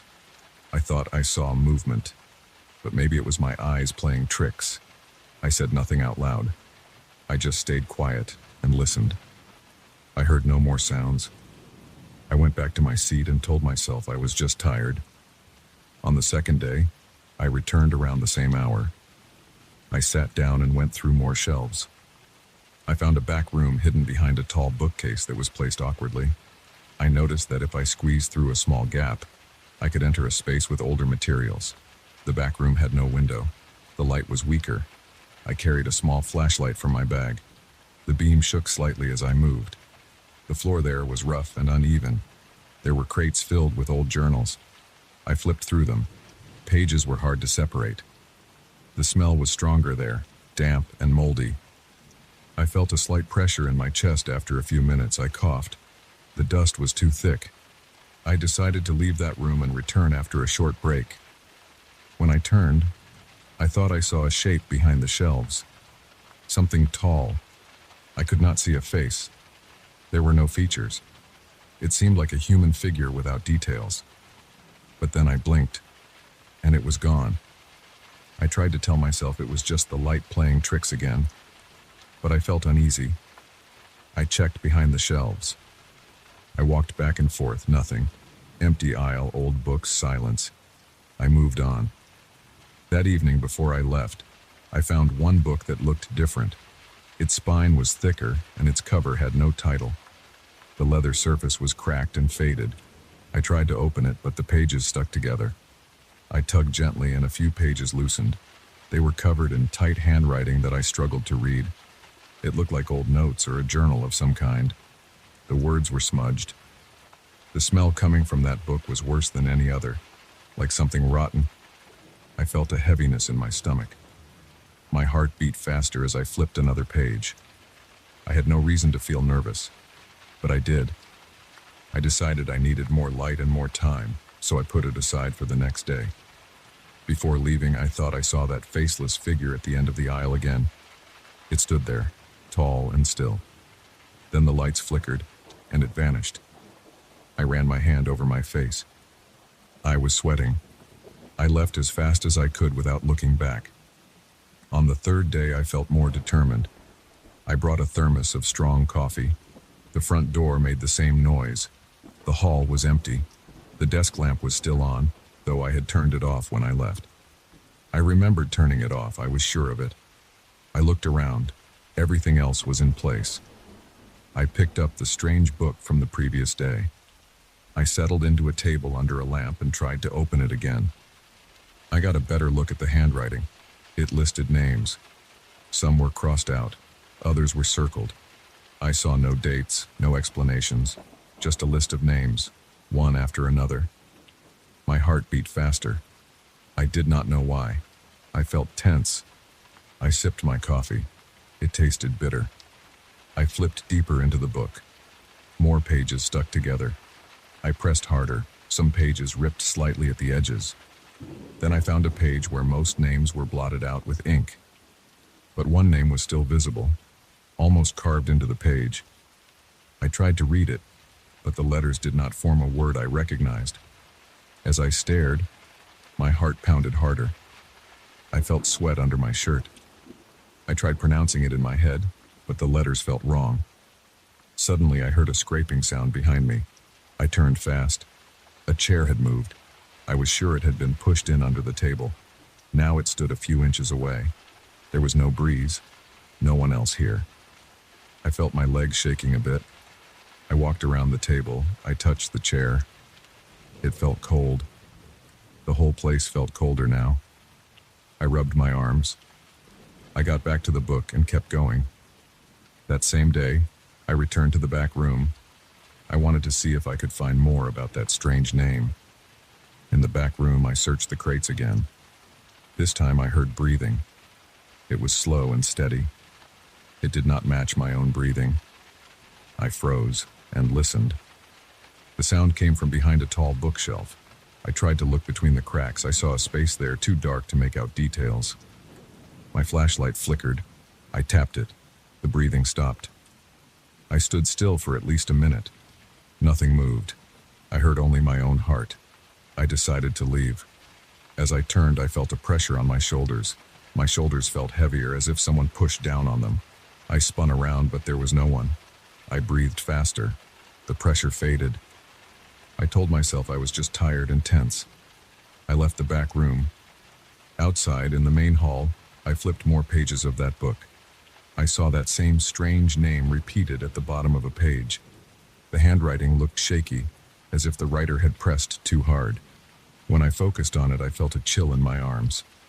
I heard a soft creak behind me. I turned slowly.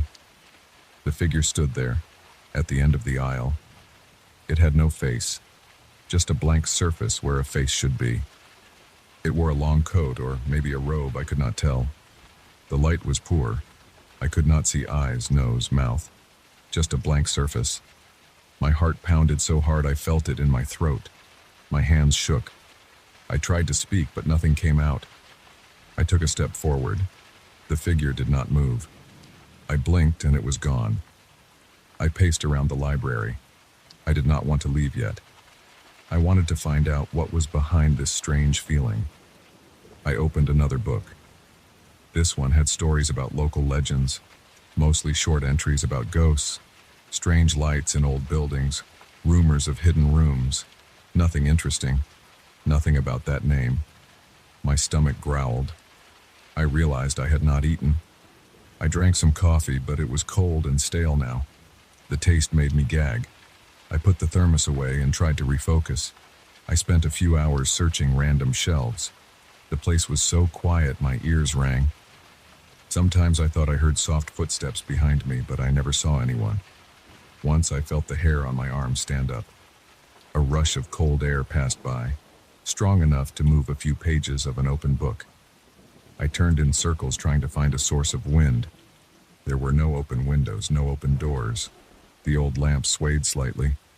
I tried not to panic, but I felt sweat on my back. My heart kept racing whenever I thought of that name in the book.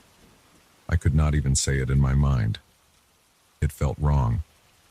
At some point, I found a note tucked inside a dictionary. It was a handwritten slip of paper with a warning.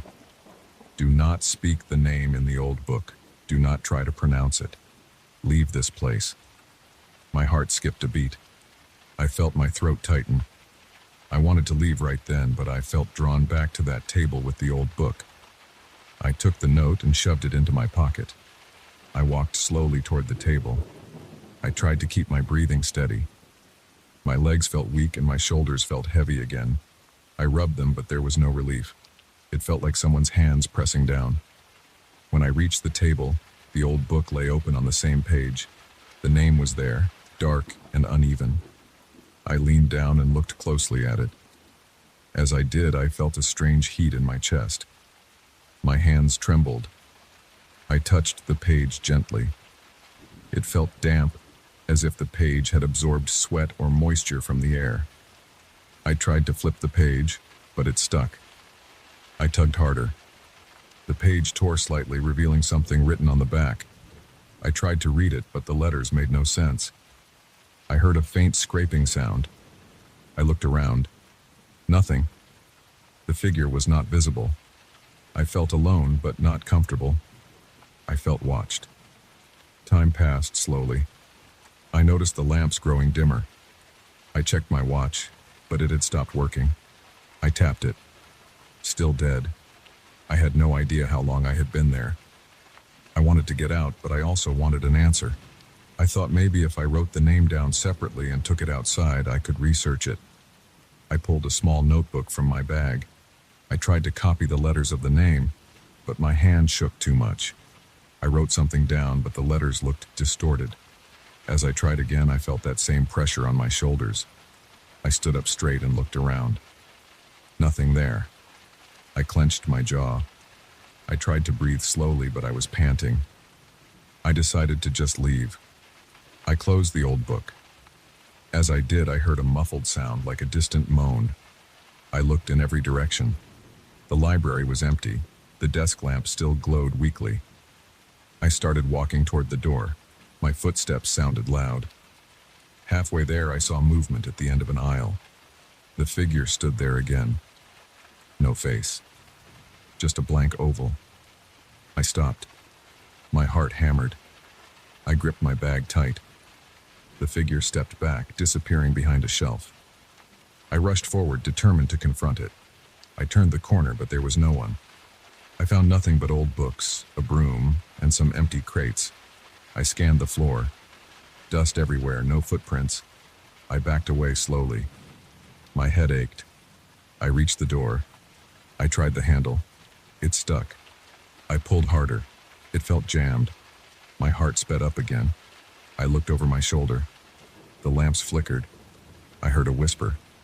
It sounded like my own name, but I could not be sure. I yanked the door handle with more force. The door opened slowly. I stepped into the hall. The air outside the main room felt less heavy, but still stale. I followed the corridor until I reached the exit. It opened without trouble. I went outside. It was late afternoon, I think.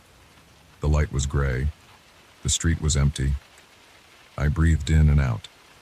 Fresh air felt good on my face. My heart slowed down a bit. I walked a few blocks, then stopped at a bench. I sat there and tried to calm down. I opened my bag to check my notes. The slip of paper with the warning was there. The notebook page with the attempted copy of the name looked messy. The letters seemed to have changed shape. I could not explain it. My hands were still shaky. I realized I had left the old book inside. I wondered if I should go back and try again. But as I sat there, I felt that same weight on my shoulders, even in the open air. I looked around. Nobody was watching me. No figures, no faces, nothing strange. But the pressure was still there, light but noticeable. I closed my eyes and tried to relax. The pressure faded a bit. I stood up and walked around the block. I did not want to go back.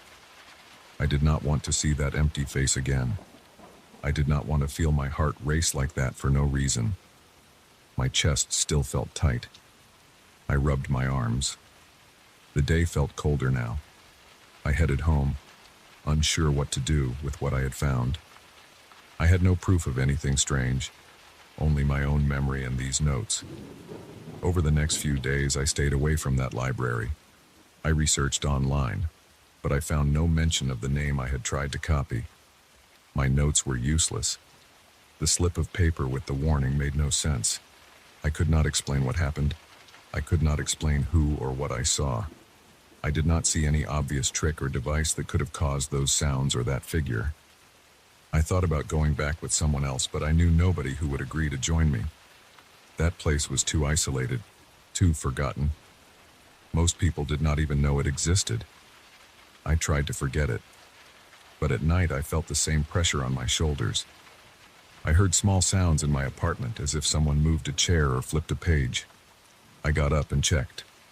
Nothing. I stood in my own hallway, in my own home, feeling tense and unsure. There were no answers. Maybe one day I will return, but not now. For now, I keep quiet about what I saw. I try not to think about it too hard. I still feel my heart beat faster whenever I remember that old book and that strange name inside it. I never spoke it. I never will.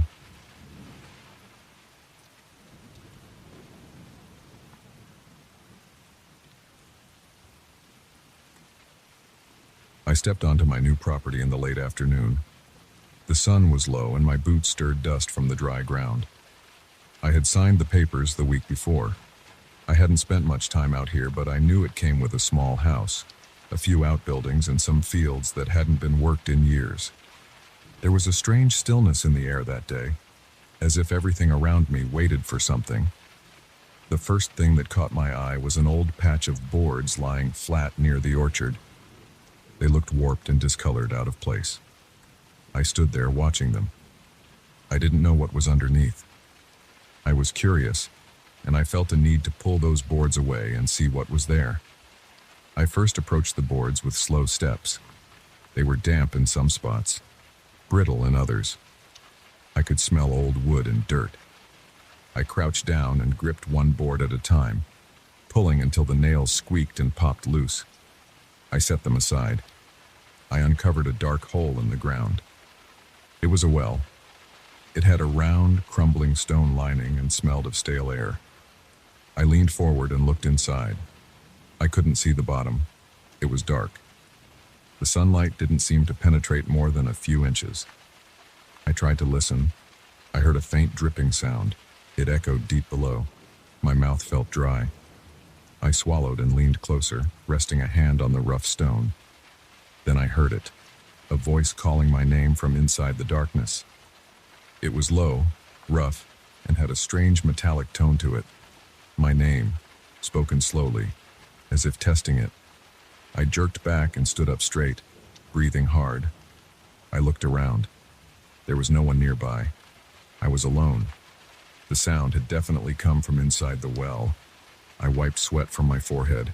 My heart was beating fast. I looked back down into the hole, but I couldn't see anything. Just blackness. I cleared my throat and spoke my name out loud, repeating it as if to confirm what I had heard. Then the voice spoke again. It sounded closer this time, but still invisible. It asked me simple things at first. It said it knew who I was. It said it knew I had just taken possession of the property. It asked why I had decided to come out here alone. I just stood there. I didn't answer. I wanted to understand what was happening. I couldn't see a shape or a form down there. Just darkness. My muscles felt tight. My shoulders hurt because I was tense. I moved back a few steps and picked up a flashlight from my tool bag near the house's back porch. When I returned, the voice was silent. I knelt at the edge and shined the flashlight down. The beam stopped a short way in, swallowed by the darkness. I saw old stones and a damp interior surface. I heard water dripping. I smelled old moss and dirt, but I saw no movement, no figure. Then the voice spoke again, louder this time. It asked about my life. It asked what I feared most. It asked what failures I carried inside me. I gripped the flashlight and tried to keep my breathing steady. I could feel sweat under my arms. My stomach felt tight. I forced myself to speak. I said, "Who are you?" My voice came out weak. I cleared my throat and tried again, louder. I got no answer to that question. Instead, it asked me about a job I had lost years ago. It mentioned the year it happened and the reason I left that job. It said I hadn't told anyone the full truth. I felt lightheaded. I hadn't told anyone because I was ashamed. How did this voice know? I kept shining the light down, focusing on a patch of green algae on the stones. My hands felt shaky. I didn't understand what was happening. The voice had a dry, scraping quality to it, like metal tools dragged over stone. It never raised its pitch much. It just kept pushing at me, asking more questions. It listed events in my life. It said my name again. It asked if I was afraid. I stood up and backed away from the well. I looked around. I saw the orchard trees, old and twisted, with brown leaves scattered on the ground. I saw the small farmhouse with chipped paint. I saw the tools I had brought. I heard the wind pushing through dry grass. Everything looked normal except for this voice inside the well. There was no one out here with me. I didn't see any signs of a speaker or a device. I didn't see footprints other than my own. My heart kept pounding. I decided to speak again. I said I didn't know who it was or what it wanted. My voice came out flat and tense. The well's voice answered by saying it wanted to know why I had failed to keep certain promises I made long ago. It mentioned promises to myself, not to others. I felt a strange pain in my chest. I felt trapped. I tried to stay calm. I stepped forward again and leaned my upper body over the well, shining the flashlight in short, careful movements. I saw only the inside walls, layered with dirt and mold. I tried to see if there were ledges or pipes. Maybe someone was down there, hidden from view. I called out, asking them to show themselves. The voice didn't respond to that. Instead, it asked me about my fears again, repeating the question. It wanted details. It wanted me to admit what made me nervous and uneasy. I felt my throat tighten. I didn't want to answer. I waited, hoping it would stop, but it didn't. It asked about a time I had hesitated to do something important. It asked why I had backed away from opportunities. I didn't like these questions. They were personal. They came from a source I couldn't see. My breathing sounded loud in my ears. I stepped back and decided to do something more direct. I grabbed a long piece of wood and tapped it inside the well, trying to see if it would hit something. The wood knocked against stones. I lowered it until I felt resistance. There was water down there. I couldn't see it, but I felt the moisture on the tip when I pulled it back up. The voice spoke again. It said my name and paused. It told me that it understood why I had hesitated in life, why I had stepped away from things that mattered. Hearing this made my neck tense. I asked how it knew these things. It didn't answer. I tried another tactic. I moved around the well, checking its outer structure. I looked for holes where someone could hide. I found none. The ground was firm. The stones looked old. I ran my hand along the surface, feeling small bits of moss and grit coming loose under my fingers. I could still hear my breathing, my own heartbeat, the quiet rustle of distant leaves. The voice just waited. It didn't seem in a hurry.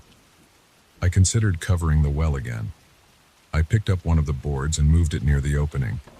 Then the voice spoke louder. It said not to close it. It said it still wanted to talk to me. I felt a sudden pressure in my chest. My legs felt weak. I tried to keep my hand steady. I asked it what it wanted from me. It said it wanted to know what I regretted most. I stood there, my back stiff, my jaw clenched. I didn't want to answer. I didn't want to talk to this thing. The silence stretched. I could hear my own pulse. My tongue felt dry. My stomach felt heavy. I lifted the flashlight and shined it around me, searching the ground, the trees, anything. I saw only my own property. No sign of anyone else. I knelt again at the edge of the well and peered inside. Nothing but blackness. I felt a strange pull. My legs trembled. I thought about lowering a rope and climbing down. I wanted to see what was in there. I wanted to understand this. My hands shook when I imagined going down. It didn't feel safe. The voice waited, silent and patient. I decided to go get a rope and a stronger flashlight from the house. I tried to act calm, walking away without rushing. The wind felt cold on my face. My skin tingled. Inside the small house, I found an old rope coiled in a corner. I tested its strength by pulling hard. It held. I took a larger flashlight, the kind with a stronger beam. I returned to the well. The boards were still off. I could see the open hole. I listened. There was no voice. I tied the rope to a nearby post and tested it. I shined the stronger flashlight down. I saw slimy stones, maybe a bit deeper this time, but still no bottom. The beam faded into darkness. I heard faint dripping sounds again. The smell of damp earth was strong. Then the voice returned. It said my name again. It wanted to know why I was interested in going down there. It said I had nothing to gain. I swallowed hard and said I wanted to see who I was talking to. It laughed. It was a short, rough sound. It wasn't loud, but it had a scraping quality that made my skin prickle. I asked what it was. It didn't answer that. Instead, it asked if I thought I deserved this property. It asked if I thought I had earned anything in life. It kept asking about my failures, never about my successes. It asked how I felt about leaving my old life behind. I clenched my jaw and ignored the questions. I tried to lower the flashlight on the rope, but as soon as I lowered it more than a couple of feet, I heard a scraping sound on the stone. I pulled it back up and saw fresh scratch marks on the flashlight's metal casing. My chest tightened. Something down there had touched the flashlight. I stepped back quickly, my legs shaking. My heart thumped. I stared into that black gap. I felt sweat running down my back. I wiped my face. I didn't want to go down there anymore. Whatever was inside that well had touched my flashlight. It had reached out, or it had something inside that could scrape metal. I felt panic rising. I tried to stay calm. I tried to breathe slowly. I asked the voice what it wanted from me. It repeated its questions, my fears, my regrets, my failures. It wouldn't stop. I covered my ears, but that did nothing because the voice didn't sound like it traveled through normal space. It was there at the edge of my hearing no matter how I covered my ears. I backed away step by step. The voice didn't get quieter. I moved farther, and still it spoke at the same volume. It said my name again and asked me what I was afraid of right now. My throat felt tight. I tried to speak, but only a croak came out. I forced words out. I said I didn't know what it was and I didn't like this. I said I wanted it to leave me alone. It didn't react. It just repeated my name. I walked farther away toward the orchard. The voice finally grew softer as I moved. When I reached the old trees, I could barely hear it. It was a low murmur, impossible to make out. My head felt light, and my stomach felt unsettled. I stood there, looking at my own house, my land, the dry grass, the sky. Everything looked normal, but I knew that hole was waiting for me behind the boards. I waited a few minutes. I caught my breath and calmed down a bit. Then I forced myself to go back. I approached the well slowly, gripping a hammer in one hand. I had no plan, but holding something heavy made me feel a little safer. The voice was silent as I approached. I looked down. Nothing. I decided to cover it again. I placed the boards back one by one. My hands trembled, but I kept working. I hammered some nails in, making sure the boards stayed in place. I focused on the physical details, the sound of the hammer, the feeling of the nails resisting. the rough surface of the boards. I tried not to think about what was inside. When I had it covered, I stood up and stepped back. I listened. No voice. Just the sound of wind and my own breathing. My arms felt heavy. My back ached. I wiped sweat from my forehead. My eyes stung. I looked around at my property. It looked the same, but now I knew there was something under those boards. Something that spoke and asked questions it shouldn't know to ask. Something that scraped metal tools and made my skin crawl. I turned and walked toward the house. I decided I wouldn't remove those boards again. I didn't want to hear that voice. I didn't want to know how it knew my name or my past. I wanted to forget the sound of its rough, metallic words. I felt uneasy, but I kept walking. The boards were in place. The well was sealed. I was done for the day. Inside the house, I locked the door. I set the flashlight on the table and looked at the scratch marks on it. They were shallow but clear. I remembered the scraping sound. I felt the muscles in my neck tighten. I knew I would have trouble sleeping that night. I had come here to start a new life, to have some peace, but now I had this memory stuck in my head. I leaned against the wall and listened to the silence. Just my breath and the creaking boards under my feet. No voice. I told myself I would leave the well alone. I didn't care what it wanted. I didn't care what it knew. I wouldn't let it ask more questions. I wouldn't go near it again. I would work on other parts of the property, fix the fence, paint the house, clean the barn. I had no reason to return to that spot. As the evening light faded, I stood at the window and looked outside. I saw the orchard, the fields, the shape of the well's cover in the distance. It looked ordinary from here. Nothing unusual. I kept my eyes on it for a long time. I listened for anything, but I heard nothing. Finally, I sat down at the old kitchen table and tried to relax. My body still felt tense. My head ached. I tried to think of something else, anything else. But I couldn't. My mind kept going back to that voice, the way it said my name, the way it asked me about my life. I stayed inside the rest of the night, keeping an eye on that window. I said nothing to anyone. There was no one to tell. I just waited. I listened to the old house settling. I listened to the distant rustle of leaves outside. I kept imagining that voice, but it didn't return. Eventually, I crawled into bed and closed my eyes. When I woke up, I decided I would leave the well sealed and ignore it. I had no other plan. I just wanted to live here quietly and not think about that hole in the ground.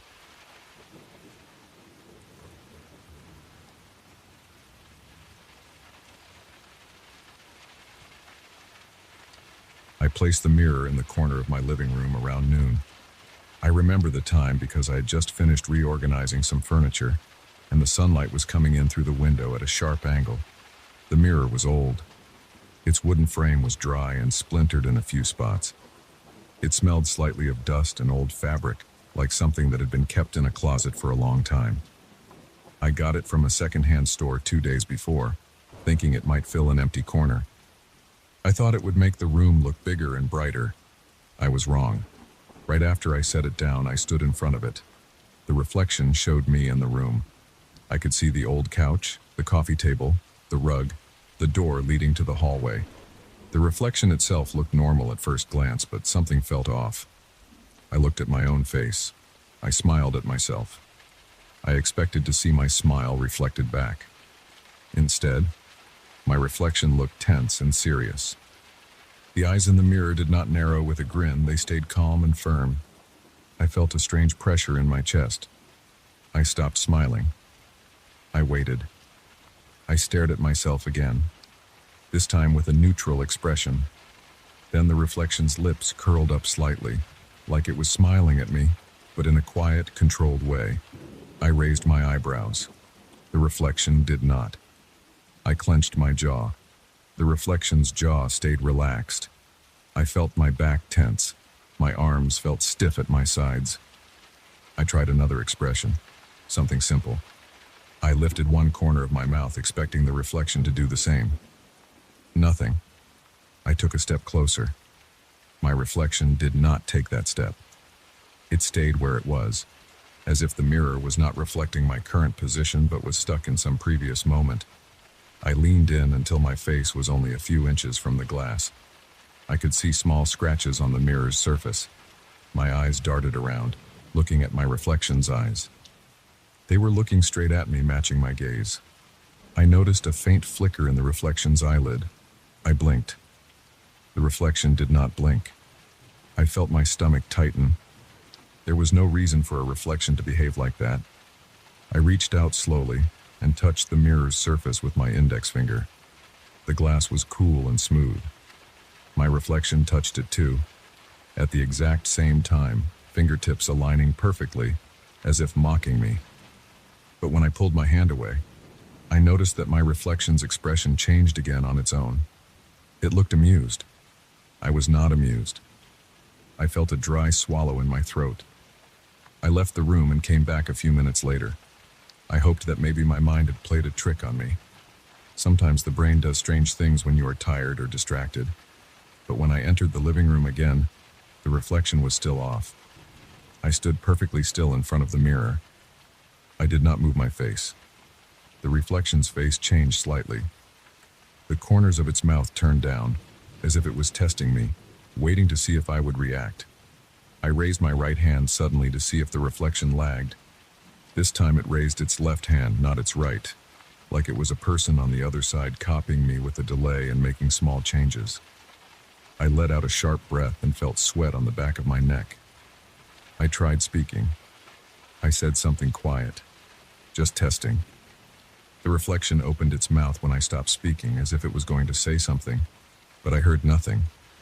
I placed my hand on my chest, feeling my heart rate increase. I could hear my own heartbeat in my ears. I tried to ignore it for a while. I sat down on the couch, positioned so I could still see the mirror from the side. I looked at it out of the corner of my eye. The reflection was still facing me. It should have shown me in profile from that angle, but it looked head-on as if it had turned to face me. I stood up again and approached it. I lifted my arms and rotated my shoulders, seeing if the reflection followed. It did not. The reflection remained still. After a moment, the reflection lifted its own hand and pointed toward the wall behind me. I turned and saw nothing unusual. It was just a plain wall with white paint. I turned back to the mirror. The reflection repeated the gesture. It pointed to the same spot on the wall, a spot about shoulder height. It kept pointing, not moving its face, eyes fixed on me. I went to the spot on the wall. I touched the paint. It felt normal. I tapped it with my fingernail. Solid drywall underneath. I looked back at the mirror. The reflection nodded slowly, then went still again. I turned back to the wall and pressed harder with my fingertip. After a few seconds, I felt a slight unevenness in the paint. There was a tiny bump, like a small area where the paint had covered something beneath. I scraped it lightly with my nail. A bit of paint chipped off. I saw a faint line beneath, like something drawn on the wall before it was painted over. I decided to get a flathead screwdriver from a kitchen drawer. I came back and started to scratch the wall more thoroughly. Paint flakes fell onto the baseboard and floor. After a few minutes, I exposed a small patch of strange symbols. They looked carved into the wall surface. They were not letters that I recognized. They were small, sharp lines and curves arranged in rows. Some were connected by thin lines. I kept scraping, widening the area. The more I uncovered, the more complicated the patterns became. In some places, I found shallow carvings of shapes that looked like twisted faces or bodies with too many limbs. My hands started to shake. I could hear my breathing becoming heavier. The screwdriver's tip made a scratching noise that sounded too loud in the quiet room. I glanced at the mirror. The reflection was smiling broadly now. I did not feel good. I rubbed the back of my neck, feeling the dampness of sweat. I tried to ignore my nervousness and continued scraping. I had exposed an area about the size of a small plate. The symbols and figures formed a dense cluster. I ran my fingertips over them. The carvings felt rough. I saw small chips of something embedded in the lines. They looked like bits of old plaster or maybe some kind of filler. The air in the room felt heavier than before. There was a faint smell, like old soil or damp stone. I turned back to the mirror. The reflection was still smiling. I moved my mouth, asking silently what it wanted. The reflection raised both hands slowly, palms facing me, as if telling me to stop. I stood up straight and took a step back from the wall. I looked at the symbols again. They made no sense to me. I heard a soft creaking sound. I thought it might be the mirror's frame settling. I waited. Then I saw the reflection move again. This time it moved one hand in a slow circle, pointing at the symbols on the wall. It looked like it wanted me to do something else with them. Maybe it wanted me to remove more paint. Maybe it wanted me to try and open the wall. I felt a tightness in my gut. My throat felt dry. I did not like the idea of making a hole in my own wall, but I also did not like the idea of ignoring the mirror. There was something about its behavior that felt like a warning or an instruction. I walked to the kitchen again and got a small hammer and a chisel. My hands were shaking. I returned to the living room, stood in front of the wall, and placed the chisel's tip against one of the thicker carved lines. I tapped it lightly with the hammer. The plaster cracked. I chipped away a small chunk. Behind it I saw darker material, maybe older plaster or wood. I kept working carefully, trying not to cause too much damage. I felt sweat trickle down my temples. Every sound seemed loud. The tapping of the hammer, the crackling of plaster, my breathing. I glanced over my shoulder at the mirror. The reflection was watching closely, head tilted slightly. As I made a hole large enough to peer through, I noticed more symbols carved into something beneath the plaster layer. It looked like older wood paneling. I could see faint lines that might have been drawn or burned into the surface. I pressed my face close and tried to see inside the hole, shining a flashlight I took from a drawer earlier. The beam showed a gap behind the wall. The space inside looked empty, just a hollow area with bits of insulation and old wood beams. But on one beam I saw another set of these strange symbols scratched into the wood grain. They were smaller and fainter. My stomach clenched again. I turned back to the mirror. The reflection stared at me. I noticed my own face looked pale. The reflection, however, looked calm. I realized I had not seen the reflection display fear or confusion. It only displayed what seemed like deliberate expressions, as if controlled by someone else. I rubbed the side of my face with my hand. My jaw felt stiff. I tried speaking again, asking, "What do you want?" I said it out loud this time. The reflection did not speak. It pressed one finger to its lips as if telling me to be quiet. I shut my mouth. I could feel my pulse in my throat. I had no idea what these symbols meant. I felt a desire to cover them back up, to patch the wall and ignore this whole situation. But something about the reflection's insistence made me continue. I widened the hole in the wall and reached inside, feeling the rough surface of the wooden beam. My fingertips traced the carved lines. They were not smooth. They felt irregular, as if carved with a dull knife. I wondered who did this and why. I felt a slight vibration in my fingertips. It could have been my nerves. I pulled my hand out and flexed my fingers. They felt stiff. I turned back to the mirror and stood in front of it. I tried to match the reflection's expression. I kept my face neutral. The reflection frowned. I frowned. The reflection's frown deepened. I tried smiling. The reflection's face hardened. It seemed to resist any attempt to synchronize with me. I stepped closer until I could see every detail of my face in that old glass. My pores, my stubble, a small scar above my eyebrow. The reflection showed them all, but it moved when I did not. I lifted my left hand slowly. The reflection lifted its right hand, mirroring me but reversed, as if it were another person standing opposite me rather than a reflection. I stood there for a long moment, just breathing and watching. The smell in the room grew stronger. It smelled like old, wet wood. I looked at the wall again. The hole I made exposed layers of material inside. I noticed some kind of old paint or stain on the inner beam. It was darker than the outer plaster.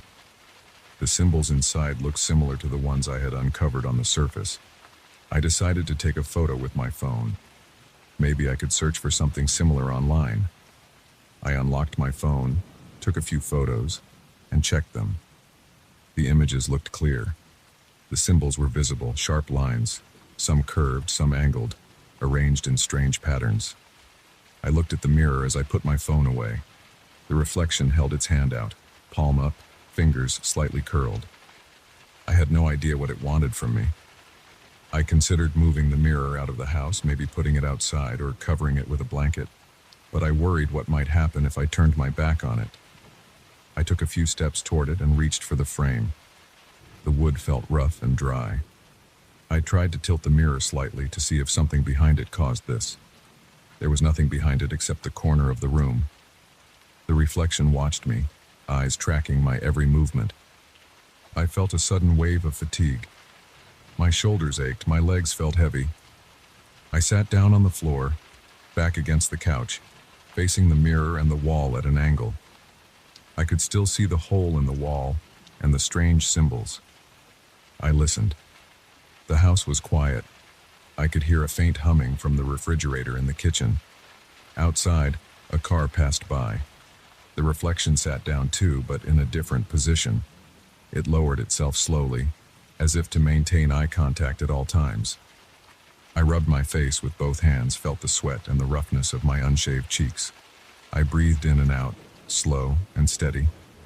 Then I stood up again. I approached the wall, looked through the hole, and stared at the symbols. They were there, solid and real. I turned back to the mirror and watched the reflection. It nodded at me. I reached for the chisel and hammer again and chipped away a bit more plaster, enlarging the hole. My hand slipped at one point and I scraped my knuckles against the wall, causing a brief sting and a thin line of blood. I wiped it on my pants. The reflection watched.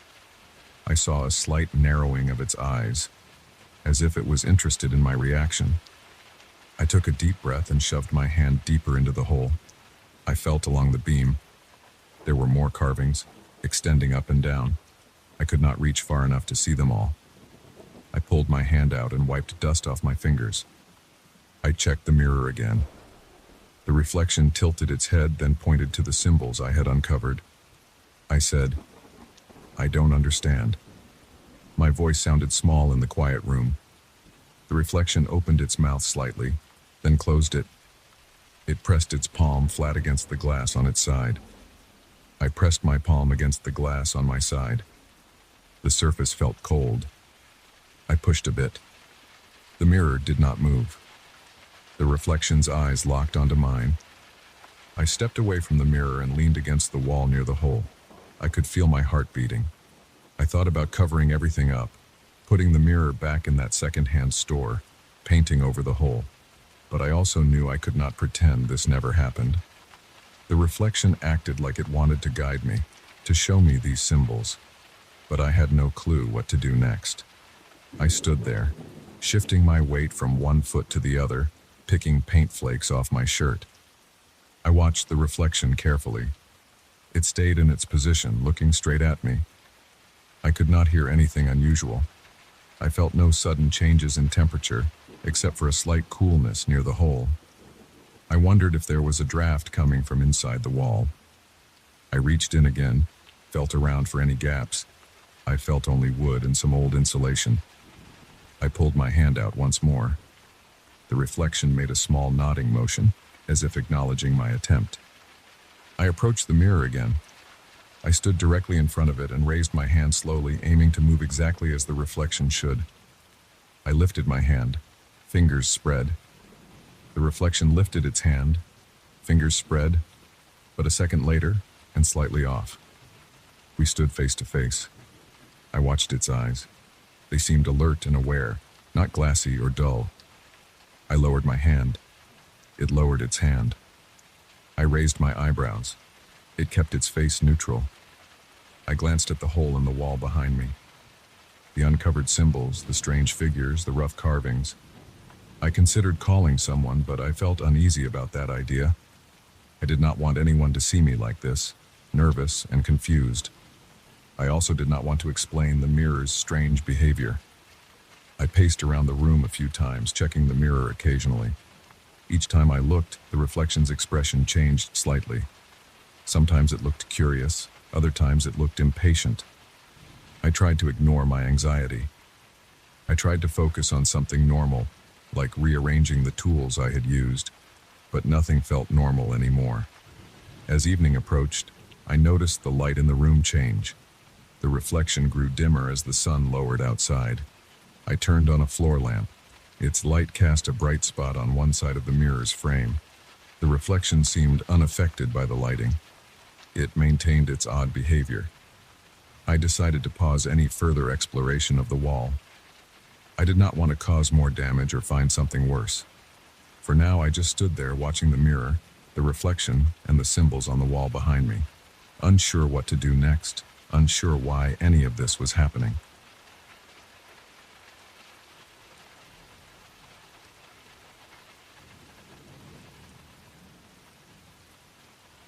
I woke up around 2 in the morning because my throat felt dry.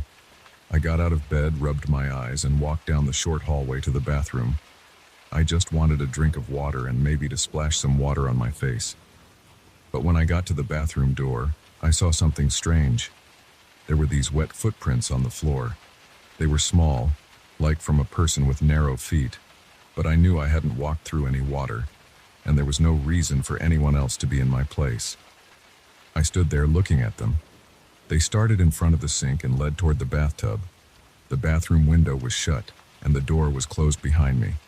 There was no trail coming in from outside or from the hallway. The footprints just started there, right in front of the sink. I could see the faint reflection of the overhead light on the wet spots. I felt nervous right away. I took a few steps forward, careful not to step on them. I held my breath and listened. I didn't hear anything at first. The night was silent. The hallway behind me was dark. I leaned over, looked down at the footprints, and noticed they ended at the edge of the bathtub. I expected to see something inside the tub, maybe water dripping, but it was dry. Nothing moved. I turned around, tried to see if maybe I had made them without noticing, but my feet were dry and I hadn't stepped in water. I felt a light sweat on the back of my neck. I got a cup of water from the sink, drank it fast, and left. I went back to bed and tried to forget about it. The next night I woke up around the same time. My throat felt dry again. I don't usually get so thirsty at night, but I told myself it was just bad luck, or maybe I had too much salt at dinner. I walked to the bathroom and froze at the doorway. The footprints were there again, wet, shining under the dim bathroom light. This time they faced a different direction. They still started in front of the sink and ended near the bathtub, but their angle was different. It looked like whoever made them had turned slightly before stepping toward the tub. Again, I listened. This time, I heard a very low sound. It was like a humming or a low singing coming from inside the bathroom, but I couldn't pin down the direction. I stood still and felt a chill on my back. It got colder, and I felt my skin tighten. I felt my heart beat faster. I leaned closer to the sink, reached out and touched the porcelain surface. It was dry. I ran a finger over the tiles on the floor. They were dry except for the footprints. I tried to follow them more closely, but when I stepped toward the tub, the back of my neck felt colder and I got goosebumps on my arms. The sound got louder, and my stomach tightened. I backed out and returned to my bedroom. I tried to sleep, but I kept thinking about those wet footprints. On the third night, I decided to be more careful. Before going to bed, I dried the bathroom floor with a towel. I made sure everything was clean and dry. I locked the windows and checked the entire apartment. I lived alone. No one had a spare key. I set my alarm for 1:30 in the morning so I could check the bathroom before I got thirsty. The alarm woke me up, and I crept down the hallway without turning on any lights. I flicked on the bathroom light and saw the footprints again, wet and shining, standing out on the dry floor. I bent down and touched one with my fingertip. It was cold, like water that had been sitting for a while. I rubbed my fingers together. I could feel moisture. I smelled my fingers. They smelled like plain water. No odor, no chemicals, nothing strange. I touched my forearm and noticed my arm hairs were standing up. I listened and heard the low humming sound again, quieter this time, but steady. It was a single tone, not a melody, just a quiet voice somewhere in the air. I leaned toward the bathtub. The humming got louder. My throat felt tight. I forced myself to reach over and open the shower curtain. The tub was empty and dry. I shined my phone's flashlight on every corner. Nothing moved. The footprints remained behind me, just sitting there. I turned back and noticed something else. There were fewer footprints than the night before, and they formed a slight curve. They weren't just random. They looked like they were bending around some invisible shape before ending at the tub. I swallowed hard, left the bathroom, and stayed awake until sunrise, sitting in my living room, thinking about what to do. On the fourth night, I tried to catch the source of these footprints. I stayed awake with all the lights off. I sat in my bedroom quietly, door half open, watching the hallway. I had turned off the bathroom light and kept the door open just a crack. Around 2 in the morning, I heard a light dripping sound. It sounded like water falling on tile. I waited a few minutes before I got up. I was sweating. My palms felt damp. I walked slowly into the hallway and peeked into the bathroom. The floor was wet in front of the sink again, the footprints visible even in the dark. I flipped the light on. This time, I felt an immediate cold draft against my face. The humming sound was louder and had a slightly different pitch. I reached into the room, but the moment I stepped inside, I felt a strong shiver running up my spine. My breathing got shallow and my temples started to pulse. I tried to speak, but my mouth felt dry. I managed to say a few words quietly. "Who's here?" No response. The footprints just sat there, ending at the tub. I looked at the mirror. My face looked pale under the overhead light. I leaned over the sink and turned on the faucet. The water ran normally. I splashed some on my face, checked the hallway behind me, and turned back to the footprints. They hadn't changed. I touched the tub's edge, dry and cold. I grabbed a towel and tried to wipe the footprints off the floor. The towel absorbed the water easily, and the footprints vanished. I stood there holding the damp towel, waiting. The humming stopped. I left the bathroom and sat on my bed in the dark until morning. Over the following nights, I tried different things. One night, I put a piece of cardboard on the bathroom floor. Another night, I sprinkled a bit of flour. Another, I placed a dry towel in front of the sink. Each time, the result was the same. Around the early hours, I would wake up thirsty, go to the bathroom, and find wet footprints forming a pattern. The cardboard got soaked in 2 small spots shaped like feet. The flour got damp and clumped together. The towel ended up with wet marks in the shape of footprints. Every time they led from the front of the sink to the tub. They never passed through the door.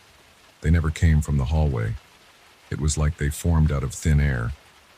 As the nights went on, I noticed the footprints changed direction slightly each time. Sometimes they angled left, sometimes right. Sometimes they curved around and approached the tub from a different side. I wrote down the patterns, hoping to find some logic. I drew sketches of the bathroom floor and marked where I found each footprint. After a week, I had several pages of notes. The patterns never repeated exactly. They formed shapes I couldn't recognize. I felt frustrated and tired. I started sleeping less.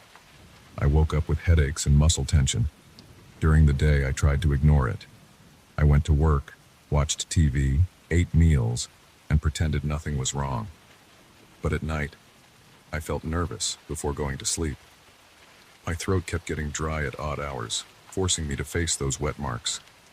I tried calling a friend, but I didn't know how to explain this without sounding strange. I said I was having weird plumbing issues, maybe a leak.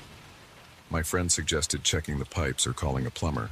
I checked the pipes myself during the day. Everything was fine. The sink, the bathtub, and the toilet were all working normally. No leaks, no moisture collecting anywhere. I even inspected the ceiling and walls. Nothing. One night I decided to confront it again. I set an alarm for just before 2 in the morning. When it went off, I turned on every light in my apartment.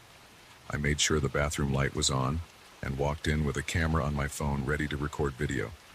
At first, the floor was dry. I stood there staring at the tiles, camera running. I stood for a long time. My legs got tired. I leaned against the sink and yawned. Right as I considered giving up, I heard a soft, low humming, the same sound I'd heard before. I pointed my camera at the floor. Nothing. Then I blinked, and the footprints were just there, as if they appeared in one instant. Wet footprints, small and narrow, leading to the tub. My heart pounded. I recorded everything, breathing through my mouth because I felt my chest tighten. I reached out with my free hand and touched the air above the footprints. Cold air, like a draft. The humming got louder. I looked at the mirror, then at the ceiling. I saw nothing. I tried to speak again. "Is someone here?" My voice shook. No answer. The humming didn't stop. I could feel the hair on my arms standing up. I leaned forward, holding my phone low, trying to capture every detail. The footprints glistened under the bright light.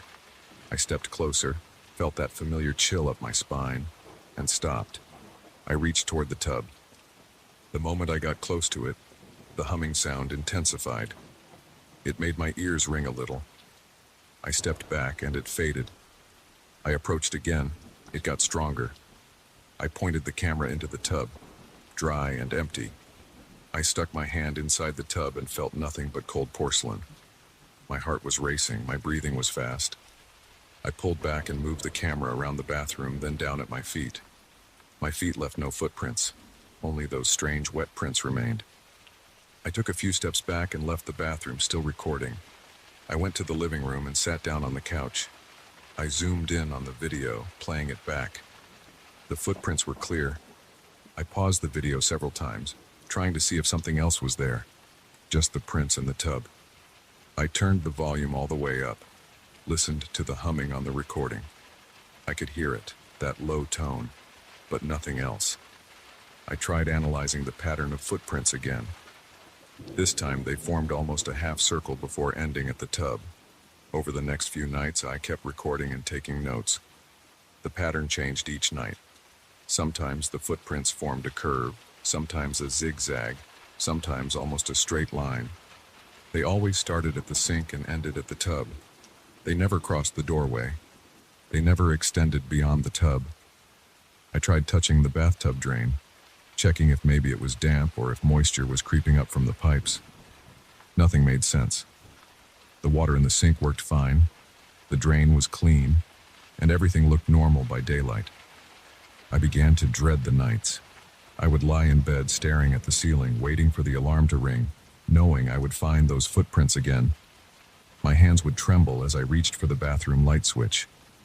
My mouth would go dry even without me getting thirsty. My back would tense up and my shoulders would ache. I tried wearing heavier clothes, thinking maybe the chill was just my imagination, but I still felt cold whenever I got close to those footprints. After a while, I stopped trying to talk to whatever was causing this. I realized it never responded. It never left anything but those footprints and the humming sound. It never appeared anywhere else in the apartment. Only in the bathroom, only at that time of night. I tried staying out of the bathroom altogether, but my thirst would force me back. I tried ignoring the footprints and just getting water quickly. They would still be there, no matter what. If I turned the light off and came back, they would appear again.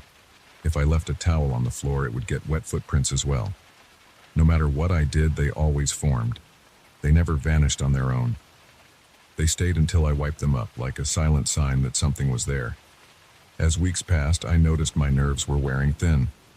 I started leaving the bathroom light on overnight and kept the door open, hoping to see if anything came through the hallway. I never saw anything. I only ever saw the footprints when I stepped inside. They never formed while I watched closely. They only appeared when I looked away or blinked or stepped out for a moment. I tried to trick it by using a mirror to watch the floor while standing in the hallway. It didn't matter. The footprints would appear the moment my eyes weren't directly on the spot. It felt like something was messing with me, but I had no proof beyond the footprints themselves. I ended up with a pile of towels, all with damp spots shaped like feet. I ended up with hours of video footage where the footprints seemed to appear out of nowhere. The humming sound, recorded over and over, always sounded the same. I had no way to explain any of it. I never found a source. I never saw anyone. Just those wet footprints on the floor, starting at the sink and ending at the tub, changing direction each night, forming patterns I couldn't understand and leaving me with a cold feeling in my bones that I couldn't shake off. I'm telling you all this because I don't know what else to do. I still live here. The footprints still appear. I still feel that chill every time I enter the bathroom at night. I still hear that low humming when I get too close. I don't know why it happens. I don't know what they mean. They never stop. They never explain themselves. I just keep wiping them away and hoping that one night they won't show up. But so far, they always do.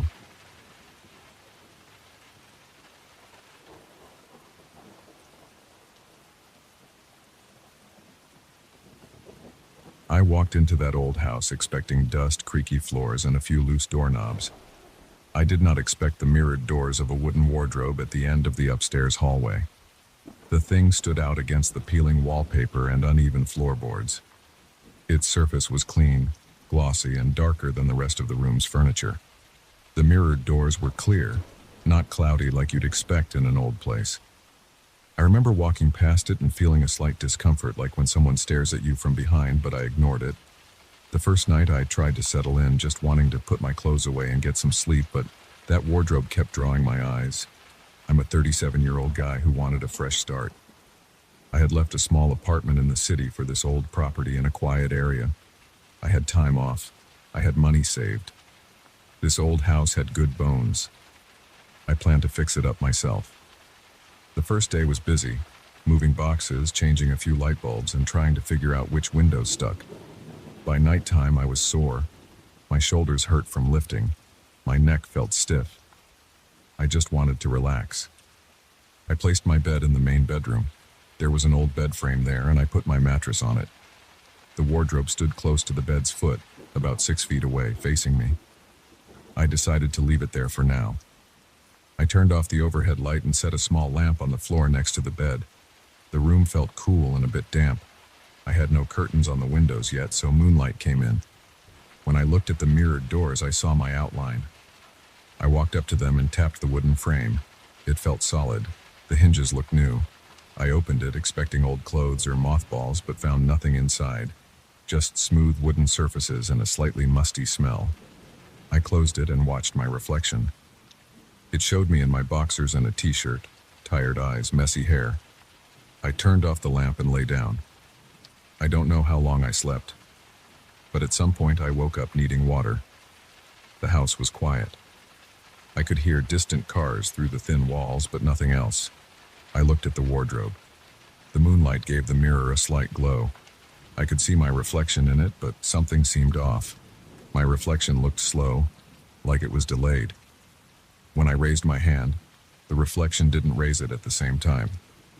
There was a short pause, maybe a second or two, then it followed. I blinked hard. I thought I was half asleep. I got up carefully, my knees stiff. I took a few steps closer. The reflection moved later, not in sync. It was subtle, but I saw it. When I leaned forward, the reflection leaned forward after a gap of about 2 seconds. I whispered something. I couldn't hear any difference in sound, but I felt uneasy. My heart rate picked up. I swallowed. My throat felt dry. I reached out and touched the mirrored surface. It felt cool and solid. My reflection touched it too, but again with that slight delay. The hair on my arms stood up. This wasn't normal. I stepped back. My reflection stepped back late. I turned around quickly and looked back. The reflection turned more slowly. I suddenly noticed something strange. Behind my reflection was not just my room. The angle was off.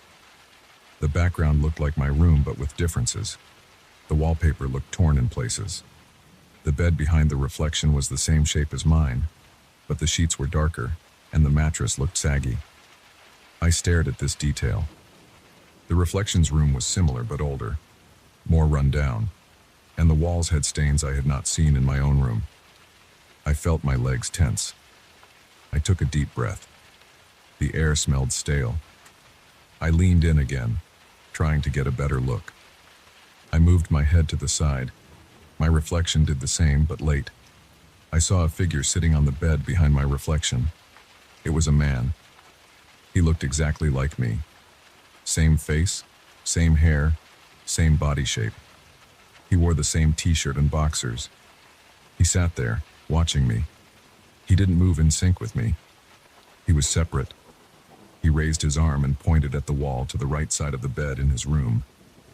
I could see the wallpaper there was peeled back, revealing some kind of dark patch. He pointed without expression. His eyes looked straight at me. My stomach tightened. I stepped back again, feeling cold sweat on my neck. I turned around and looked at my own wall. It was fine. The wallpaper in this room was old, but not torn. There were no patches. There was just a faded pattern of leaves. I looked back at the mirror. The other man was still pointing. My reflection stood next to him, delayed, useless, like some kind of puppet. The other man in the reflection did not move except for his arm, which stayed pointing. I took a few slow steps back until I reached my bed. I sat down, not taking my eyes off that mirror. My heart was beating hard. I could hear my own breathing. I thought about leaving the room, but I stayed. I wanted to know what the hell was going on. I waited. After maybe a minute, the other man lowered his arm and stood up. He walked closer to the mirror from inside that twisted version of the room. I couldn't hear him, but I could see his footsteps shake the old floorboards in his world. He stopped close to the mirror and stared at me. I couldn't see any difference in his face except that he looked tired, his eyes slightly red. He reached out, touching his side of the mirror, palm flat, as if trying to push through. I stood up, my legs shaking. I felt lightheaded.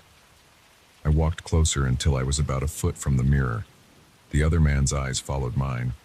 He opened his mouth and moved his lips. I couldn't hear anything. I just saw his mouth forming words I couldn't understand. I reached out and tapped the mirror again, 3 times. The sound was dull. The other man nodded slowly. Then he pointed again at the wall. This time he stepped aside so I could see more clearly. In his room, the wallpaper was torn away to reveal a small wooden panel with a metal latch. It looked like a hidden door or compartment. I looked at my own wall. It looked normal. I pressed my ear against it. The surface felt normal. No hollow sound. Just old plaster behind the wallpaper, I guessed. The other man stepped back and sat on his bed again, folding his arms. I backed away from the wardrobe and turned on the lamp. The warm light filled the room. I looked at the mirror again. The reflection now just looked normal, except my reflection was still delayed. The twisted room behind my reflection remained, and so did the other man, still sitting there. I rubbed my eyes, walked out into the hallway, and flipped the switch for the overhead light. Bright light washed over everything. I came back in. The other room still showed in the mirror. The other man was still there. It didn't matter how much I blinked.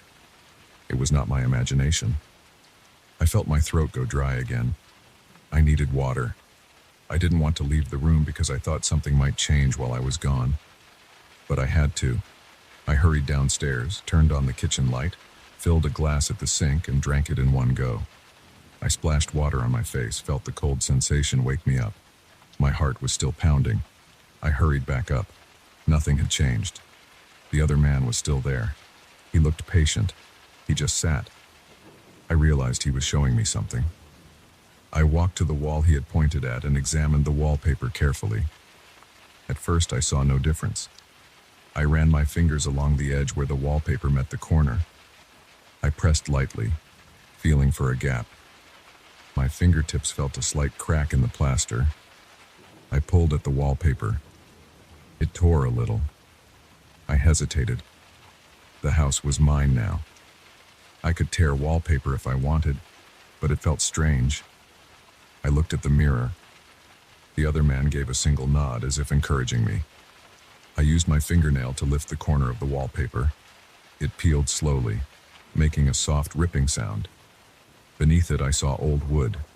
It did not match the rest of the wall. There was a rectangular piece of wood about 2 feet wide and 1 foot tall, fitted into the plaster.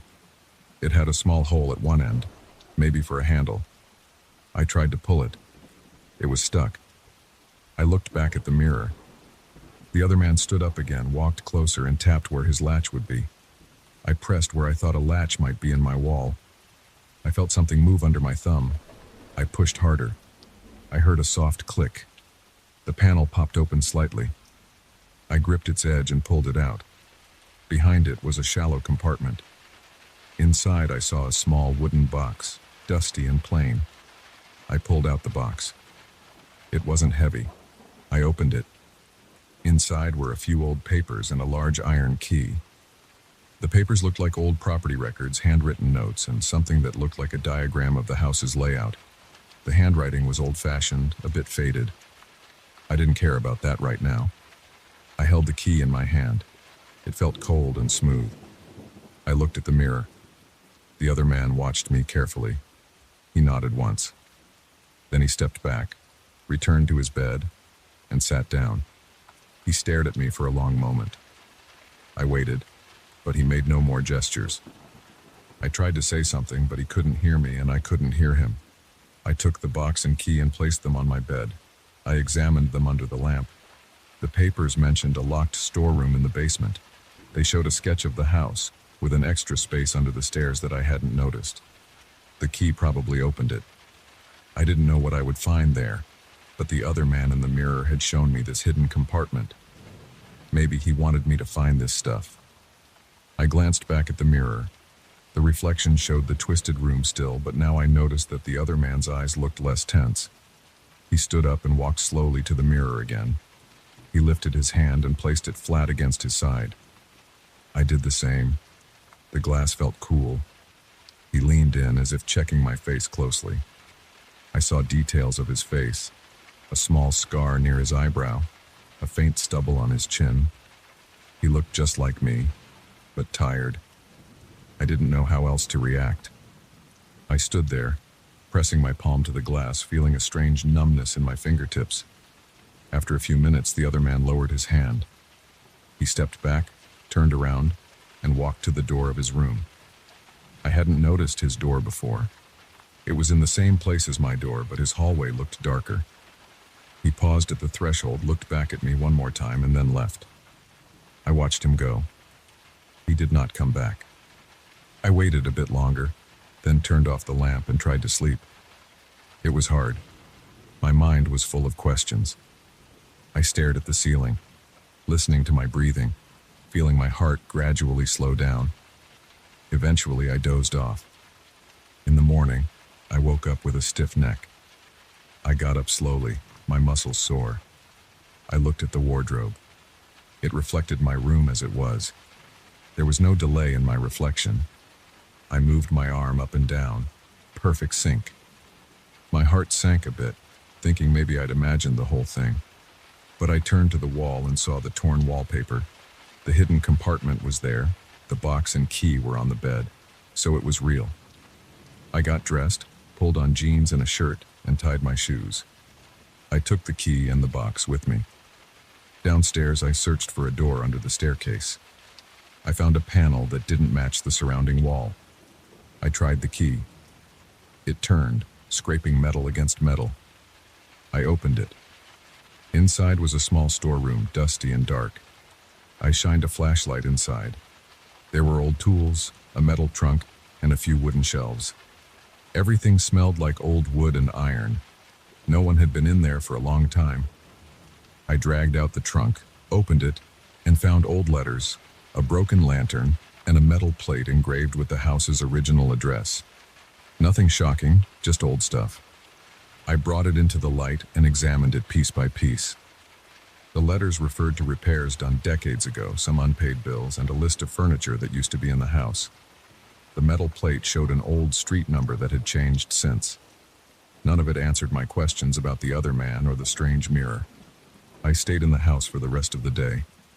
I kept going back upstairs to check the wardrobe. It looked normal. I tapped the mirror.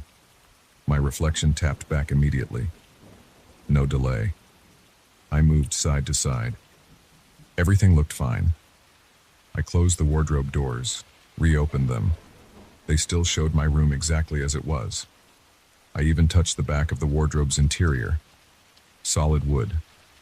At night, I waited in bed with the lamp on, watching the mirror. After a few hours, my eyes grew heavy. Nothing happened. Eventually, I turned off the lamp.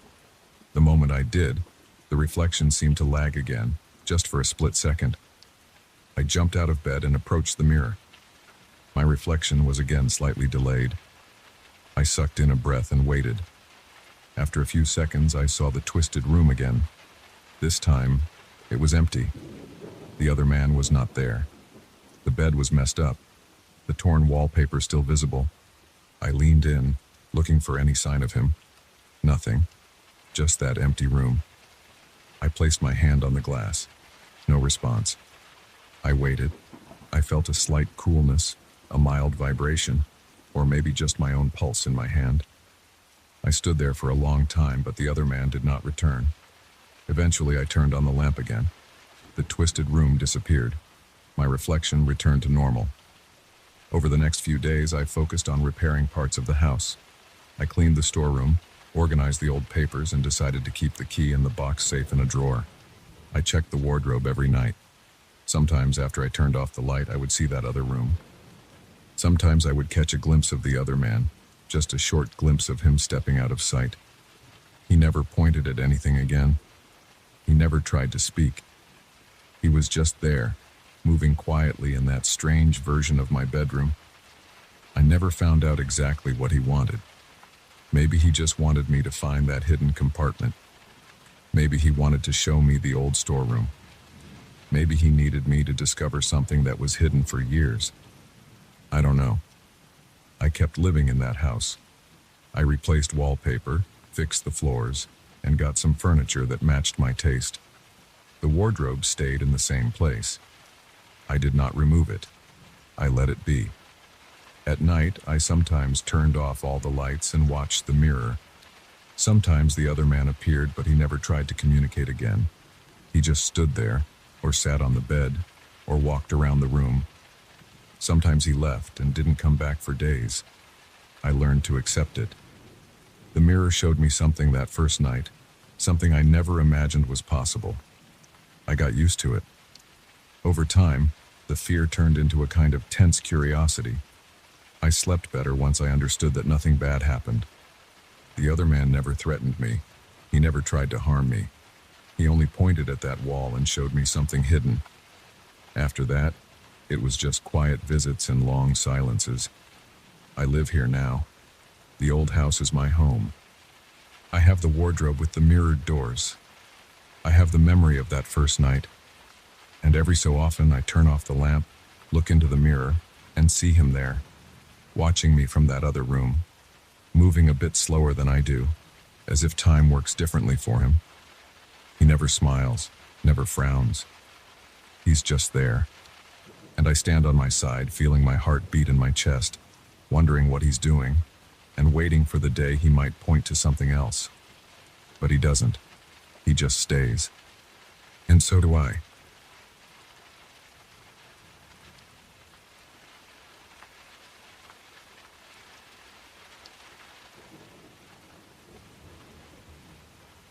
I got the letter on a Thursday afternoon. It arrived in a plain white envelope with my address on the front and no return address. I remember feeling a slight discomfort as I opened it, expecting at least a company logo or some printed advertisement. Instead, I found a single sheet of paper completely blank. I held it up to the light, felt its texture, and examined its edges, but saw nothing. At first, I thought it was some dumb prank. I tossed the envelope aside and placed the paper on my kitchen table, annoyed but not concerned.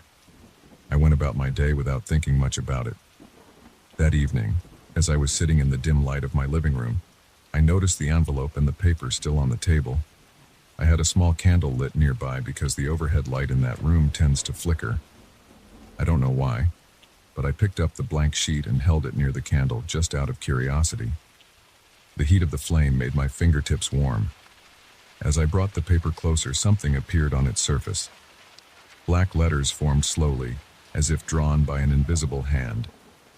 I leaned in, trying to read them. I saw the start of a sentence, but as I tried to focus, the words faded.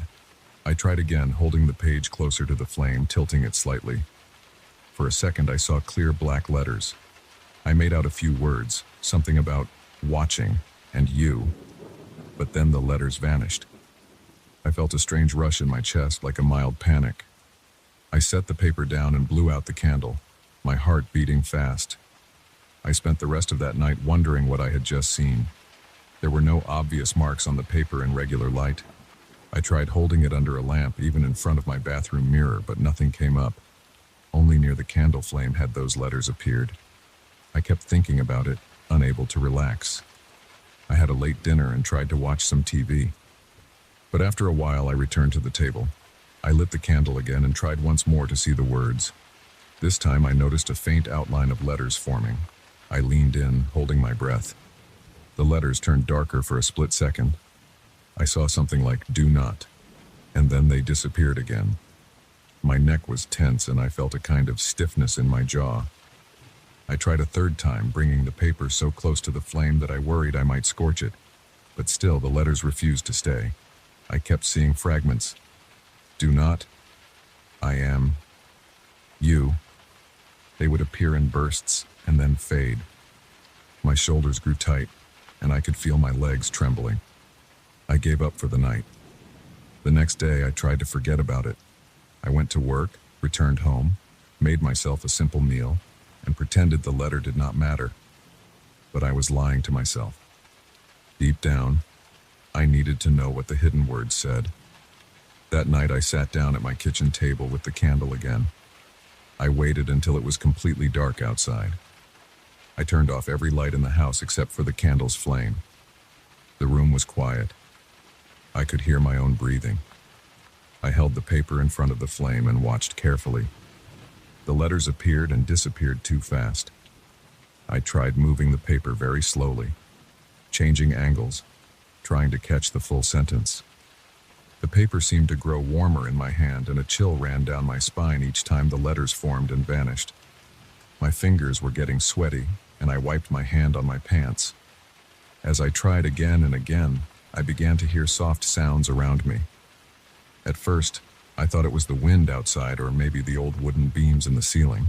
But then I realized these were voices, very faint, whispering from different corners of the room. I froze. My throat tightened. I set the paper down and looked around. I saw nothing but the empty room. Still, the whispering continued, coming from near the walls, under the table, behind my chair. The voices had no clear words, just a muffled sound, like air passing through clenched teeth. I felt the hairs on my arms stand up. My heart pounded and my head felt light. I forced myself to stay calm. I reached for the paper again and tried once more, holding it near the flame. The letters flashed in front of my eyes, and this time I caught a few words clearly. Do not ignore. Before I could read more, they vanished. I breathed hard, and the voices grew louder. I heard angry whispers and something like a hiss.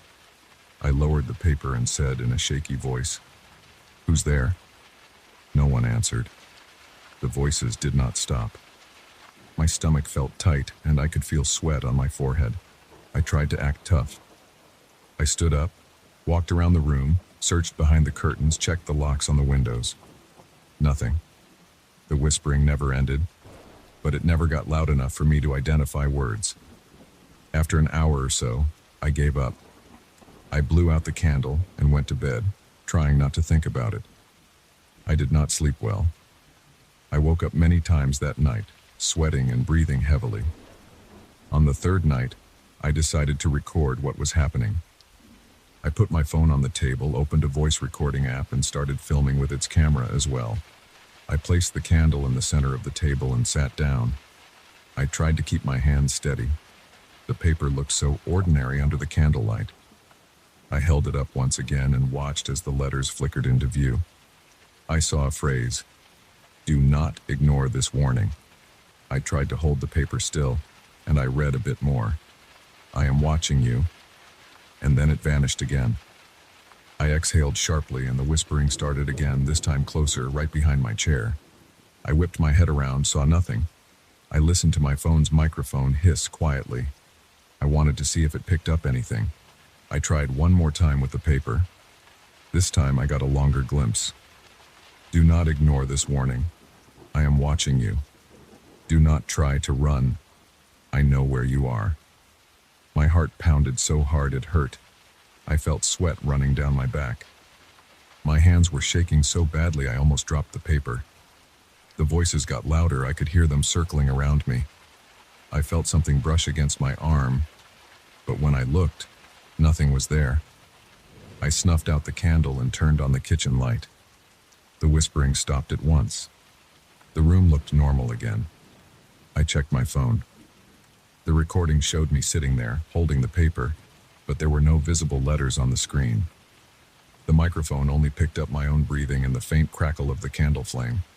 No whispers, no strange noises. I felt frustrated and uneasy. I knew what I heard, what I saw. I could not have imagined it. My pulse was still racing and my stomach felt cramped. My legs were weak when I stood up. I paced around the house, checking rooms, opening closets, looking behind doors, convinced someone had to be there. I found no one. The place was quiet and empty. The next night, I tried another approach. I placed 3 candles on the table, hoping to get more light and a clearer view of the letters. I waited until midnight, when everything was silent. I turned off all other lights. The 3 flames danced a bit, creating shifting shadows on the walls. I held the paper up once more. The letters appeared and vanished quicker than before. I tried to read them out loud as they formed, hoping that might help me remember or force them to stay. I said, "Do not ignore this warning. I am watching you. Do not try to run. I know where you are. I know what you..." And the letters disappeared again. As I spoke, I could feel the temperature in the room drop. My breath came out in short gasps. My neck was stiff. The whispering started again, louder than the night before, and I could hear distinct words this time. Someone said, "Listen." Another voice said, "Stay still." I felt a presence behind me, like warm breath on the back of my neck. I jerked my head around. Nothing. I could not see anyone, but I smelled something stale and musty like old sweat. I tried to keep reading the paper. The letters were gone. The page was blank again. I set the paper down. The whispering did not stop. I tried to say something to these unseen voices. "What do you want?" I said. My voice came out hoarse. The candles flickered wildly, almost going out. The whispering intensified. My hands were clammy and my stomach churned. I could feel my body shaking. I stood up, and as I did, I felt something tug at my shirt. I jumped back, almost knocked the table over. The candles wobbled but did not fall. I shouted, "Stop it!" The whispering grew quieter, then faded away, leaving me alone with my own heavy breathing. I turned on the kitchen light again. The normal light made the room feel small and empty. The silence weighed on me and I felt dizzy. I did not sleep that night. I sat on my couch, keeping all the lights on. I stared at the letter which I had placed on the coffee table. It looked so plain, a simple white sheet of paper. I wondered if I should just throw it away, but I could not bring myself to do it. I did not know why. Maybe I thought I needed to solve this mystery. Maybe I was afraid that throwing it away would make things worse. I stayed awake, watching the paper, my heart racing every time I thought I heard a creak in the walls or a tap on the floor. The following night, I tried a different candle. I took a scented candle from my bathroom, something with a faint vanilla smell. I thought maybe the type of candle mattered. I placed it on the table and lit it. The flame was smaller and steadier. I held the paper up. The letters appeared briefly. I caught only a few words. "Do not ignore. I watch. You cannot hide. You cannot..." Then they vanished. The whispering started, but softer this time. I heard a gentle hiss near my ear, like someone trying to speak with their mouth closed. My chest felt tight. and I could not take a full breath. I tried to force myself to speak calmly. "I'm here," I said. "I see your message. What do you want me to do?" Silence, then a faint whisper. "Obey." My spine tingled and my eyes watered. I tried to stay steady. I could feel sweat on my face sliding down my cheek. I blinked hard and wiped it away with the back of my hand. I tried to keep the paper near the flame for a longer time, moving it slowly, hoping to make sense of the full message. Each time I did, the letters popped in and out, always threatening, always incomplete. "Do not ignore." "I know." "You will." Then gone.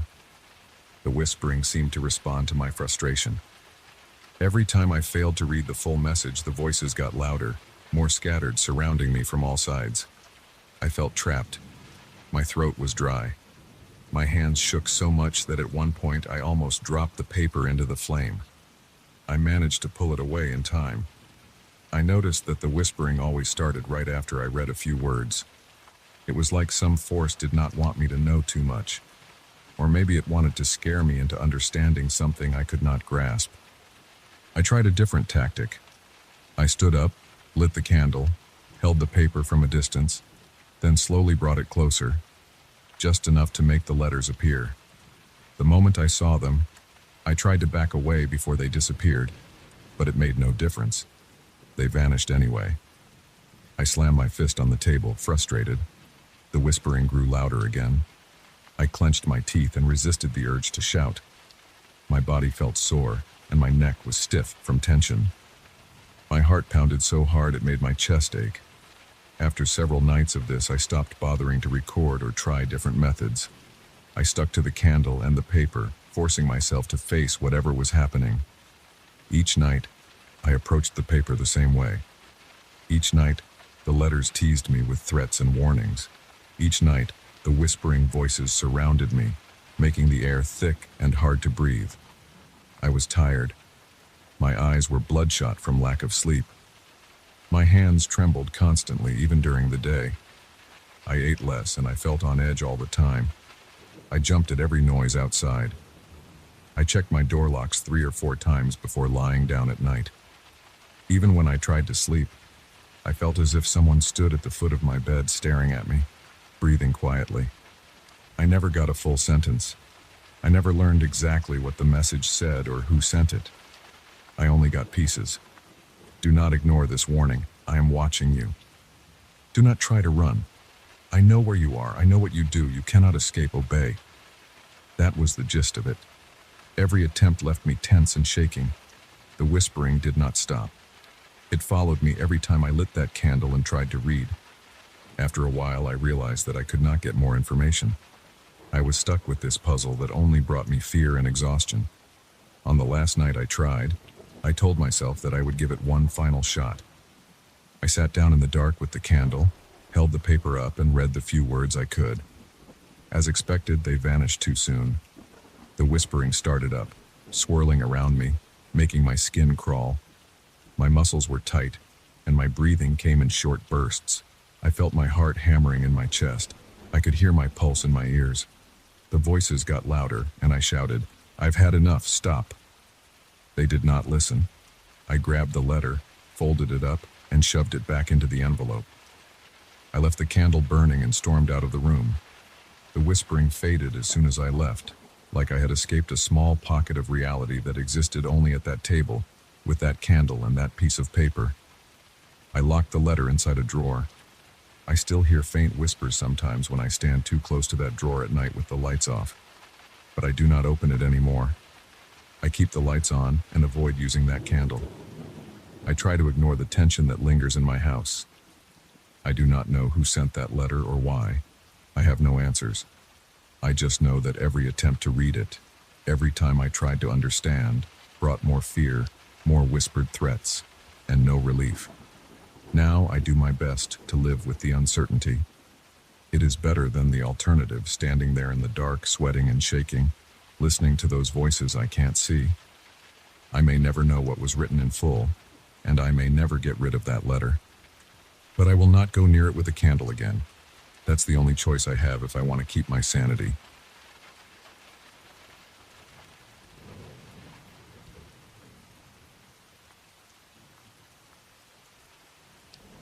I remember standing in my living room at around midnight.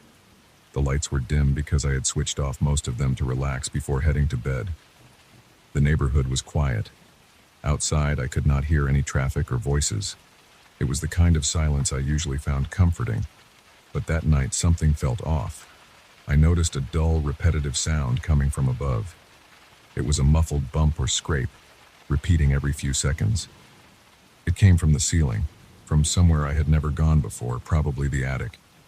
I had not thought about that attic in years. I never used it. The hatch was at the end of the hallway, above a step ladder that I kept folded against the wall. The idea of going up there felt strange.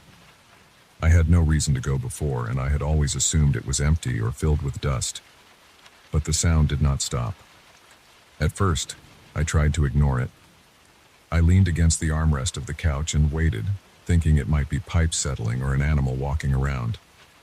But the noise had a rhythm. It was not random. It was consistent. Every few seconds something tapped, scraped, then went quiet. After about 5 minutes, I could not let it go. I turned on the hallway light and looked up at the small attic hatch. I had to stand on a stool to reach it. I placed the stool directly underneath and tried to push the hatch open.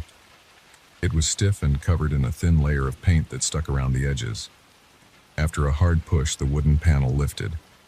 A musty smell came down at me. It was dry, stale air that made my eyes water a little. I coughed and wiped my face with the back of my hand. I considered grabbing a flashlight. I walked back to my closet and took out a small LED flashlight that I kept for power outages. It had fresh batteries, so I turned it on to make sure it was bright enough. The light was clear and strong. I grabbed a dust mask from the kitchen drawer because the smell had made me cough. I pulled on an old jacket and some gloves because I did not know what I would find up there. Then I returned to the hatch, climbed the stool, and stuck my head inside. The flashlight beam cut across a wide, open space. It was larger than I expected. The attic was not just a cramped storage area. It had a surprising amount of room. The floorboards looked old, with some gaps and cracks. There were no boxes, at least not in front of me. I pulled myself up and stood carefully, making sure the boards could hold my weight. I swept the beam of the flashlight around. I saw shelves against the walls. They were old wooden shelves, all empty. Not a single item sat on them. The wood looked worn and pale, as if something had scraped against it over a long time. In one corner, I spotted masks.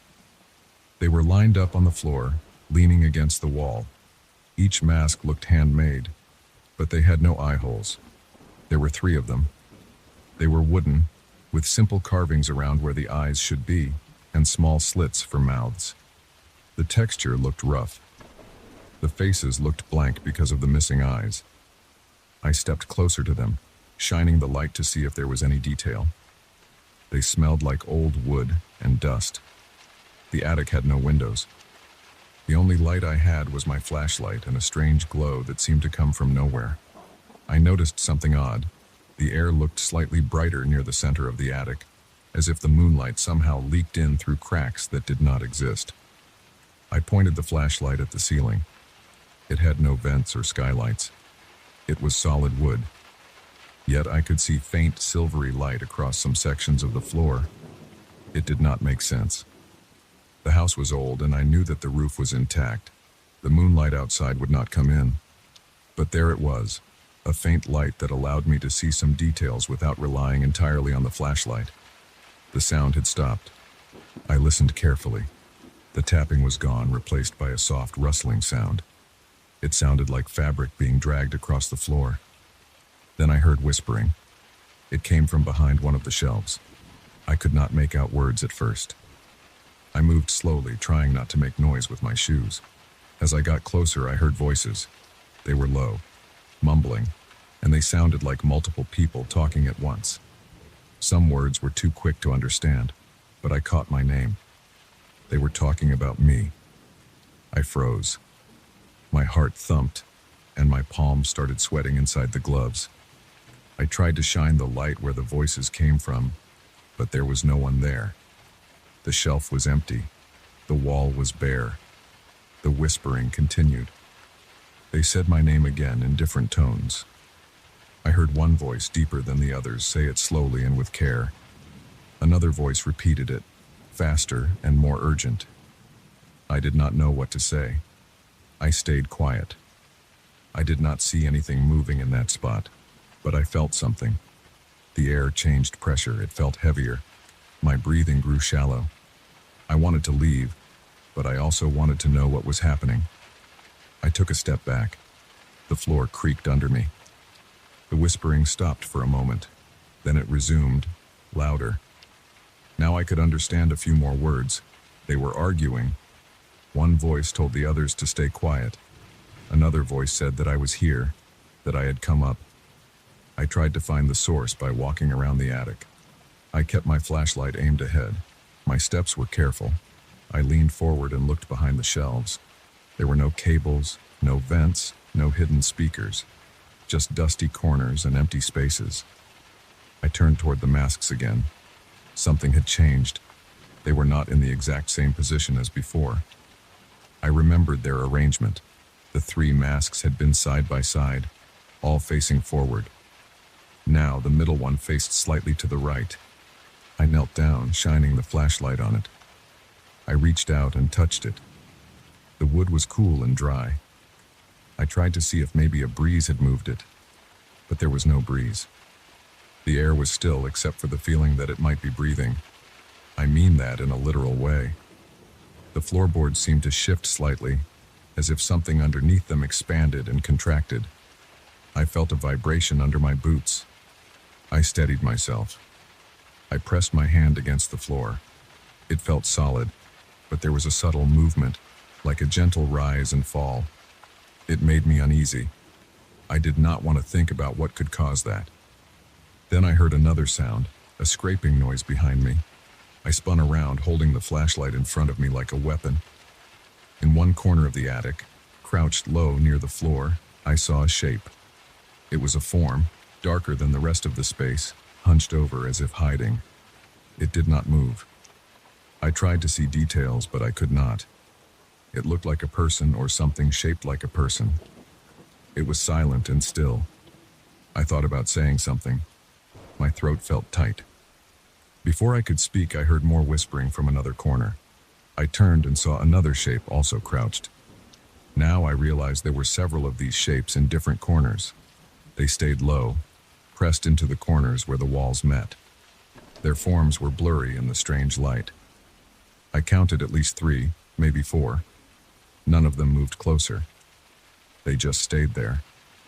The whispering rose and fell. The voices said my name again. I asked, "Who are you?" My voice sounded too loud in that quiet space. The whispering continued. None of the shapes responded directly. They just kept talking among themselves. Their voices were human-like, but I could not see faces. I could not see eyes or mouths. I thought about leaving. I took a step toward the hatch, but when I looked back at where I had come from, I could not see the opening. The hatch should have been near the place I climbed up. I moved the flashlight beam along the ceiling and the floor, but the hatch was gone. I felt panic rising. My breathing got faster. My heart pounded. I felt the sweat on my forehead and in the small of my back. I told myself to calm down. I walked back to the shelves, trying to retrace my steps. The attic floorboards creaked with every move. I checked the walls carefully. I found the place where I should have come up. The ladder should have been right there, sticking down into the hallway. But I saw only more floorboards and a solid wall. I pressed my hand against the wood. It was firm and real. I listened. Down below, I should have been able to hear some faint sound from my house. Maybe the refrigerator humming or the clock ticking. I heard nothing. I only heard the whispering voices and the soft, rustling sound. I felt trapped. I considered what I could do. I decided to walk around the attic, checking each corner. I walked slowly, keeping the flashlight pointed ahead.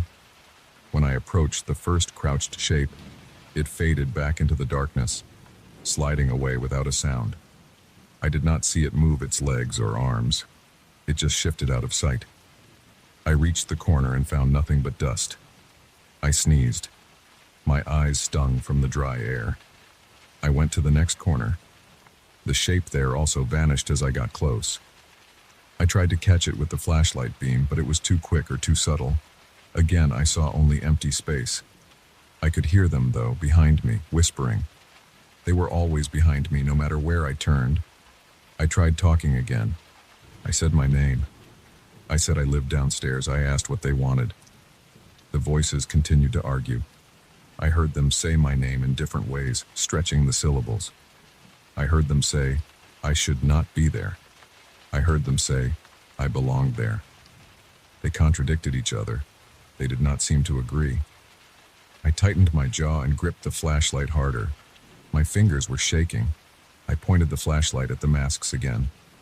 Maybe I could interact with those. I walked over to them.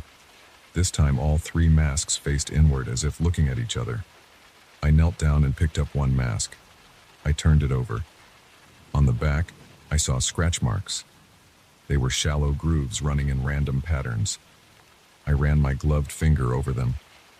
The grooves felt recent. I set the mask down.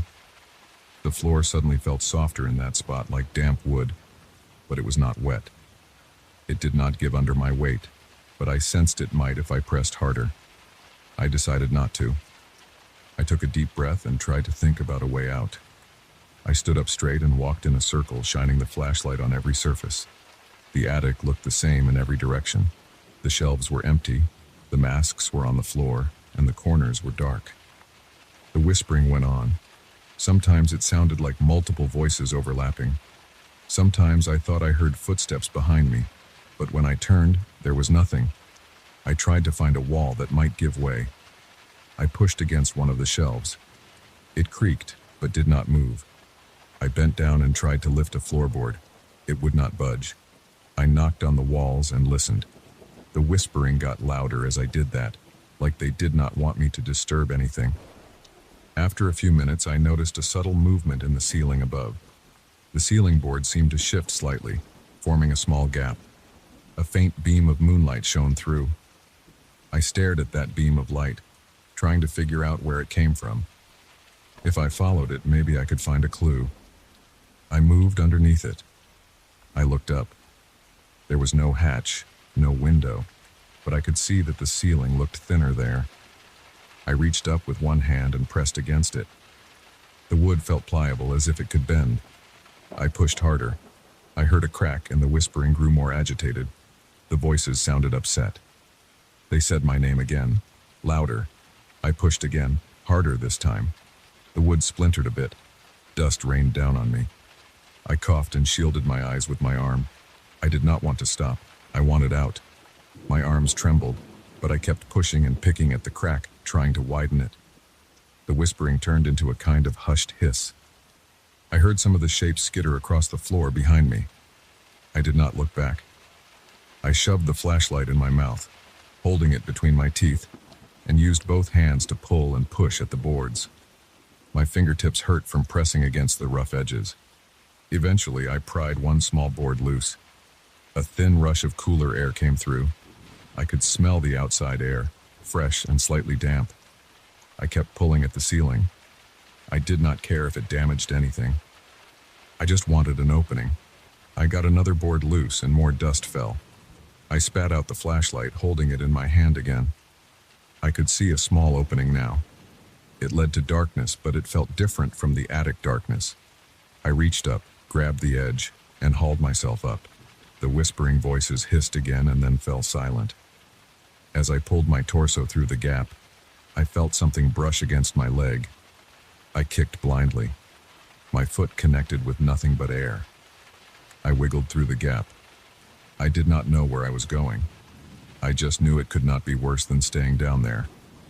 The space above the attic ceiling was cramped. I had to crawl. I shone the flashlight around.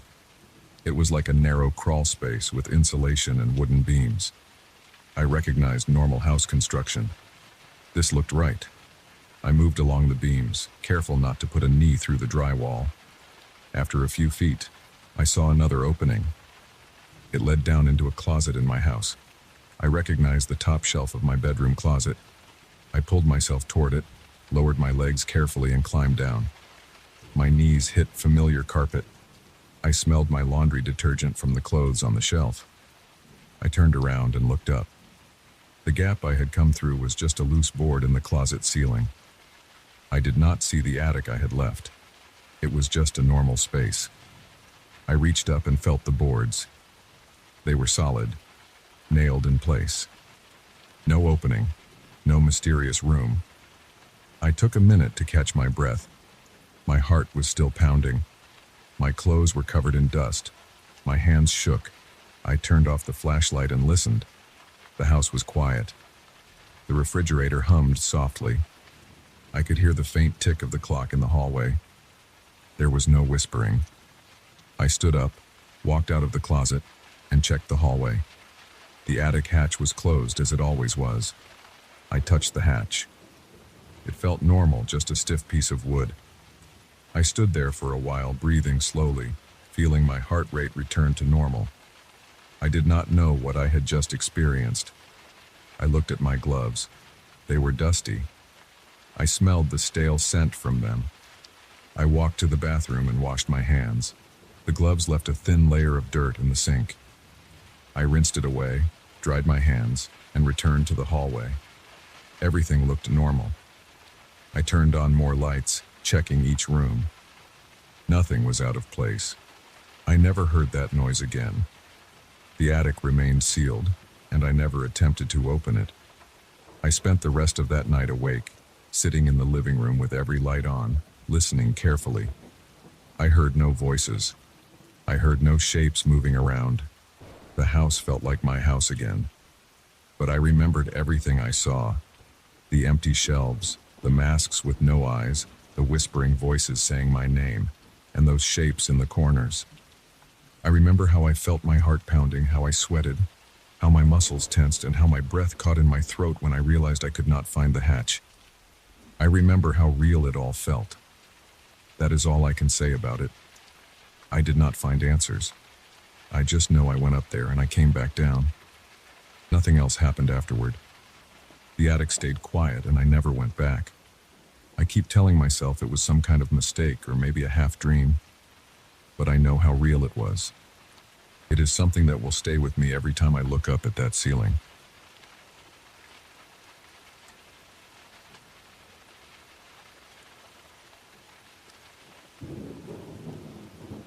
I got home late that night. I was tired, and my legs hurt from walking around all day. I opened the front door slowly, stepped inside, and shut it behind me. The apartment was quiet. There was no light except for the glow from the street lamp outside, slipping in through the thin curtains in the living room. I placed my keys on the small table near the door and took off my jacket. My shoulders felt stiff, and I wanted to sit down, maybe watch some TV, maybe drink a glass of water. I took a few steps toward the couch and then I heard it. The telephone on the side table in the living room was ringing. I stopped. My heart rate jumped. It was the old landline phone that I never used anymore. I had a cell phone for everything. I had not bothered to keep the landline connected, or so I thought. I remembered that I never plugged the phone cable back into the wall after I moved some furniture a few weeks ago. I even remembered seeing the loose cord hanging from the back of the phone. I walked closer, squinting in the dark. The phone was there, black and dusty, with no cable attached. But the ringer was loud, sharp, and real. It vibrated the table a bit. I stared for a second, feeling a heavy pressure in my chest. I reached out, picked up the receiver, and put it to my ear. I heard breathing, slow and uneven. A man's voice, low and rough, began to speak. It sounded strained, as if he had a sore throat. He said he knew what I wore that day. He listed the clothes, each piece in the right order, with the same colors and details. He said he saw me at the coffee shop, described the table where I sat, mentioned the newspaper I picked up, the coins I left on the counter. He said he knew I bought groceries, said exactly which items I placed in my basket at the store. He said he knew I brushed my hand against the railing outside my building's entrance before I went out in the morning, that I touched the doorknob on my apartment door 3 times while checking if it was locked. I stood there, pressing the receiver to my ear with sweaty fingers, not saying anything. I listened as this voice described everything I did that day. I felt the hair on my arms stand up. My throat felt dry. I looked at the telephone base. The cord was still unplugged. I wanted to speak, but I did not know what to say. My mind was empty and my hands trembled. Then the voice said that it knew my secrets, and it laughed in a slow, low way that made my stomach tighten. Before I could ask anything, the voice stopped speaking. The line went silent. I pulled the receiver away and listened. Nothing. Just dead silence. I placed it back down. I stood there for maybe a full minute, staring at the phone, feeling the tension in my legs and my neck. I turned on the lamp and checked the phone. The cable was not connected to the wall. I unplugged the power cord from the outlet and stared at it. The phone had no reason to ring. I checked my cell phone. No missed calls. I looked out the window. The street was empty, no cars, no one at the door. I tried to calm down by walking around the living room. My heart was still beating too fast. I walked to the kitchen, grabbed a glass, filled it with tap water, and drank it. I stood by the sink listening to my own breathing. There was no sound from the living room now. The apartment felt too quiet and empty. I tried to tell myself that maybe I was too tired. Maybe I imagined something. But I knew I heard the ring. I felt it under my fingertips when I picked up the receiver. The voice was real. The details he mentioned were real. There was no way I imagined those details. I placed the glass down. I went to the phone again and tried pressing some buttons. It did nothing. The line was dead. I dropped onto the couch and stared at the ceiling. I did not sleep well that night. I kept waking up, checking the time on my phone, sitting up, looking at the telephone on the side table. It never rang again that night. In the morning, I felt stiff and tired. I got dressed slowly, looking at the phone every now and then. It was still there, silent and useless. I considered throwing it out. I picked it up, checked the back of it. There was dust around the base and no batteries inside. It had no way to function without the cable. I took it to a drawer in my bedroom and locked it inside. I thought maybe I would get rid of it later. I went on with my day. I showered, got dressed, and left for work. I tried not to think about the voice, but it stayed in the back of my mind. I tried to focus on my job, but I kept remembering how the voice knew every little detail. I wondered if I was being followed. I looked over my shoulder a few times when I walked outside. I scanned the faces in the crowd. I checked reflections in the store windows. Nothing seemed unusual. At work, I sat at my desk, tried to do what I always do, but I could not focus.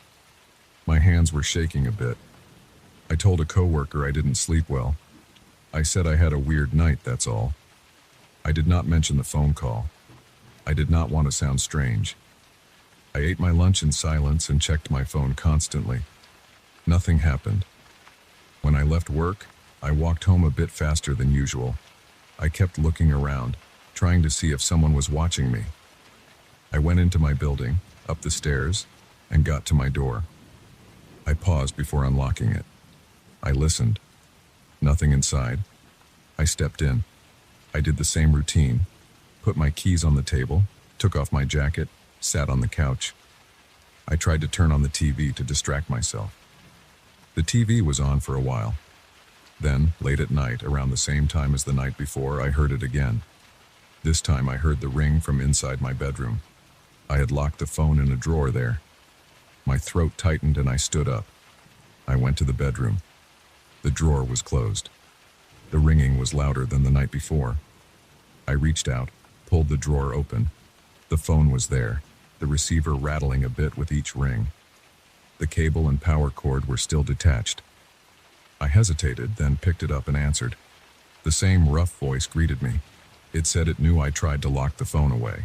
It described the way I opened the drawer just now. It said it knew I took a different route home from work this evening.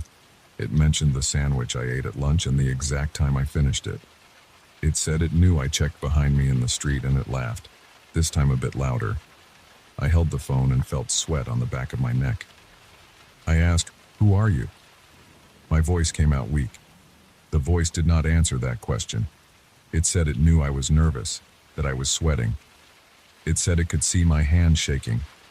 I lifted my free hand and saw it trembling. I tried to say something else. I said, "Tell me what you want." The voice just breathed heavily into the phone, and then I heard a click. Silence again. I set the receiver down and stood there, my breath shallow. I felt a tightness in my chest and a pressure on my forehead. I grabbed the phone and walked to the kitchen. I looked under the sink for a toolbox. I found a small hammer and brought it down on the phone's plastic case. It cracked. I hit it again. I removed the receiver from the base and smashed both pieces until they were in chunks of plastic and metal. There were no strange chips or anything that looked like a battery. It looked like a normal old phone, just smashed now. I gathered the pieces into a plastic bag and tied it shut. I put the bag under the sink, then closed the cabinet door. I stood there for a while, breathing hard. I went to sleep with my bedroom door locked. I left the TV on in the living room, hoping to block out any sounds. It took a long time to fall asleep, and my heart felt like it was always beating too hard. The next morning, I woke up and rushed to check the kitchen cabinet. The plastic bag with the phone parts was still there. Nothing had moved. I felt a bit better. I tried to be calm. I got dressed and went to work. On the street, I kept looking at people's faces. No one seemed to care about me. I went to my desk and tried to work again, but it was hard to ignore what happened. I considered going to the police, but what would I say? A disconnected phone rang and some unknown voice spoke to me. I had destroyed the phone now. I had no evidence. They would think I was joking or that I had a problem. I decided to wait. Maybe it was over. I came home that evening and nothing happened at first. I cooked some pasta, ate it standing in the kitchen, and tried not to think about the previous nights. I watched some TV, but I kept glancing at the spot on the side table where the phone used to be. There was nothing there now. Just some dust. I thought maybe that was it.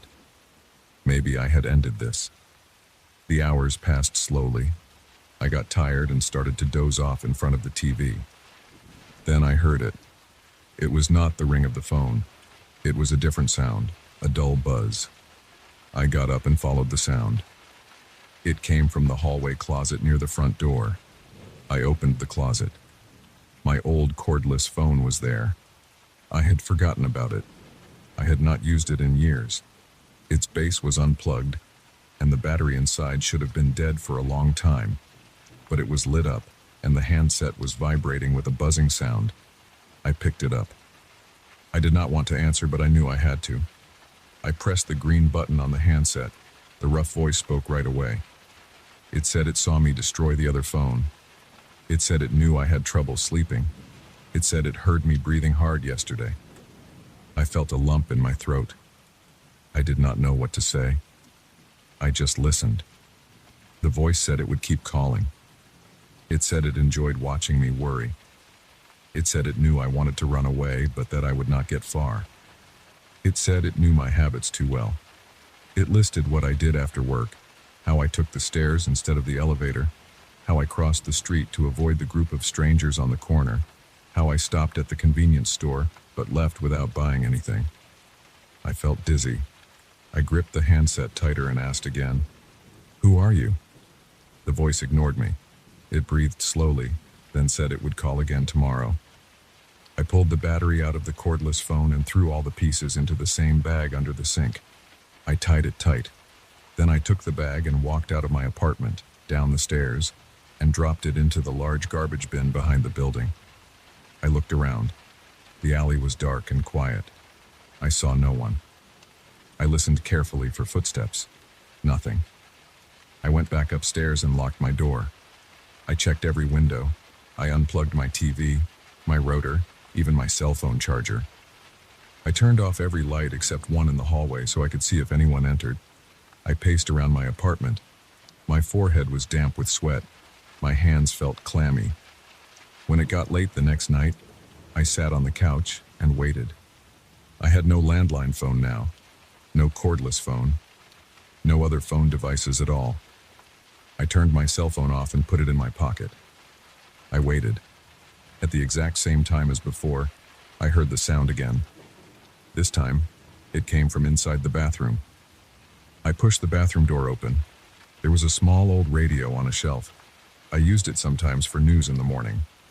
It was off, unplugged, but I heard static.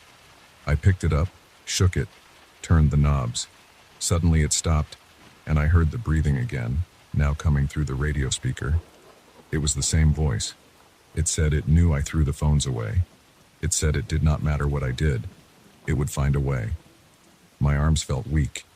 I nearly dropped the radio. I held it tight and listened. The voice said I should stop trying to get rid of my devices. It said it could use anything.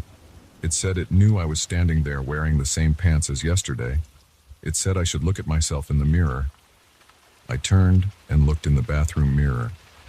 I saw my own face, pale, with dark circles under the eyes. I felt my heart pounding in my ears. The voice said it would always be there, every night, at the same time. It said I could not stop it.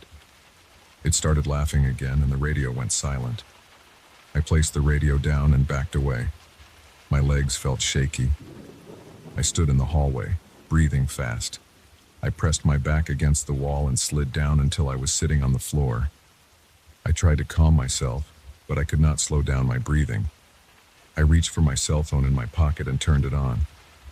I considered calling someone, maybe a friend or the police, but I realized I had nothing normal to report. I could not explain how these devices were turning on. I could not prove anything. I just sat there, phone in my hand, staring at the empty living room. My stomach felt tight. My skin felt cold. That night I did not sleep. I waited for the next call or the next sign. Nothing happened until the next evening at the same hour. This time, my TV turned on by itself. The screen showed static, and through the speakers, I heard the same voice, calm and rough, describing my day again.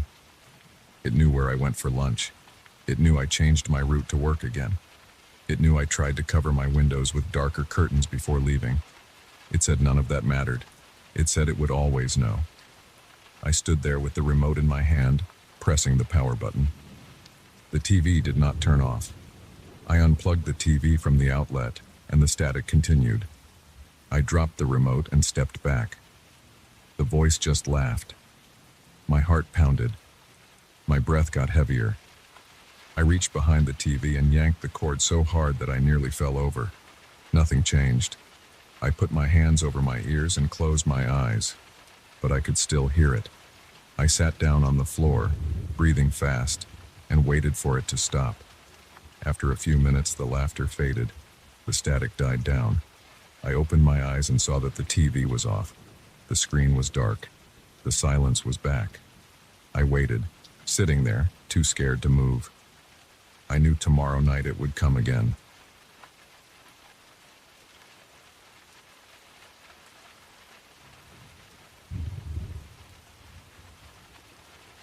I remember the first time I felt it.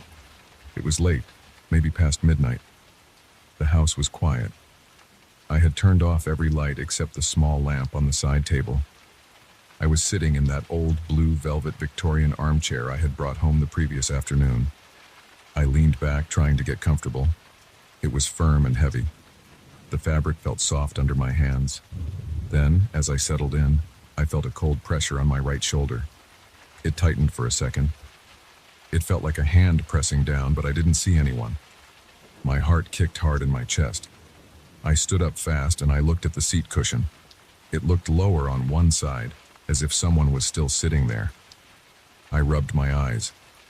When I leaned in, the cushion rose back into place. I didn't know what to think. I tried to tell myself I was tired, but my body didn't calm down. My legs felt shaky. I didn't sit in that chair again that night. The day before, I had seen the chair in an antique store across town. I went in because the place always looked interesting from the outside.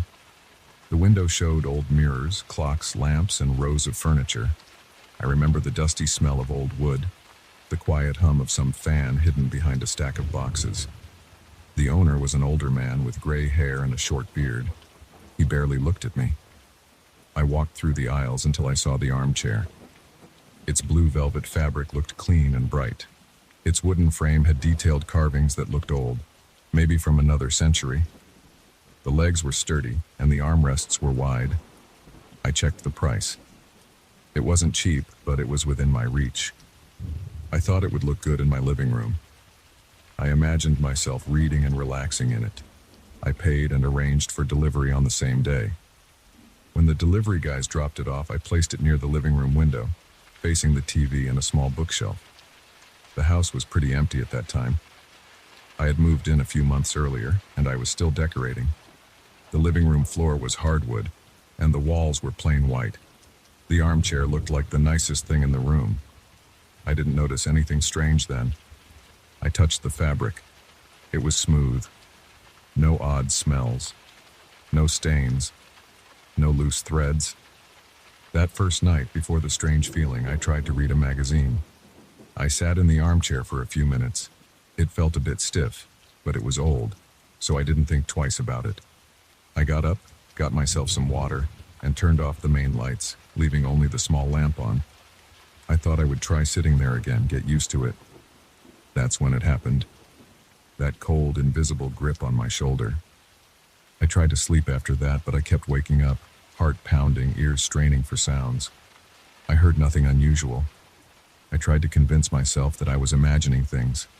The next morning, I stood in front of the chair and looked at it carefully. I pushed on the cushion. It felt firm. I pressed my shoulder against the backrest, trying to recreate that feeling from the night before. Nothing felt strange. That day, I tried not to think about it.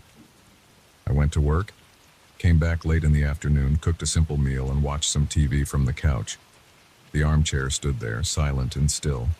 The room felt normal. But later that night, I approached it again. I was still curious.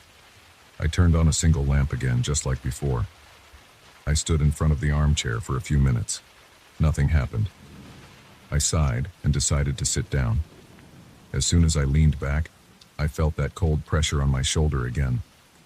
It was firmer this time. I froze. I looked down at my shoulder. I saw no hand. I tried to move my body a little, and the pressure moved with me as if something was gripping me.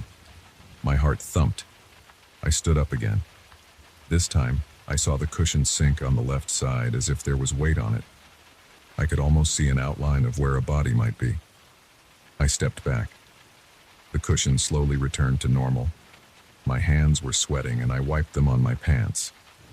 I said nothing. I just stared. The chair sat empty.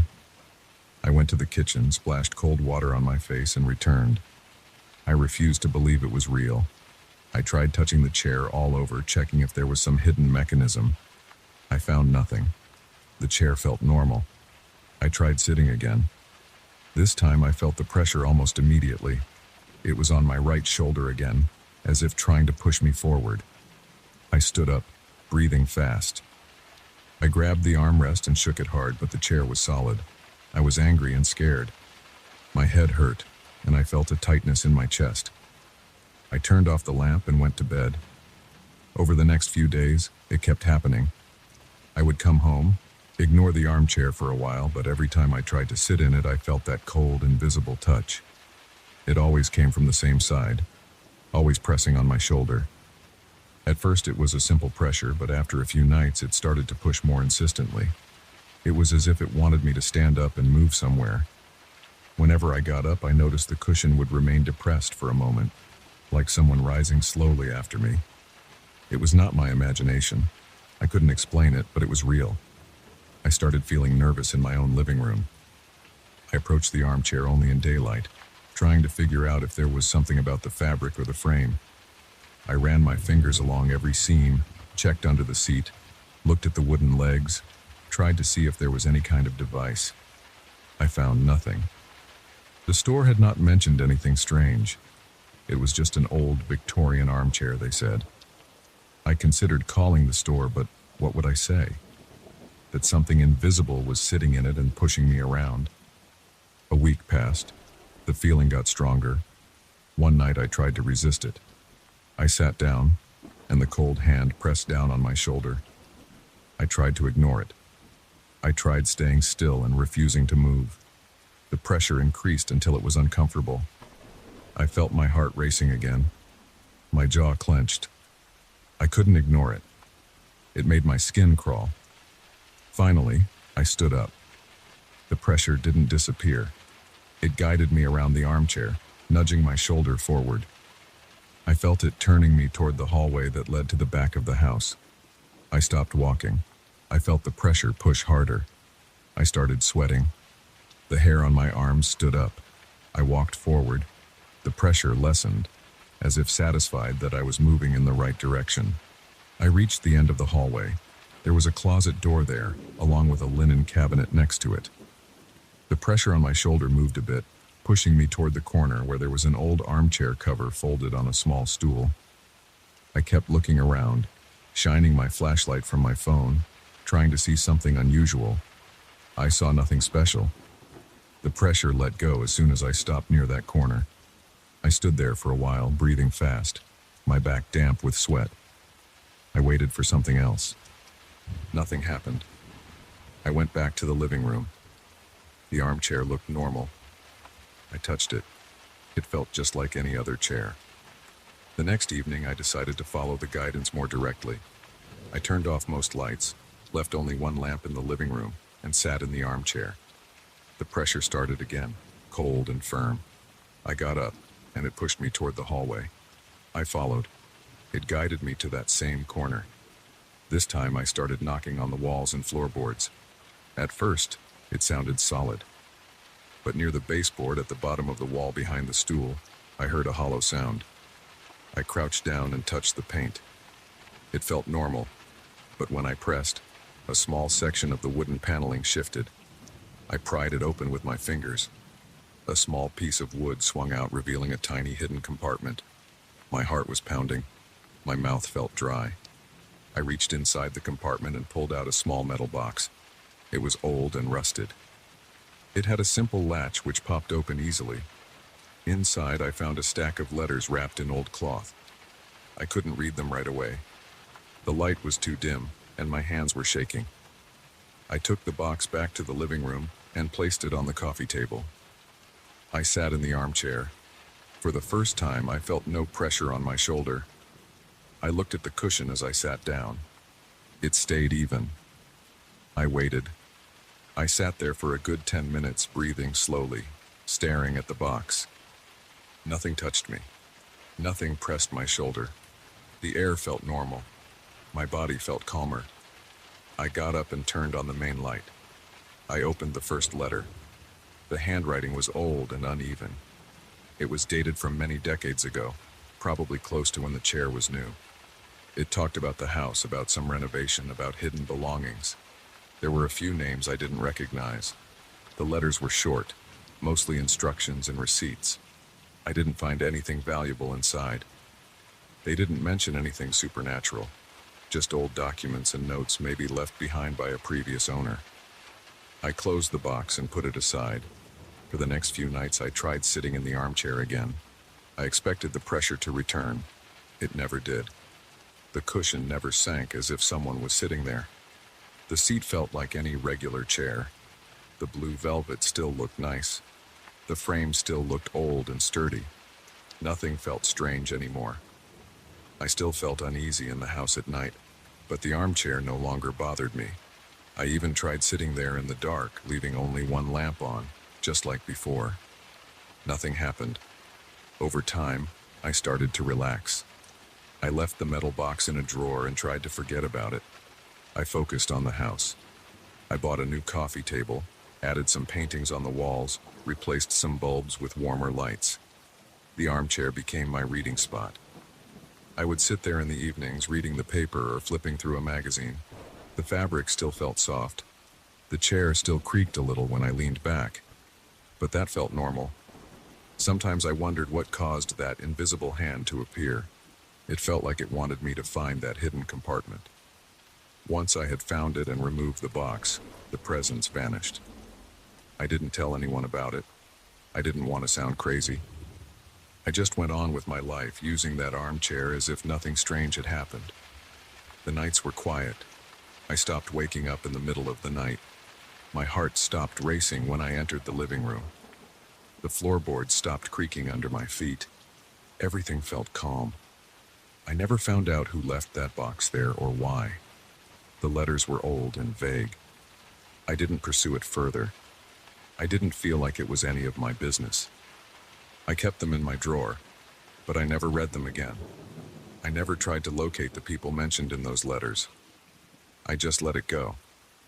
Now, when I look at the armchair, I see an old piece of furniture that fits the room. I see blue velvet and carved wood. I feel a comfortable seat and a solid frame. I don't feel cold hands. I don't see the cushion sinking when I stand up. And I don't feel anyone guiding me through my own house. I sit.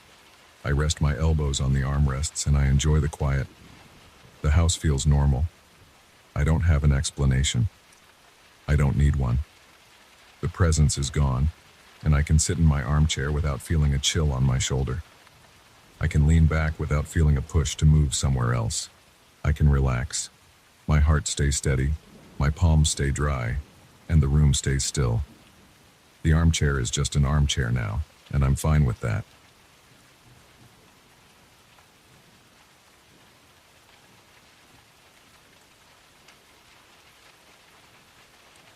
I finish tightening the last screw of the old lock and push the door shut. I test the handle once, twice. It seems fine. I put the key in from the inside and turn it. It clicks smoothly. I pull on the door. It doesn't open. I frown and try again. Nothing. I turn the key the other way, expecting the latch to retract. It doesn't. I pull harder. No movement. The door is stuck. I try to turn the key again. As I do this, I hear a low laugh from the other side. It's faint but clear enough. The hair on my arm stands up and I freeze holding the key. There's nobody out there. I lean closer and listen. There's a quiet scratch on the wood, like someone running their nails along it. I stand there, pressing my ear against the door, my heart beating faster. I try the key again. The lock won't open. I live alone. I was replacing my front door's modern lock with an older antique one I found in the garage. I thought it would look nice and might be sturdier. Now, from inside my own living room, I can't open my front door. I test the handle again, pressing my shoulder against it. Nothing. I wiggle the key, pull it out, reinsert it, try again. No luck. Each time the key turns, I hear that muffled laughing outside. It's not loud, but it's distinct. I feel my chest tighten. I look around the living room, expecting something to have changed. Everything looks normal. My couch, the television, the coffee table with a few magazines, a lamp in the corner, a small cabinet near the wall. Nothing unusual. I lean in close to the door and speak quietly. "Hello?" I ask. I wait. There's a dry scratching sound in response. It's like fingernails or maybe something sharp being dragged slowly across the door's surface. I can't see anyone through the peephole because I had removed it earlier to install the antique lock. The door is solid wood with no glass panels. I have no idea who or what is out there. I try to keep my voice steady. "Who's there?" No direct answer. I wait, pressing my palm against the door. I feel a slight vibration, like a gentle tapping from the outside. My throat feels dry. I step away and try to think. I can leave through a window if I have to. I walk to the window facing the street. It's locked. I unlock it and try sliding it open. It's stuck. The old frame sometimes swells, and I usually have to put my shoulder into it. I press hard. It won't budge. I try the other window by the television. Same thing. I never had this much trouble opening these windows before. Something feels off. I can't explain it, but my hands are shaking. I check the back door. It's in the kitchen. I turn the knob and pull. It's jammed too. I try to twist the deadbolt, but it's stuck. I return to the front door, holding the key in my hand. I insert it again and turn it slowly. There's a small creak. As I try to pull the door open, the laughter outside resumes. It sounds like someone holding their mouth close to the door and chuckling softly, almost as if amused by my attempts. I try to ignore it and focus on the lock itself. The lock is old, heavy, made of iron. It should work fine from inside. I installed it according to the instructions. It can't just fail like this. I kneel down and examine it. The keyhole, the latch, the strike plate all look correct. I push the door expecting it to move at least a little. It doesn't budge. My hands feel sweaty, and I wipe them on my pants. I feel trapped, and I don't understand why. I consider kicking the door, but the wood is thick and solid. I'm not sure I can break it down easily. Besides, whoever is on the other side might be waiting for me to do just that. I don't know who they are or what they want. I feel a strong urge to shout at them, tell them to leave me alone, but I hold back. I don't want to show fear. Instead, I press my ear against the door again, listening closely. There's a faint whispering. I can't make out the words. It sounds like a low voice muttering something. I swallow hard. I think I hear my name, but I can't be sure. I lean closer, and my forehead touches the wood. The whispering grows slightly louder, but the words are still unclear. It almost sounds like it's telling me something about my living room. I catch a few words. Inside the room. Secrets. Hidden. Look. I back away, feeling a chill in my neck and arms. It mentioned the living room. I look around again. Everything is ordinary. I notice my old cabinet in the corner. It's been there for years.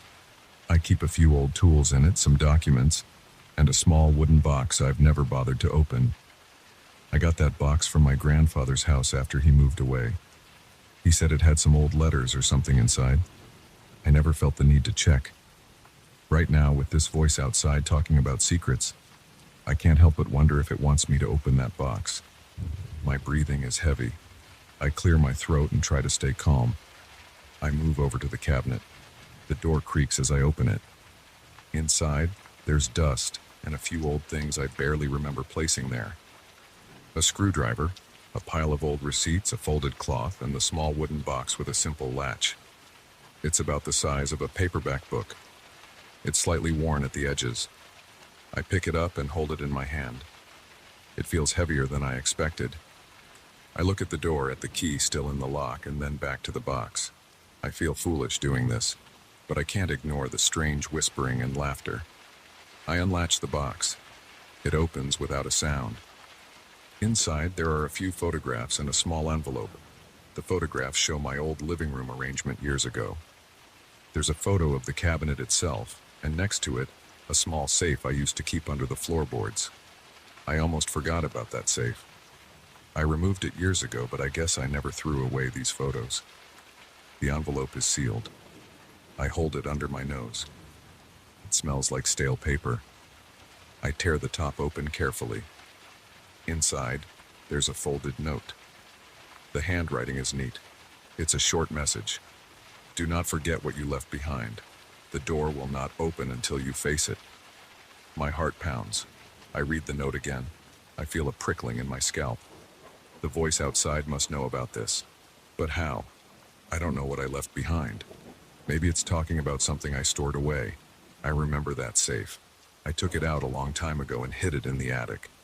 Maybe it's talking about something inside that safe. I'm not sure. I put the note down and look around. I need to try something else. I walk back to the door and try the key again. I turn it slowly and listen. The laughter returns, then stops abruptly. A voice, very quiet, says, "Find what you hid." I feel panic rising in my chest. I run my hand through my hair and try to think. My attic is accessible through a hatch in the hallway ceiling.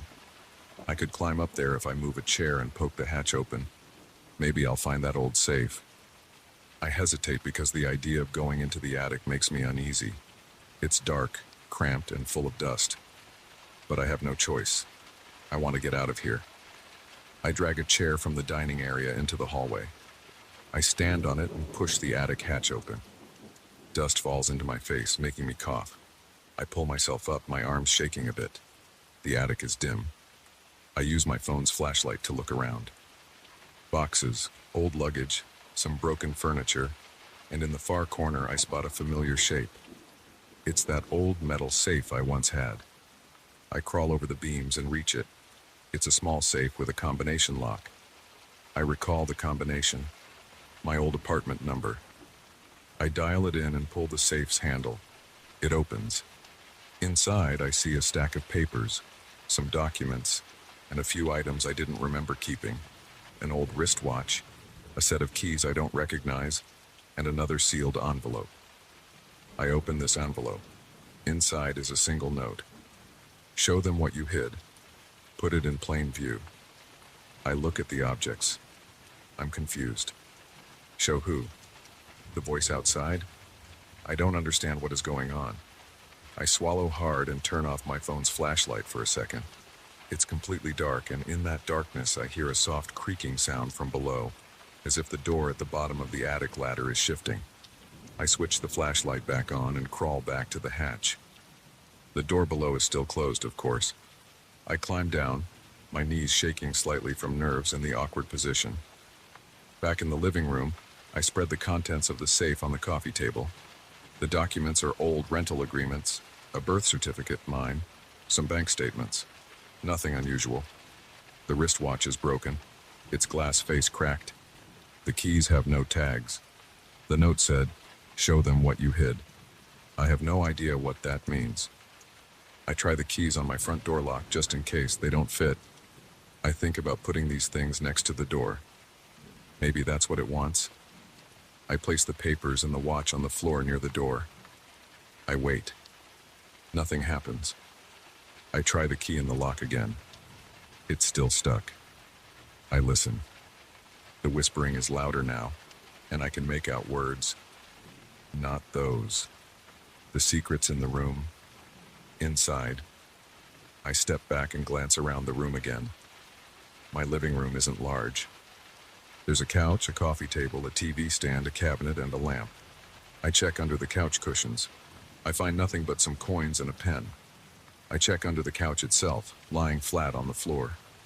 There's dust and a box of old photographs I once shoved under there. I pull it out and look through the photos. They're mostly family gatherings, old friends I lost touch with, some co-workers from years ago. I feel uneasy flipping through them. My heart is beating faster and my stomach feels tight. The voice outside says something again, but I can't understand the words. I place the box of photos on the coffee table, leaving them out in the open. I walk back to the door and try the key again. This time I feel a slight give. The latch seems to move a little. My chest tightens with hope. I pull the door handle. Still stuck. But now I hear a low whisper. Closer. Deeper. Show everything. I understand now.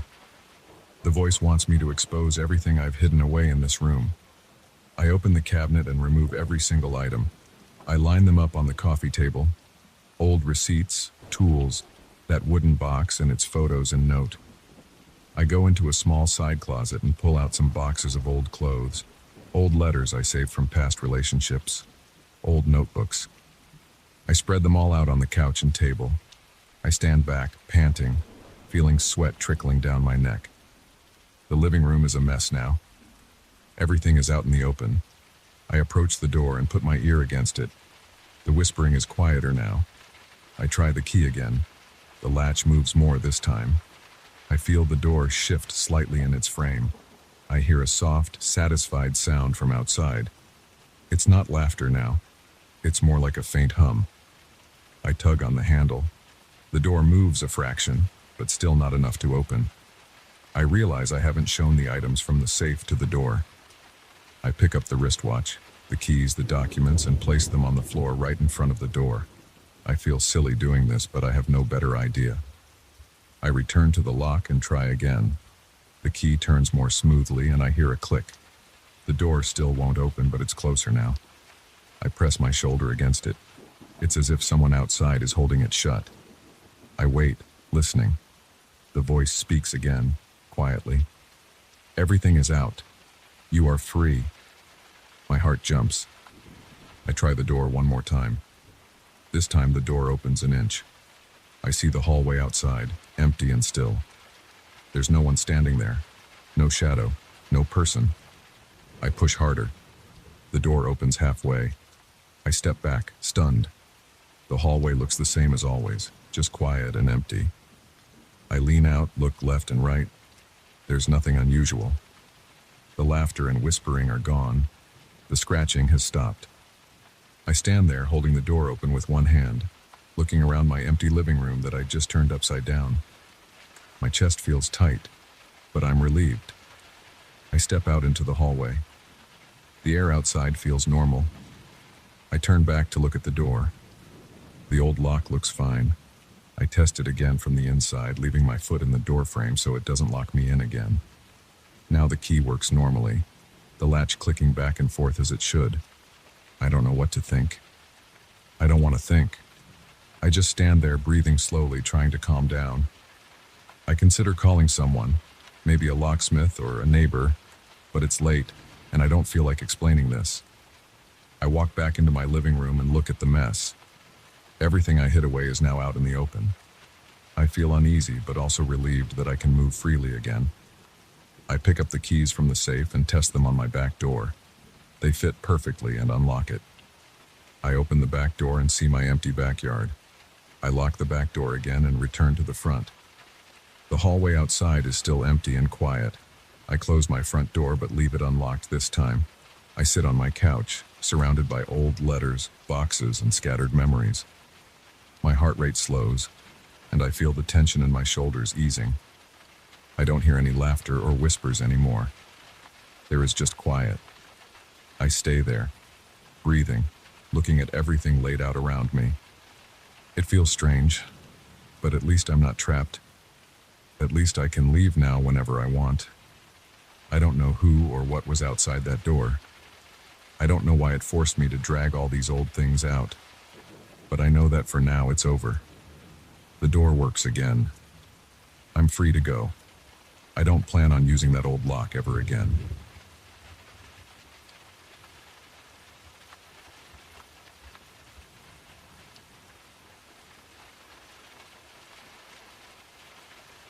I noticed the tapping sound on a Wednesday night after I turned off the TV. It came from the wall behind the couch in my living room. It wasn't loud. It was a steady, soft knocking. I remember feeling my stomach tense. I got up and walked over to the wall. I pressed my ear against the painted plaster. The tapping continued. I tapped back gently, and it stopped for a moment.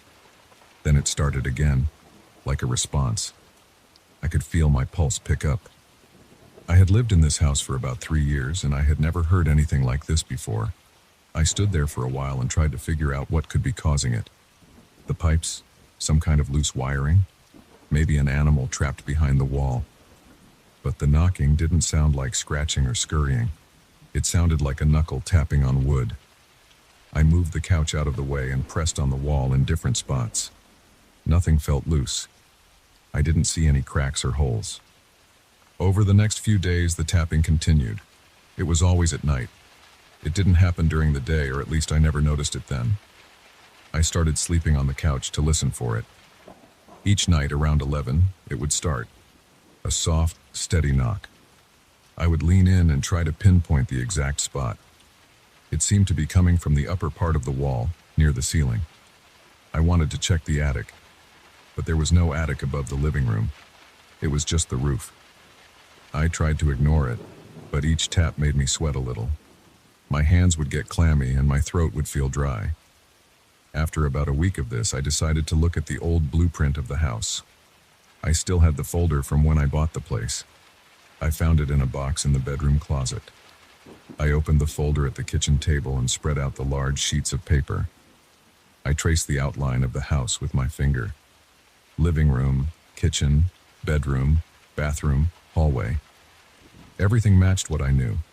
But on one of the older blueprints, dated about 50 years ago, I saw an extra room marked off behind the living room wall. It didn't show up on the newer documents. On the old blueprint, there was a small rectangular room behind that wall, accessible through what looked like a narrow door. On the newer blueprint, it wasn't there at all. It was just empty space. I stared at the plans. I looked at the current measurements. The house's listed dimensions and the current measurements didn't quite match. According to the older blueprint, the house had a small hidden area that was later removed from the official records. I felt uneasy. I rubbed my eyes and tried to think of a logical explanation. Maybe the space had been sealed off during renovations. But why would they seal off a room? I carried the blueprints to the living room and pressed them against the wall, trying to see if the door might have been covered up. The tapping didn't happen that moment, but I knew the spot. It was right behind a portion of the ceiling's plaster. If the old blueprint was correct, the door might be somewhere in that area. I grabbed a flashlight and a stepladder from the garage. I climbed up and tapped lightly on the ceiling. It sounded hollow in one spot. I pushed harder and I felt a slight give, like a board that wasn't nailed down properly. I got down and brought a small hammer and a flat pry bar. I climbed back up. My heart was beating fast. I felt my chest tighten.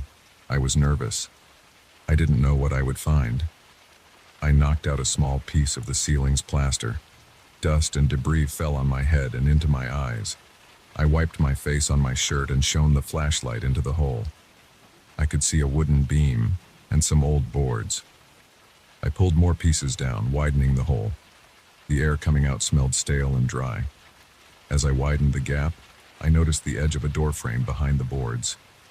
It was a narrow, wooden door frame that had been covered up. The wood looked old and dark. I reached in and felt a small doorknob. It turned easily, but something was blocking the door from opening fully. I used the pry bar to loosen the boards. After a few minutes of struggling, I managed to yank out a couple of the wooden planks. The door swung inward. I climbed a bit higher on the ladder and stuck my head inside. I aimed the flashlight into the space. I saw a small room, about 8 feet by 8 feet, completely empty except for something on the far side. There was a single candle on a small metal holder mounted to the wall. The flame was burning steadily. There were no windows. There was no visible wiring. Just that one candle burning and never going out. I felt cold air against my face. The smell in there was musty and old. The silence was absolute. I didn't hear the tapping anymore. I swallowed hard and stepped up and through the door. The room was cramped. I could stand, but barely. The ceiling was low. The walls were bare wood. The candle was the only source of light.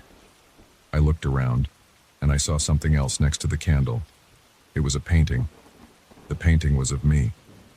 It was my face, but the features were twisted into an impossible grin. The eyes were too wide, the mouth stretched too far. It was clearly me, wearing the same shirt I had on now. My chest felt tight, and I broke into a sweat. I approached the painting. My legs felt weak and my hands were shaking. I could hear my own breathing, shallow and quick. The paint looked fresh. The brush strokes were smooth. I reached out and touched the corner of the frame. The wood felt dry and rough. The candlelight flickered on the surface of the painting. The grin seemed to move. I jerked my hand back. I couldn't tell if it was actually moving or if it was just the light playing tricks on me. I looked at the candle. It was a thick, white candle. No wax seemed to drip. The flame didn't flicker much. It was steady and bright. I held my hand over it, and I didn't feel the heat I expected. It was warm, but not hot. I tried to pinch the flame out with my fingers. My hand shook. I pressed my fingertips together around the flame, but it didn't go out. My fingers got warm, but not burned. I tried blowing on it. The flame danced for a second, then went right back to its steady burn. I took a step back. My heart was pounding so hard I could feel it in my ears. I wanted to leave. I glanced back at the painting. It was still there, my face with that horrible grin. I leaned in and looked closely. I could see every detail, like it had been painted with an extreme level of care. My own eyes in the painting looked glassy and wet. My teeth were shown in a strained, wide smile. The face in the painting felt like it was staring directly at me. I backed away until I hit the wall behind me. I tried to understand what I was looking at. There was a sealed-off room in my house with a candle that never went out, and a painting of me wearing my own clothes. I looked down at my shirt and touched it. It was the same shirt. I hadn't changed clothes since I started exploring. The painting looked recent. The paint didn't smell fresh, but it looked like it had just been finished. I turned and walked around the small room. I tapped the walls. They felt solid. I ran my hand over the wood. There were no windows, no vents, nothing else at all. The door I came through was still open. I looked back through it and saw the hole in my living room ceiling. My living room lights were off, so only the flashlight and the candle lit the space. I felt like I was somewhere I wasn't supposed to be. My stomach felt sick. My mouth was dry. I licked my lips, but they stayed dry. I decided to take the painting out of there. I approached it again, grabbed the frame with both hands and lifted. It came off the wall easily. Behind it was just more wood. I carried the painting to the door. As I moved it, I felt a slight resistance, like it weighed more than it should. My legs shook. I stepped through the door and into the ladder area.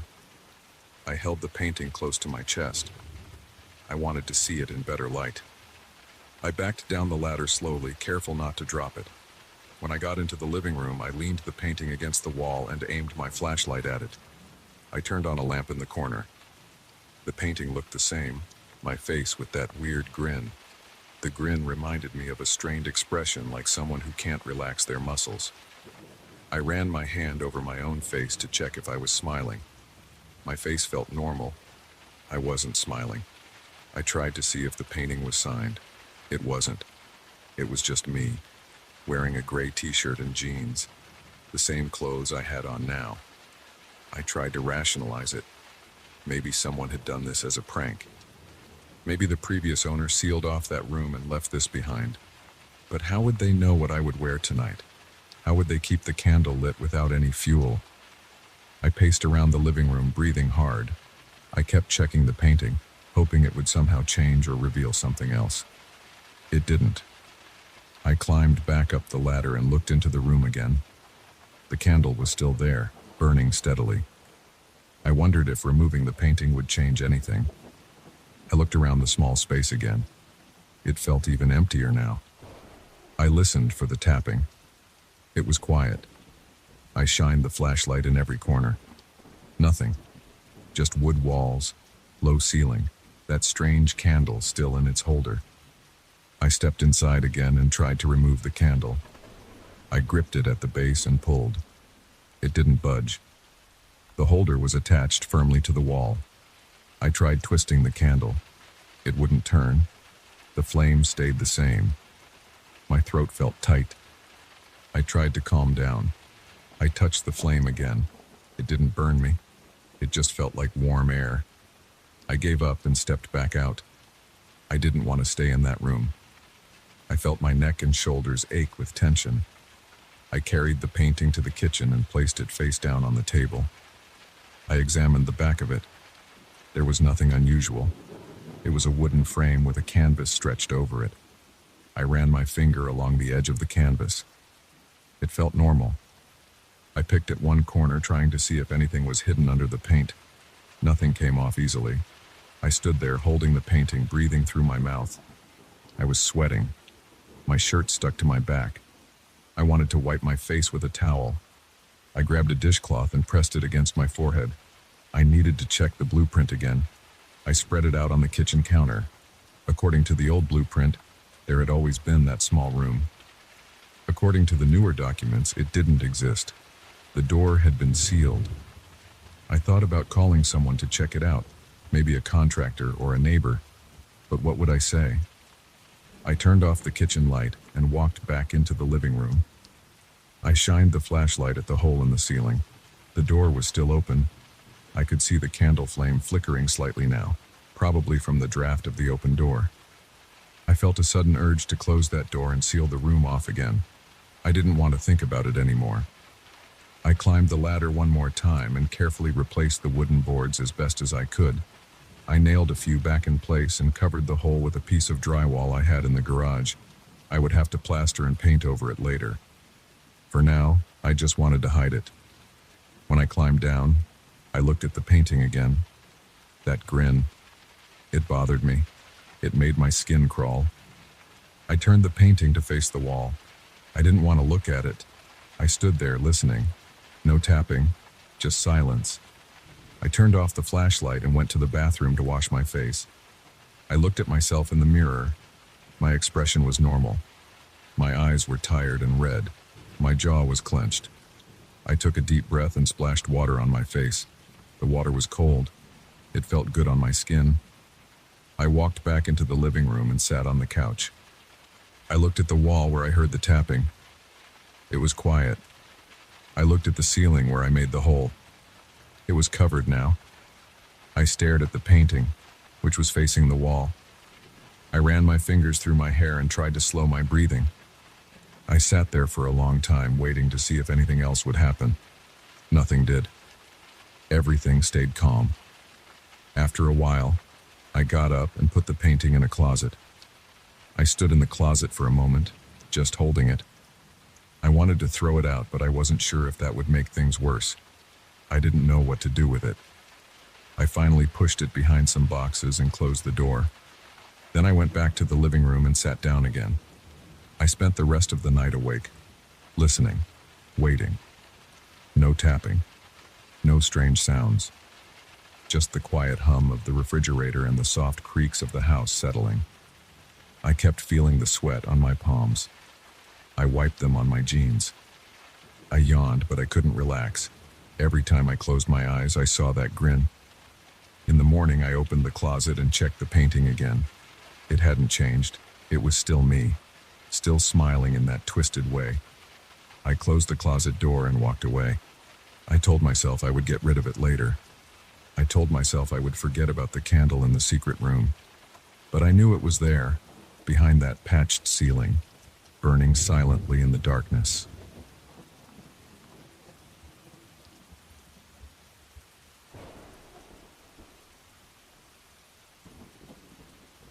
I remember the moment I saw that cassette tape at the bazaar. I was standing in a cramped aisle between old kitchen utensils and dusty cardboard boxes. There were metal shelves packed with random junk. On the top shelf, I spotted a small pile of tapes with no labels. One of them drew my attention because it had a crack on its plastic shell and no sticker. I picked it up and wiped some dust off it with my thumb. I felt curious. I did not think much of it at the time. It just seemed like something I could take home and check later. I bought it for a few coins and slipped it into my pocket. When I got home, my apartment felt quiet and still. The curtains were closed, and the afternoon light came in through a narrow gap near the window frame. My old cassette player sat on a low table next to a chair and a lamp. I placed the tape inside and pressed play. At first, I only heard a faint static noise. I turned up the volume. After a moment, I heard some voices. They were low and rough, a few people speaking close to the microphone. They did not introduce themselves, and I could not understand what they were talking about. They seemed to be whispering about something. I noticed that one of the voices sounded strained, as if the speaker's throat was dry. Another voice hissed out words without much tone or emotion. I rewound the tape and pressed play again, trying to catch a clear sentence, but it was mostly fragments of words. I stopped the player and looked around my apartment. Nothing was out of place. The furniture looked normal. I still felt curious. I sat down on the chair and pressed play once more. This time I heard them mention something about the lamp and a chair. At first I thought they were describing some other location, not my apartment. But then I realized they were talking about objects around me. I became uneasy. I glanced at my lamp and my chair. The voices mentioned behind him and on his left. I turned my head to the left. There was a bookshelf and a stack of old newspapers. I heard the tape mention something about old newspapers as well. I paused the tape. I swallowed hard. I wanted to test this. I stood up and moved a few objects. I took a pair of shoes from near the door and placed them under the window. I rearranged a chair. I moved a cup from one side of the table to the other.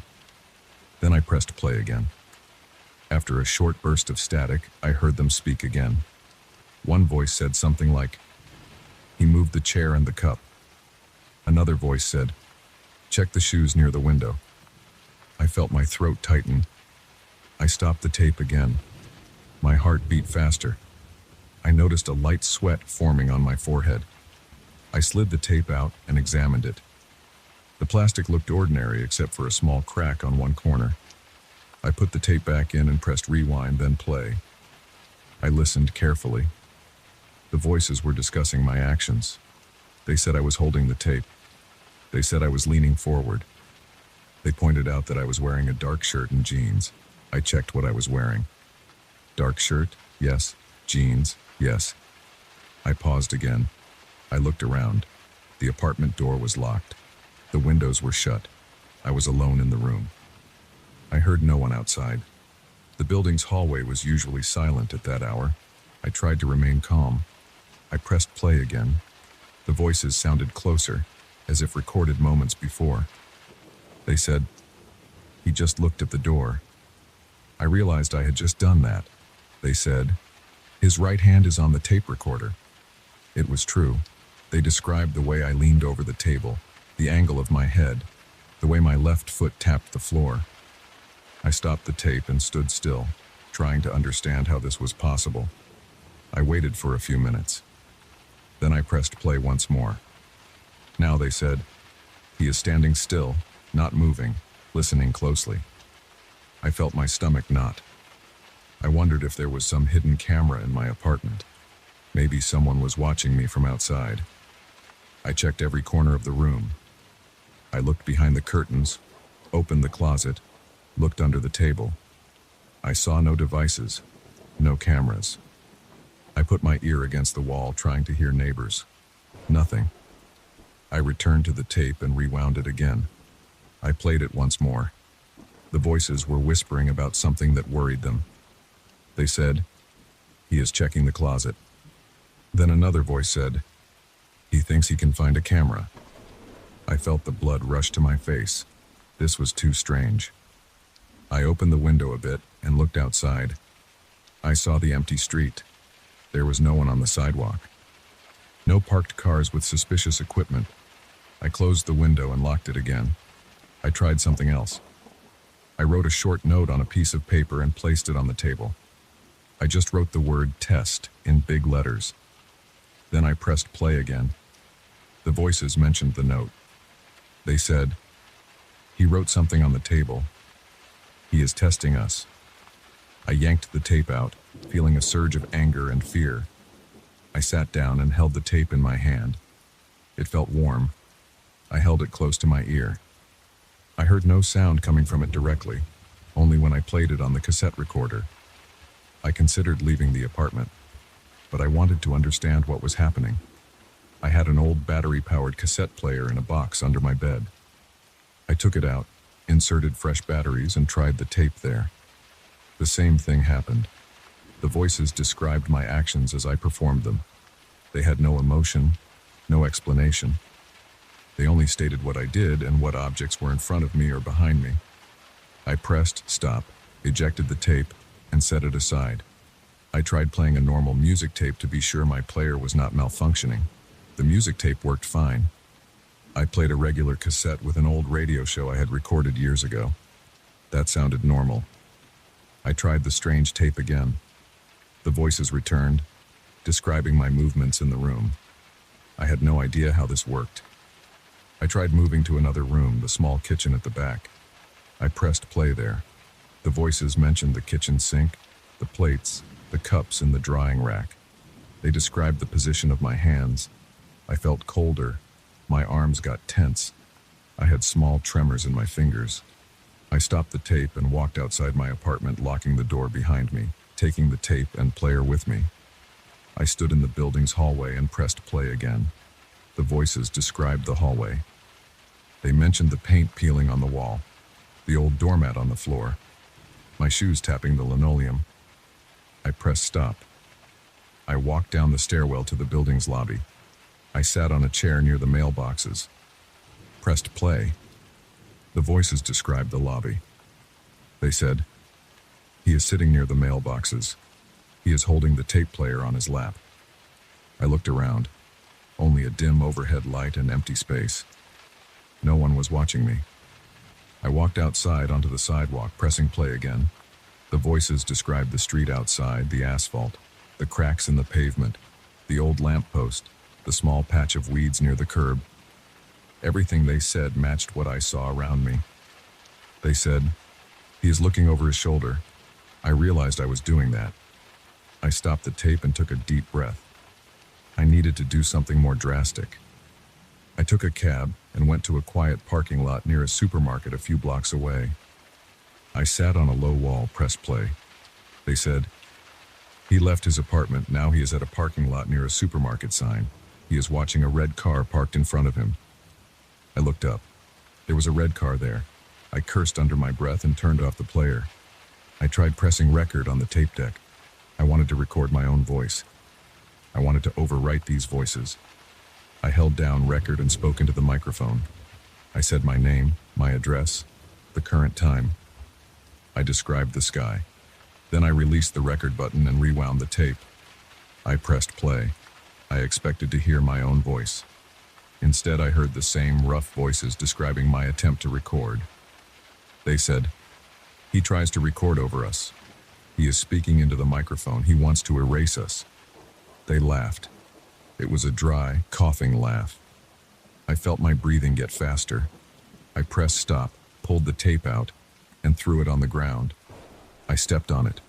I pushed my heel down. The plastic cracked a bit more, but not enough to break it completely. I picked it up, inserted it back into the player, and pressed play. The voices said, "He tried to destroy the tape." I could hear a slight distortion now, but they were still there. I decided to go back to my apartment and avoid using the tape for a while. Maybe it would stop. I needed to calm down. I took the bus back home. I sat at the back of the bus, holding the tape player in my bag. The bus rattled over the street. I felt sweat under my arms. The other passengers stared at their phones or looked out the window. No one paid attention to me. When I reached my stop, I walked back inside my building. I went upstairs to my apartment, entered, and locked the door. I placed the tape on the table and stepped away from it. I drank some water from a bottle in the kitchen.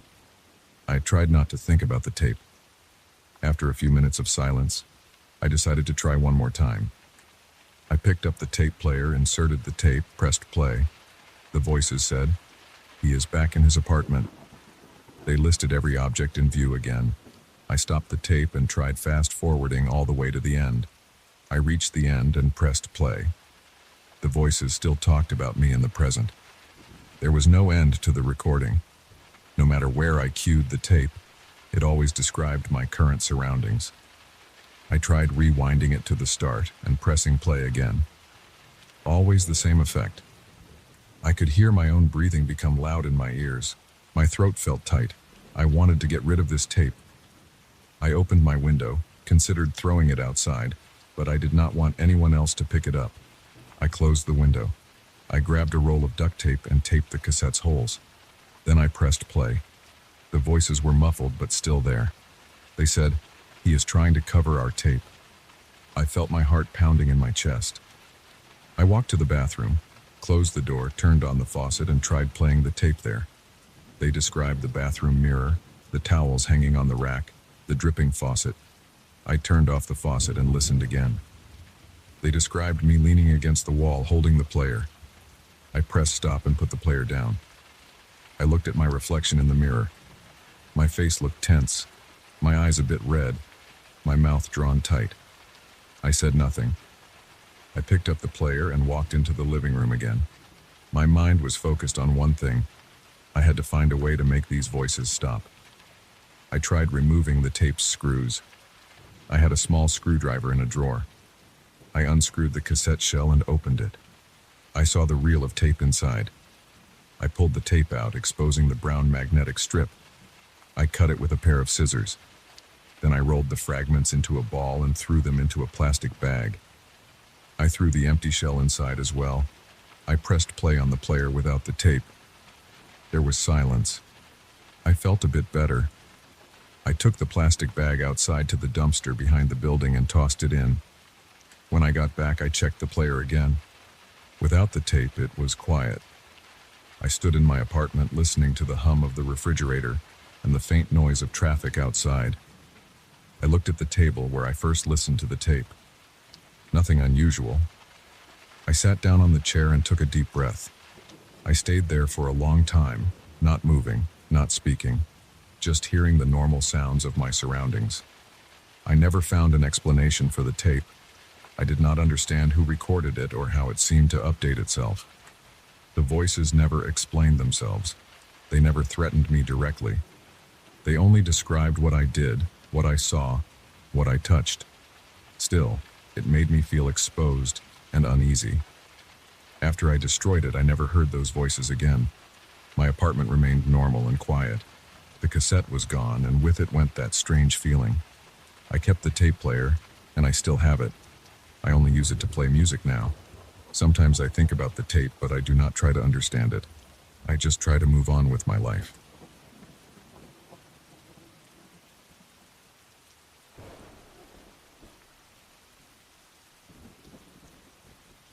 I'm not sure why I went down to the basement that morning. I remember feeling annoyed because I couldn't find the hammer upstairs and the toolbox wasn't in the garage. I needed to tighten a few loose screws on the kitchen cabinet, but nothing was where it should be. So I headed down to the basement, grumbling under my breath, expecting to find the old toolbox behind the usual junk.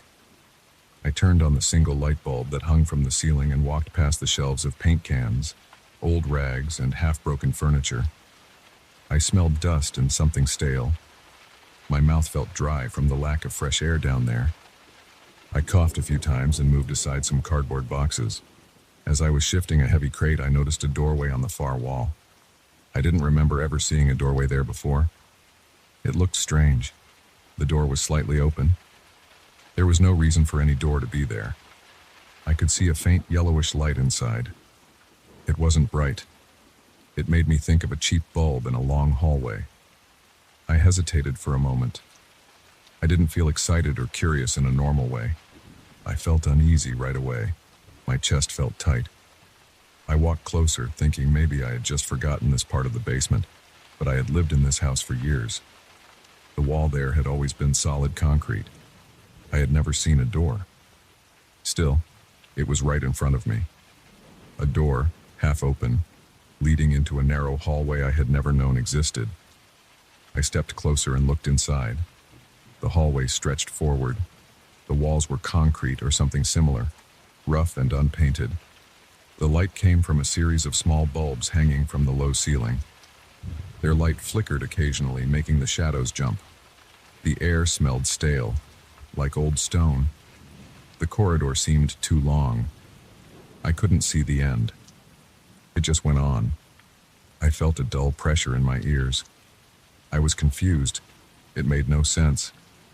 I didn't want to go in, but my feet moved forward on their own. I guess I thought maybe the tools were inside, or maybe I just wanted to see what was going on. The toolbox could have ended up there if I had stored it away a long time ago and forgotten. That thought sounded stupid, but I had no other explanation.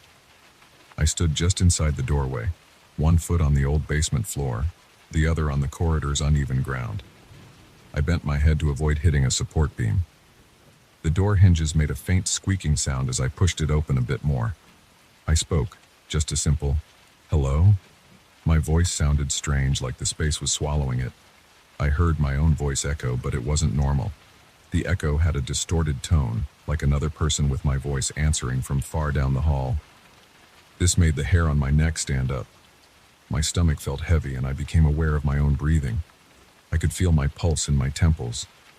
I heard nothing else for a moment, just my own breathing and the soft hum of the lights. I was about to turn back to close that door and pretend I hadn't seen it. Then I heard footsteps. They were faint at first, soft taps on concrete or stone. I couldn't tell their direction. They seemed to come from somewhere inside the corridor. I called out again, "Who's there?" My voice echoed again, and that distorted repetition came back at me. It sounded like me, but off. My throat tightened.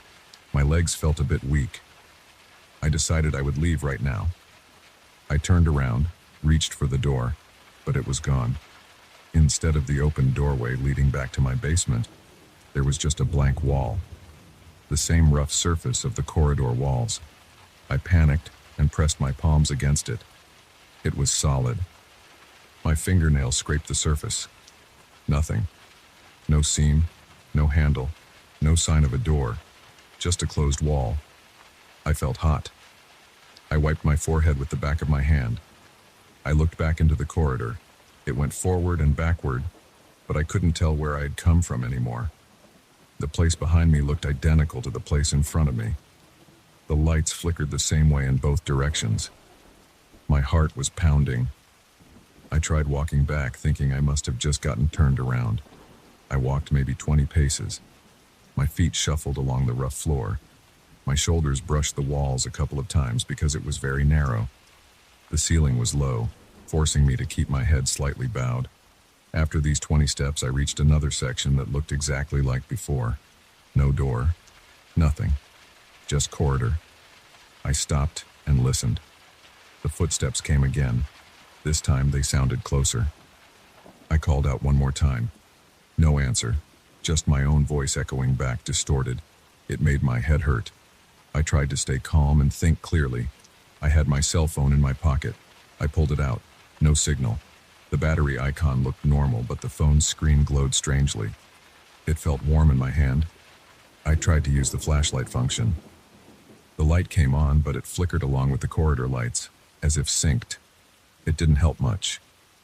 The corridor still looked the same in every direction. I tried walking in one direction, keeping my hand on the right wall. I figured if I kept going straight, I would find something. After a minute of slow progress, I saw a slight change. The corridor made a gentle turn to the left. It was subtle. I leaned forward and peered around the bend. More corridor, the same bulbs overhead, the same flicker. My breath sounded loud in my ears. The smell of dust and stale air never let up. My chest felt tight. I had trouble swallowing. I kept moving forward, one step at a time, pausing every now and then to listen. Sometimes I thought I heard footsteps, but other times I heard only the faint buzz of the lights. My stomach growled. I hadn't eaten since morning. My throat felt dry. My tongue felt thick in my mouth. I tried not to panic, but my mind kept going blank. I tried to focus on finding an exit. I ran my hand along the rough wall.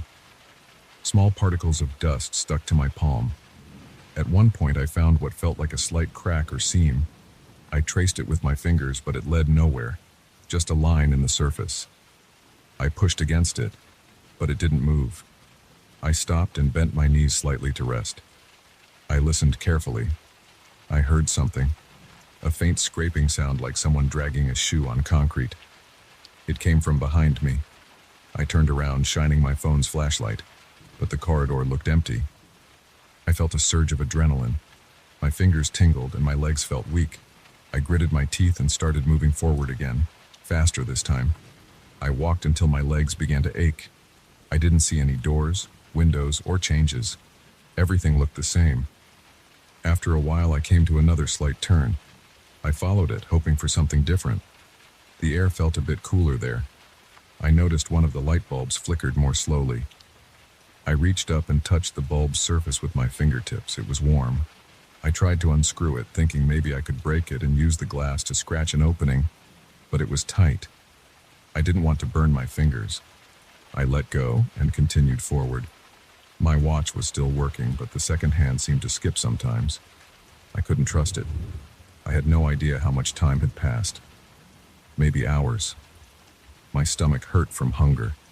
My throat was sore. I tried to lick my lips to keep them moist. My heart beat steadily, but my head felt light. I kept walking. I wanted to shout for help, but each time I shouted, I only got that weird echo that sounded like me. I tried yelling something else. I said my name. I said random words, but always the same distorted reply. At some point, I began pressing my ear to the walls. Maybe I could hear something beyond them. I heard nothing. Just a dull silence. I tapped the surface with my knuckles. Solid. I kicked it with my heel. Solid. I moved on. I tried to mark my path. I scratched the wall with a key I had in my pocket. I managed to leave a small mark. Then I walked forward. After a few turns, I checked the wall again. No mark. I didn't know if I was going in circles. The corridor seemed to shift whenever I looked away. I tried to walk backward, keeping my eyes on one spot, but I almost tripped. The corridor always looked the same. I lost track of the scratches I made. The footsteps returned, louder this time. They sounded like regular steps, but not hurried. I shouted again, "Show yourself." My voice echoed, and I heard something like a whisper at the end of it. I ran forward. I don't know why.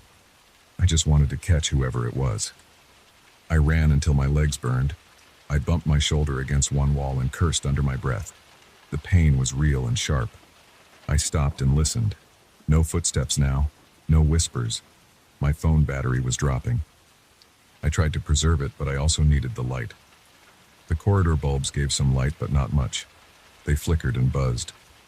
I noticed that sometimes they dimmed. When they dimmed, the corridor seemed to shrink. I could feel the walls closer to my shoulders. When they brightened, I had a bit more space. Maybe I was imagining it, but it felt real. I could feel my shoulders brushing the walls more often when it got dim. I moved on, taking slower steps now. My feet ached. The soles of my shoes scraped the floor, raising some dust. I coughed. The taste of dust was bitter. My nostrils felt irritated. My shirt stuck to my back. My underarms felt damp. I rubbed my eyes. They itched from the dry air. After another series of turns, I found something different. A small metal box mounted on the left wall. It looked like an electrical box. I reached for it and tried to open it. The lid was stuck. I pulled hard and it creaked open, revealing a few old wires and a single switch. I flipped the switch down. The lights flickered rapidly. I flipped it up. They returned to normal flickering. That was useless. But at least it was something different. I tried to pull the wires, but they were fixed firmly. I closed the box and kept going. Behind me, I thought I heard a soft sigh. I spun around. Nothing. My heart thumped hard. I moved on. I tried to track my steps by counting. I counted each step, 1, 2, 3, and so on. I reached several hundred before I lost count. No changes, just more corridor. My mouth was dry. I stopped to rest for a moment. Leaning against the wall, I felt a slight vibration, as if something ran through the walls. I pressed my ear against the wall again. No sound, but I felt that vibration. It reminded me that this place might not be stable. I resumed walking. The corridor couldn't go on forever. It had to lead somewhere. I thought about breaking one of the bulbs. Maybe I could use a shard of glass as a tool. I reached up for another bulb. It was warm and smooth. I tried to twist it. It resisted, but after some force, it came loose. The corridor dimmed a bit. I put the bulb carefully on the ground and stepped on it with my heel. It popped and tiny shards scattered. I picked up one shard, careful not to cut myself too deep. It made a small cut on my finger. I sucked on it briefly and tasted blood. I used the shard to scratch at the wall, hoping to carve a deeper mark. The shard wore down quickly and the wall barely showed a scratch. I kept the shard anyway, holding it between two fingers. I walked forward with more caution now. The corridor looked the same, but I noticed that one bulb was now missing from its socket. That was my mark. If I kept moving and found that missing bulb again, I'd know I was going in circles. I walked for what felt like another long stretch of time. I passed several bulbs. All were intact. Eventually, I came to a bend. After the bend, I looked up. All bulbs were intact. No missing bulb. At least I was making some progress. My legs began to tremble from exhaustion. I needed water. My tongue felt thick. My eyes burned. I pressed on. The footsteps returned, but now they sounded behind me again. I turned quickly, shouted at whoever was there. I got nothing but the echo. I stepped backward, staring at the empty corridor. I felt the walls scrape my shoulders. My back touched something rough. I turned. It was just more corridor. I kept going. I lost track of time. The corridor never ended. I felt weaker, but I kept walking. Eventually, I reached a spot where I saw a small indentation in the wall. I ran my hand inside it. There was a door handle. I pulled it. The door was stuck. I pulled harder, putting my foot against the opposite wall for leverage. It creaked. A faint rush of musty air came out. I yanked again, grunting, and the door opened just wide enough for me to squeeze through. I found myself in a small room with a single bulb overhead. The room was empty except for a wooden crate in the corner. The floor here was dusty and had small pebbles. I checked the walls. One wall had the door I came through. Another wall had a closed door with a metal latch. I tried that door. It opened easily, leading into a short flight of steps going up. My heart pounded with relief. I took the steps. They led up about 20 steps, each step covered in dust and small bits of debris. At the top, I found a wooden door. I turned the knob. It was stiff, but it turned. I pushed the door open and stepped through. I emerged into a section of my basement I recognized. The old shelves, the paint cans, the half-broken chairs, all there. I spun around. The door I came through was closed. I tried to open it again, but it was just a solid wall. No sign of the door at all. I felt the weight in my chest lift a bit. I turned off the light bulb in the basement and climbed the stairs to the kitchen. I closed the basement door behind me and locked it. I rinsed my face at the kitchen sink, drank a glass of water, and sat down on a stool. My heart still raced and my legs trembled. I didn't know what happened or how the door disappeared. I didn't feel like talking to anyone about it. I just sat there, breathing, making sure I was really out of that place. I checked the time. It was late afternoon. I had been gone longer than I thought. I went upstairs, checked every room, and found my hammer and toolbox in a closet. I placed them on the kitchen table. My mouth still tasted like dust. I tried to act normal. I didn't try to go down there again. I didn't mention it to anyone. I just wanted to pretend it never happened. My basement remained the same as always after that, except that I never found that strange door again. I kept thinking about it, but I didn't go back to look. I just knew I didn't want to get stuck down there again. I didn't want to hear those footsteps or that distorted echo of my voice ever again.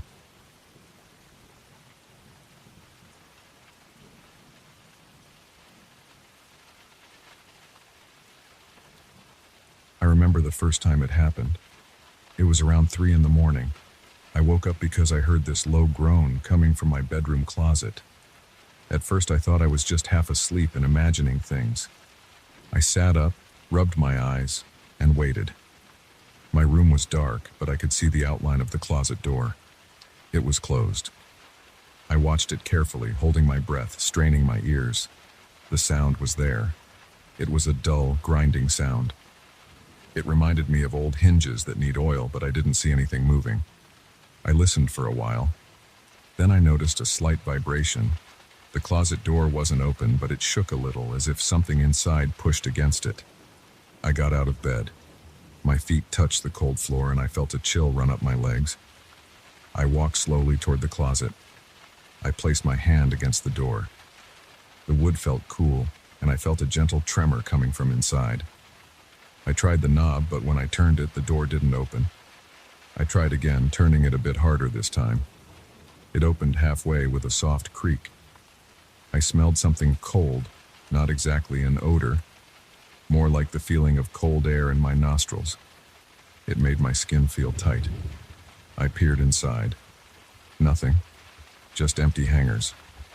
I only keep a few jackets in there, and I had taken them out earlier that week.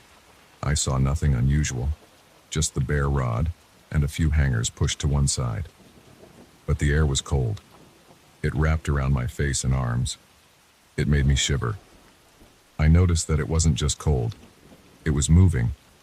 There was a slight current, like a gentle breeze. I closed the door carefully and went back to bed. I tried to sleep, but I couldn't. I listened the rest of the night, but I didn't hear the sound again. The next night, I tried to ignore it at first. I went to sleep around midnight. My apartment was quiet. I made sure the closet door was shut tight. I even placed a chair against it just because the idea of it moving by itself bothered me. I dozed off.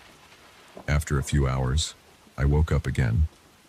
The same sound was there, a low groan, a creaking noise, and then something like a whisper.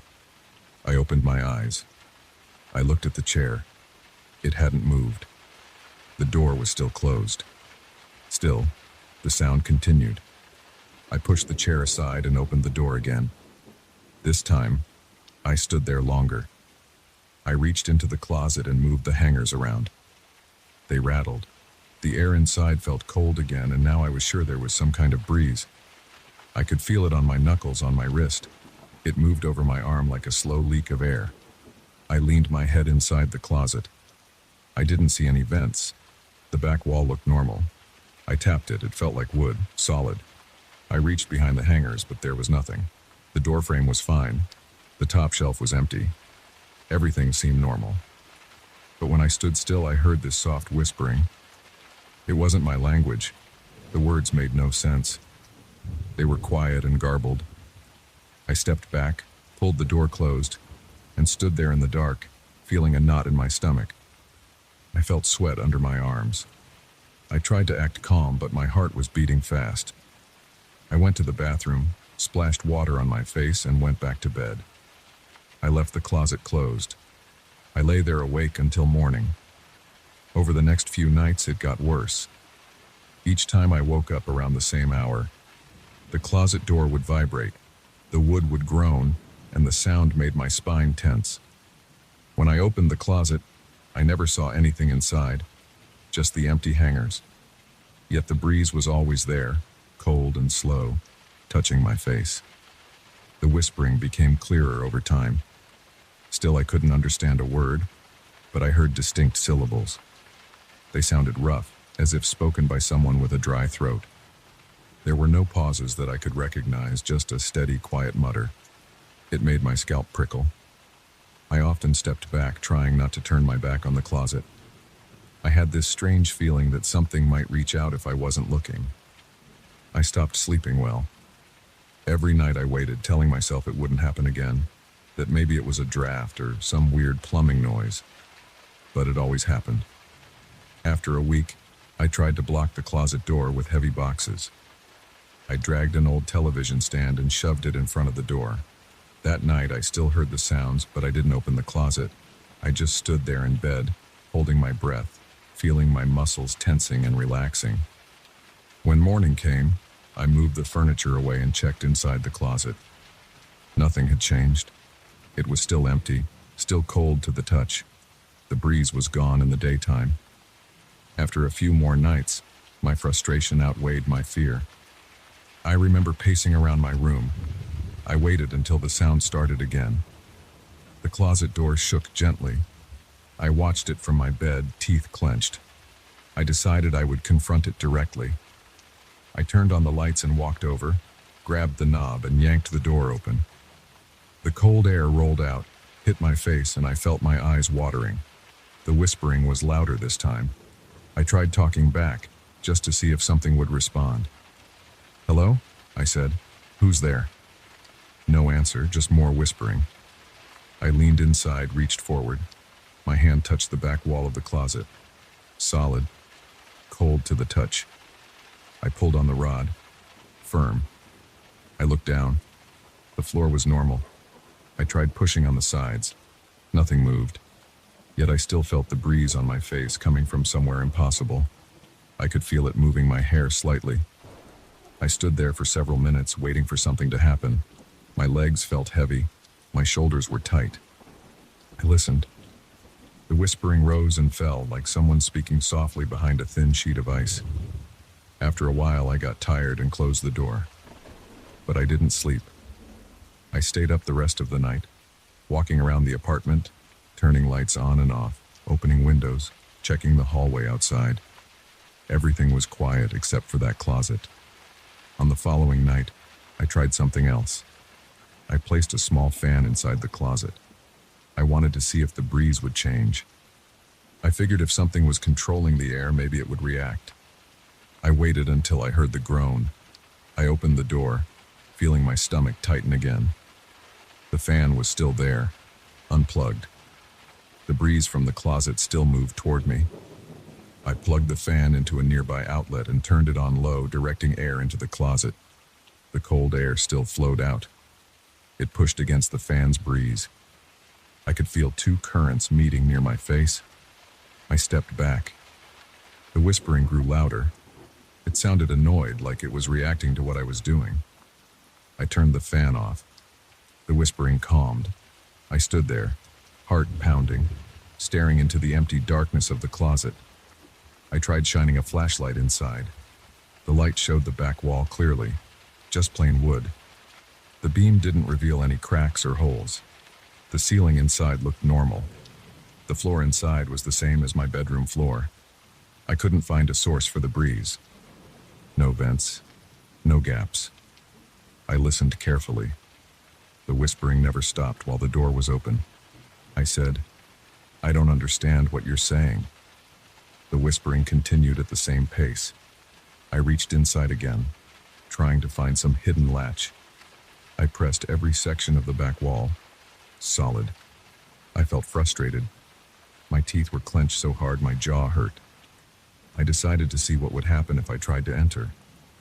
There wasn't enough room, but I wanted to see if pushing my body inside would do anything. I took out the hangers, placed them on my bed, and stood in front of the open closet. I bent down, leaning my head and shoulders inside. The cold air ran over my skin, making me tremble. I felt my muscles tensing. The whispering was right in my ears now. I still couldn't understand it. I tried to move forward more, pressing my chest into the empty space. It felt like the space got deeper as I pushed. My head didn't hit the back wall. It should have, but it didn't. I jerked back, startled. I stood straight and looked inside again. The flashlight showed the back wall right there, not even a foot away.